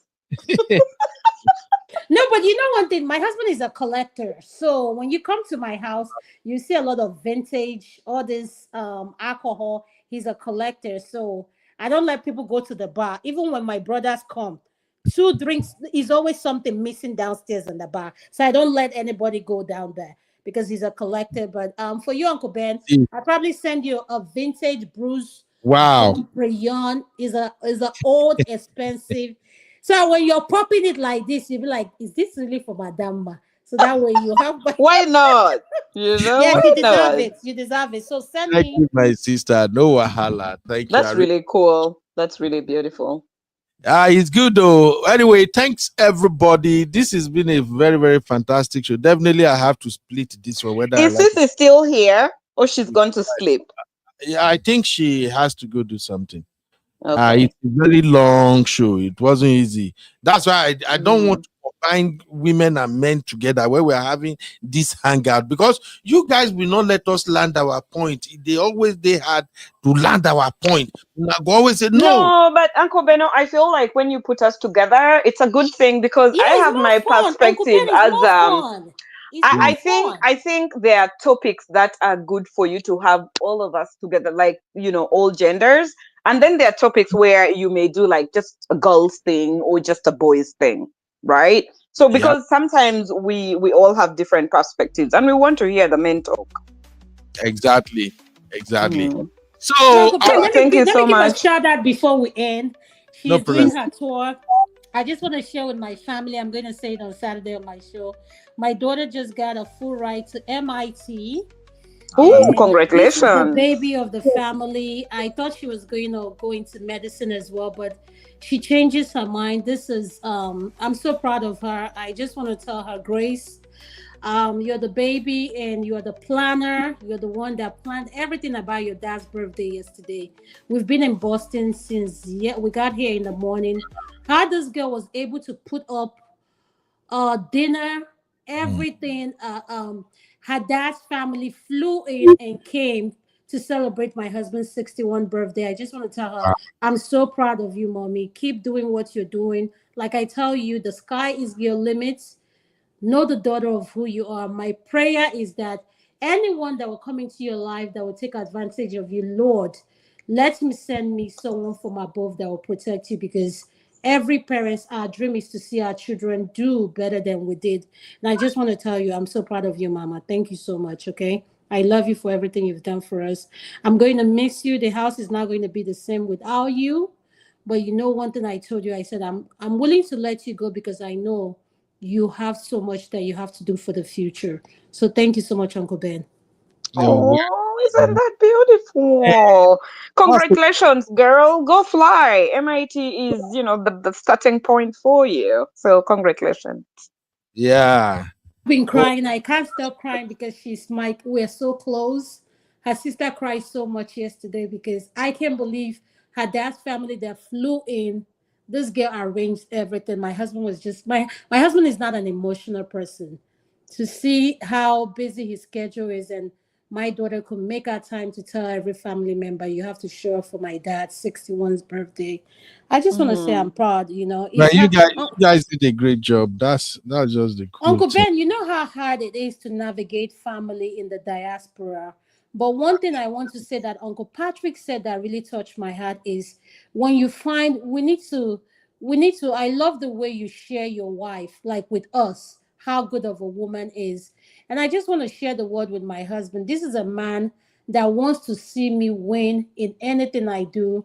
I've been with him in a hotel, and he said, "Go to the living room. I know you want to go join your Uncle Ben show. Let me catch some sleep." He never complained. He'd be sleepy. Almost all my sister's husband now no go. It's not to husband too. It's like they almost know where we are going. Like they'll be like, "Oh, Uncle Ben, yeah, man, they go." Even AJ children, they know when they go live. Go ahead, Dr. Adama. I just say make I put that one in. I don't. He just told me. He said I should go do my thing. He's been sleeping. He would never complain. And the whole time we've been here in the hotel, I've been in the living room enjoying. How many men will allow you? And my daughter is busy toying. She and her best friend are going to the same school, and man, it's hitting me for real that my baby is leaving. But I thank God, and I just want to say, honey, I'm proud of you. I said to you, if I die today and come back again, I want to marry you because that's a really good man. Treated me with unconditional love. You've loved That's me a really so good much man. that you don't sometimes. When I fight with you, the way you just say in a calm voice, "Why, Oma?" Yeah. Again, I just melt. But do you feel Adana's energy? You have to be a strong man to hold her down. So I think he's a really good man to hold you down that way. She's a lover woman. I used to say that no matter how tough a woman can be, once they're usually if you figure her out, then you're good to go. Yeah, right. No matter how tough the woman sounds or anything, once she's in love, they are the easiest to cope with. So I forget Adama, and then she's calm. I will see my sister Natu. Where is the Natu enter her own mode like this too? Say she, but once God gives you your man, everything just becomes so easy. That's why for me, I'm a lover boy.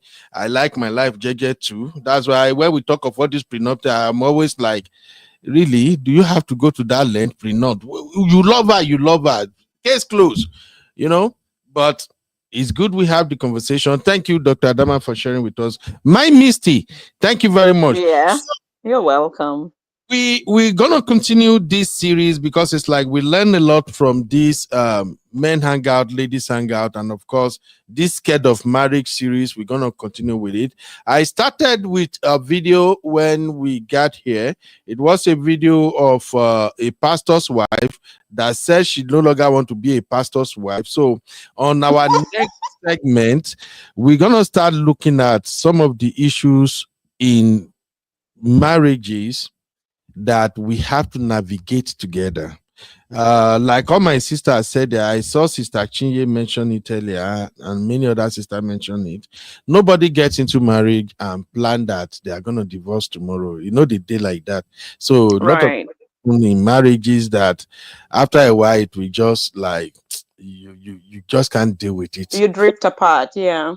And in marriages, you have to make a lot of sacrifice.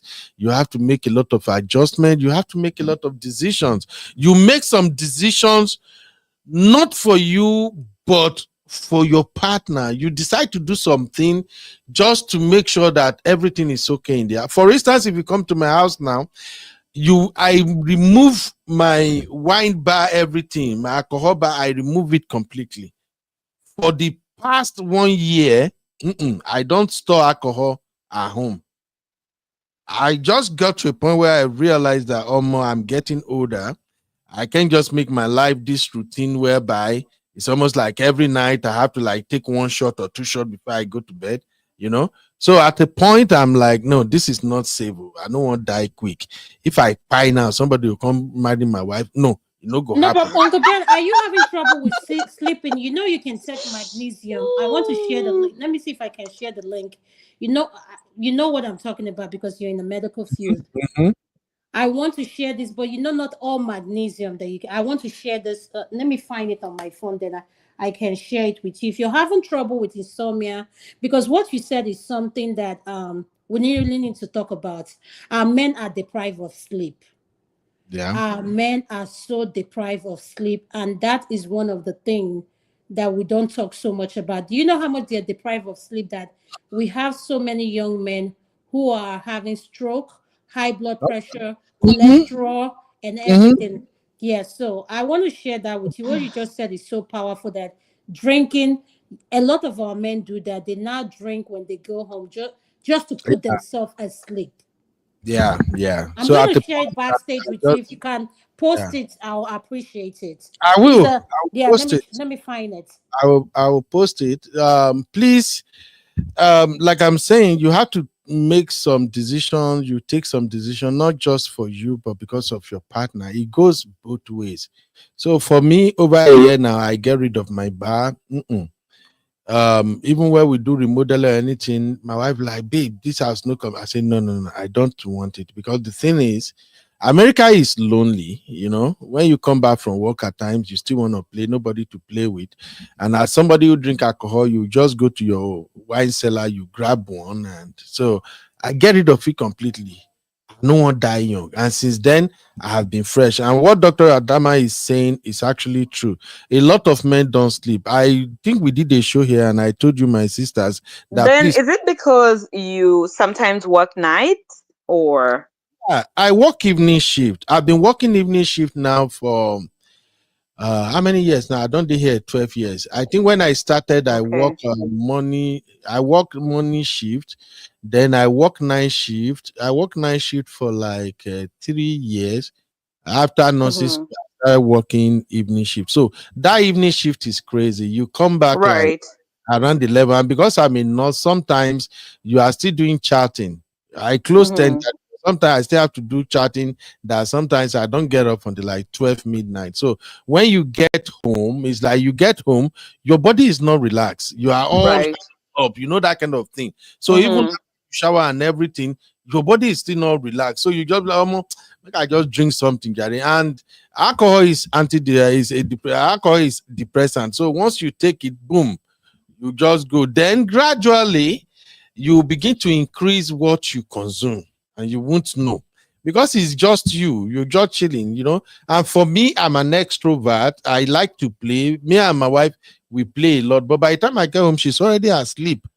So that goes. Ben, can I make a suggestion that I want you to think about, and I want you to talk over with your wife? As the head of the household, I want you to really think about this, and to our viewers listening. Your kids, the age where they are today, I want you to go back and reevaluate yourself.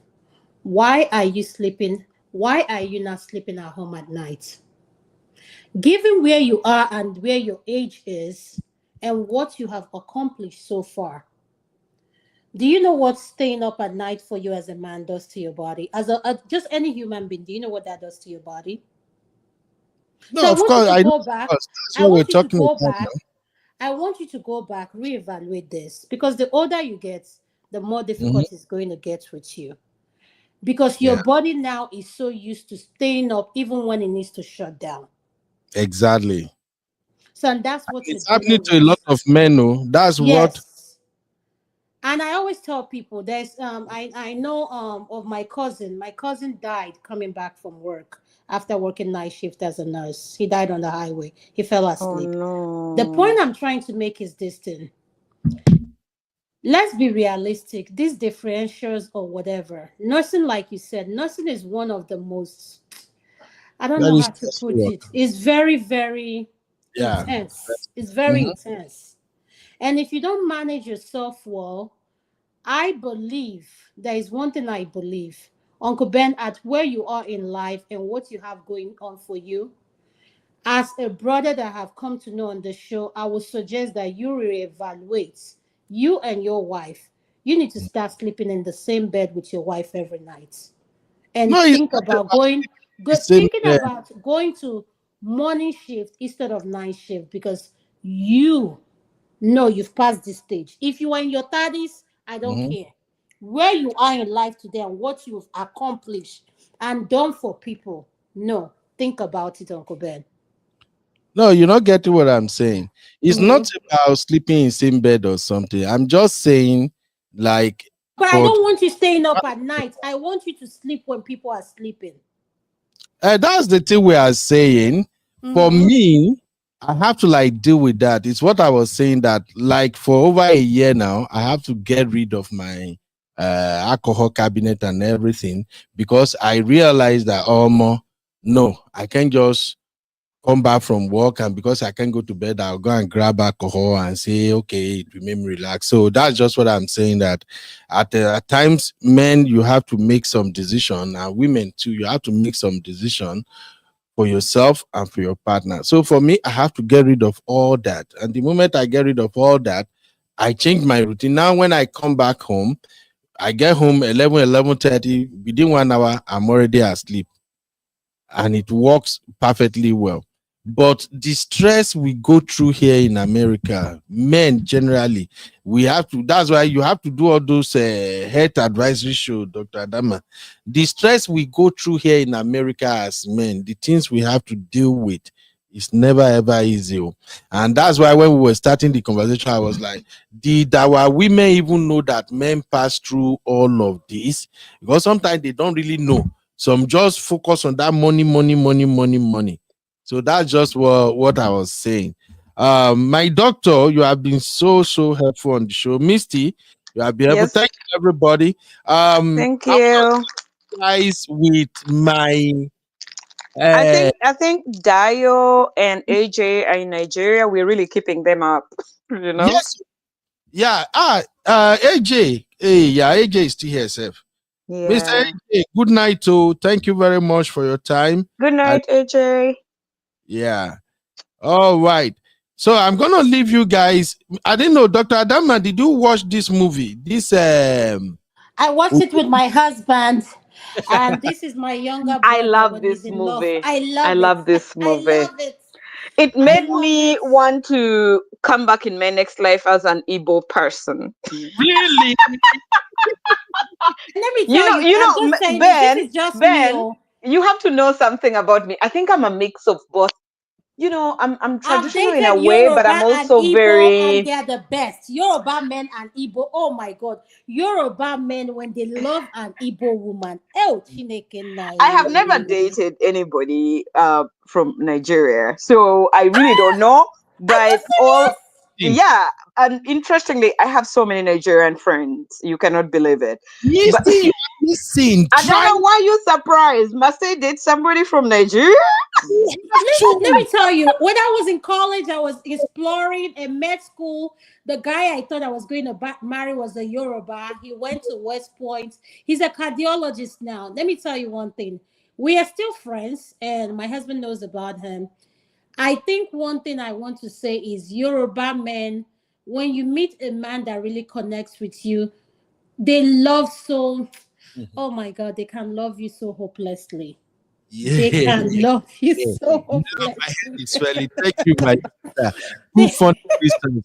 Anyway, let me leave you guys with my Odogun. This is my best scene from Odogu Pararara. I love this guy. You love him. I love him so much. Like, you have no idea. Basically, your next life, you must marry a Yoruba man or Igbo man. Maybe not marry, but maybe I could date a Yoruba man. I could date an Igbo man. You know, just sample and then leave it at where that. Are you from? I always thought you were from Nigeria. Where are you from? I'm from Africa. Misty, you're from Uganda. She's from Uganda. No, Uncle Ben, are you serious? I thought Misty is Edo. Why did you place me to Edo though? I don't know. I just thought you were Edo. Okay, I'll take it. I'll be an Edo girl. Don't worry. Uncle Ben, have a good evening. Let me go and meet my guy. Good night, guys. It's been fun. This for the next 1 week. Maybe to get pregnant at this age, don't Dr. Adana, we are going to connect. We're going to connect through Uncle Beno. Okay, no problem, my dear. Thank you. All right, take care. Uncle Beno, thank you so much for having me. Be good. My sister. All right. It was such a lovely show. Wow. 4 hours plus. You know, easy. How I take survivor. Well, thank you to all my sisters, brothers, everybody who has been part of the show. It's not easy. Sister Chinye, are you also following Odogu Parara? So let me leave you guys with my best scene from Odogun Parara. This is my best scene right here. Exactly. She's a witch and she's trying to force me to be one, and I'm not going to indulge her. Ubin, please just ignore this woman. No, now let us hear what she has to say. It might be important now, baby. Someone, why would she, sorry, let me just. Yeah, hello. Choma, you mad? Choma, you are stupid, very irresponsible, incompetent. How many times did I have to call you before you can pick? What are you even doing, sir? I sent you 2 emails an hour ago, no response. No, wait. Who the hell are you? Who the hell are you? Why you calling and shouting like somebody that is seeking asylum? I don't. Who do you think you're talking to? What the hell is that? Shut up your mouth! I'm not working here. Who the hell is that? You are talking to the husband of the woman you called at 3 a.m. in the morning to be shouting and talking rubbish. I tell you what, sisters, if your husband don't go mad like this at your boss calling you in the middle of the night, divorce him. This is actually my best scene from Odogun Parara. I love this scene so much, where the guy finally lost the whole thing. I'll be like, who is this your boss? Who are you? Are you a witch? Sisters, if your husband don't love you like this, if they don't fight for you like this, divorce him. Is everything okay with you? Huh? Are you normal? Repeat after me. I am sent in Jesus' name. Repeat, say it after me. Look at now. I thought it was something important now. They are Amusu. Don't you ever. Which one is, what is Amusu? Amusu is snake now. Is Amusu not snake? Sisi, drop the link. You are back. Okay? That we are closing show after 4 hours. Sisi, you want to come and do Odogun Parara? Sisi, we don't finish, so I take or beg you, Sisi. We will continue our gist, but let me just allow you say hi to everybody so that we know that you are back. So, this, what it be Amusu? Oh, sister Chi, Amusu no be snake. I think Amusu. Okay. Snake na agbo. Snake na agbo. Agbo chupaya and snake bite you. Yes, snake na agbo. Amusu then is what? Wait, Amusu. Oh, Amusu na witch. Oh, Amusu na witch. Oh. No, Adama say Amusu na devil.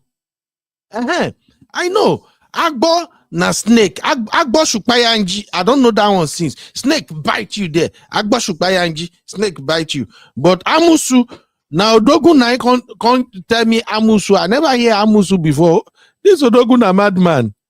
I've watched this scene over and over again plenty times. You know the Is it emergency? Open, please just put this phone down and ignore it, I beg. Put it on silence and put it down. No, but it's your boss that is calling you now. Oh God.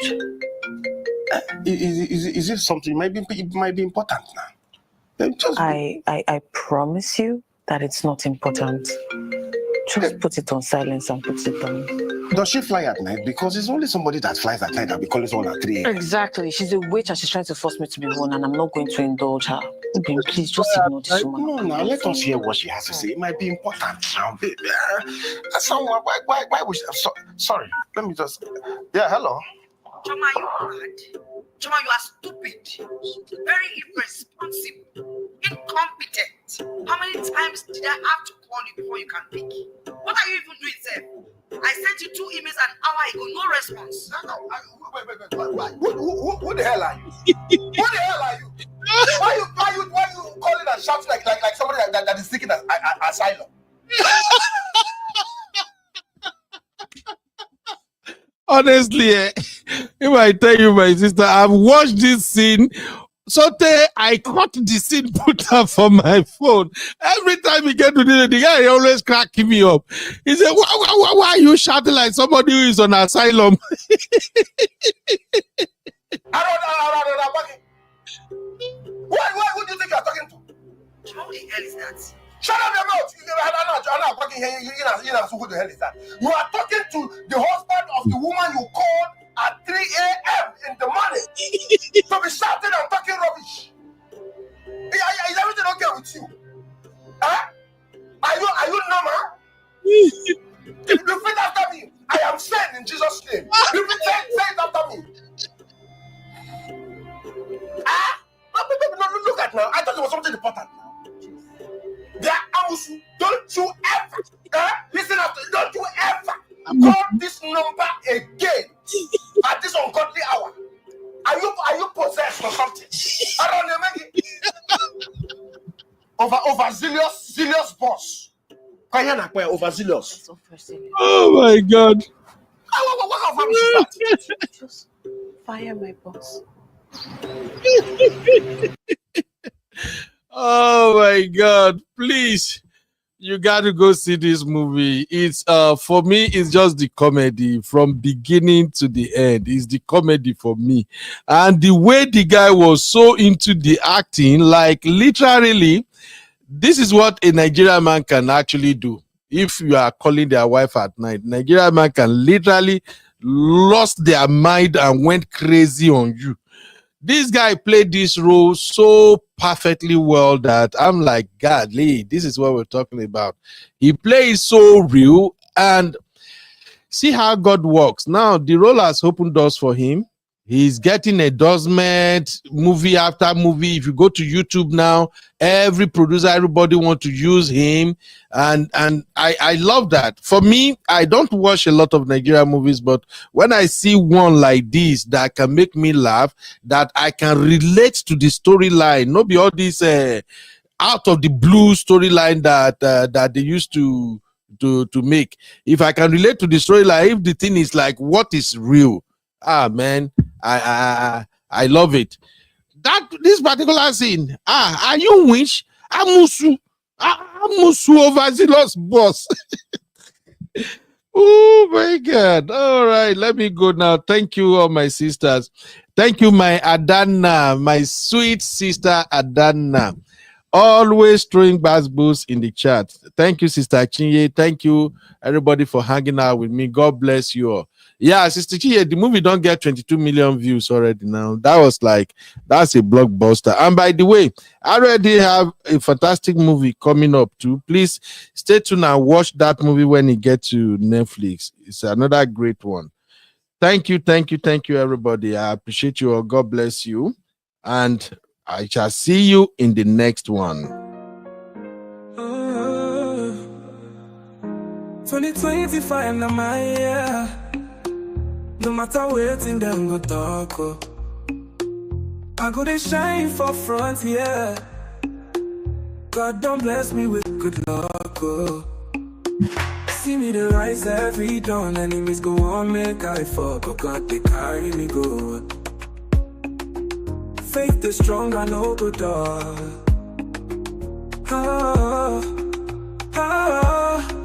Hallelujah, they echo loud. 2025 now, my breakthrough now. No shaking, I go shout, I'm proud. Now my year, I go testify now. Storms go come, but I go stand. God take my side, I no go fear. Blessings, they like grains of sand. With him around that day, yeah. Hallelujah, they echo loud. 2025 now, my breakthrough now.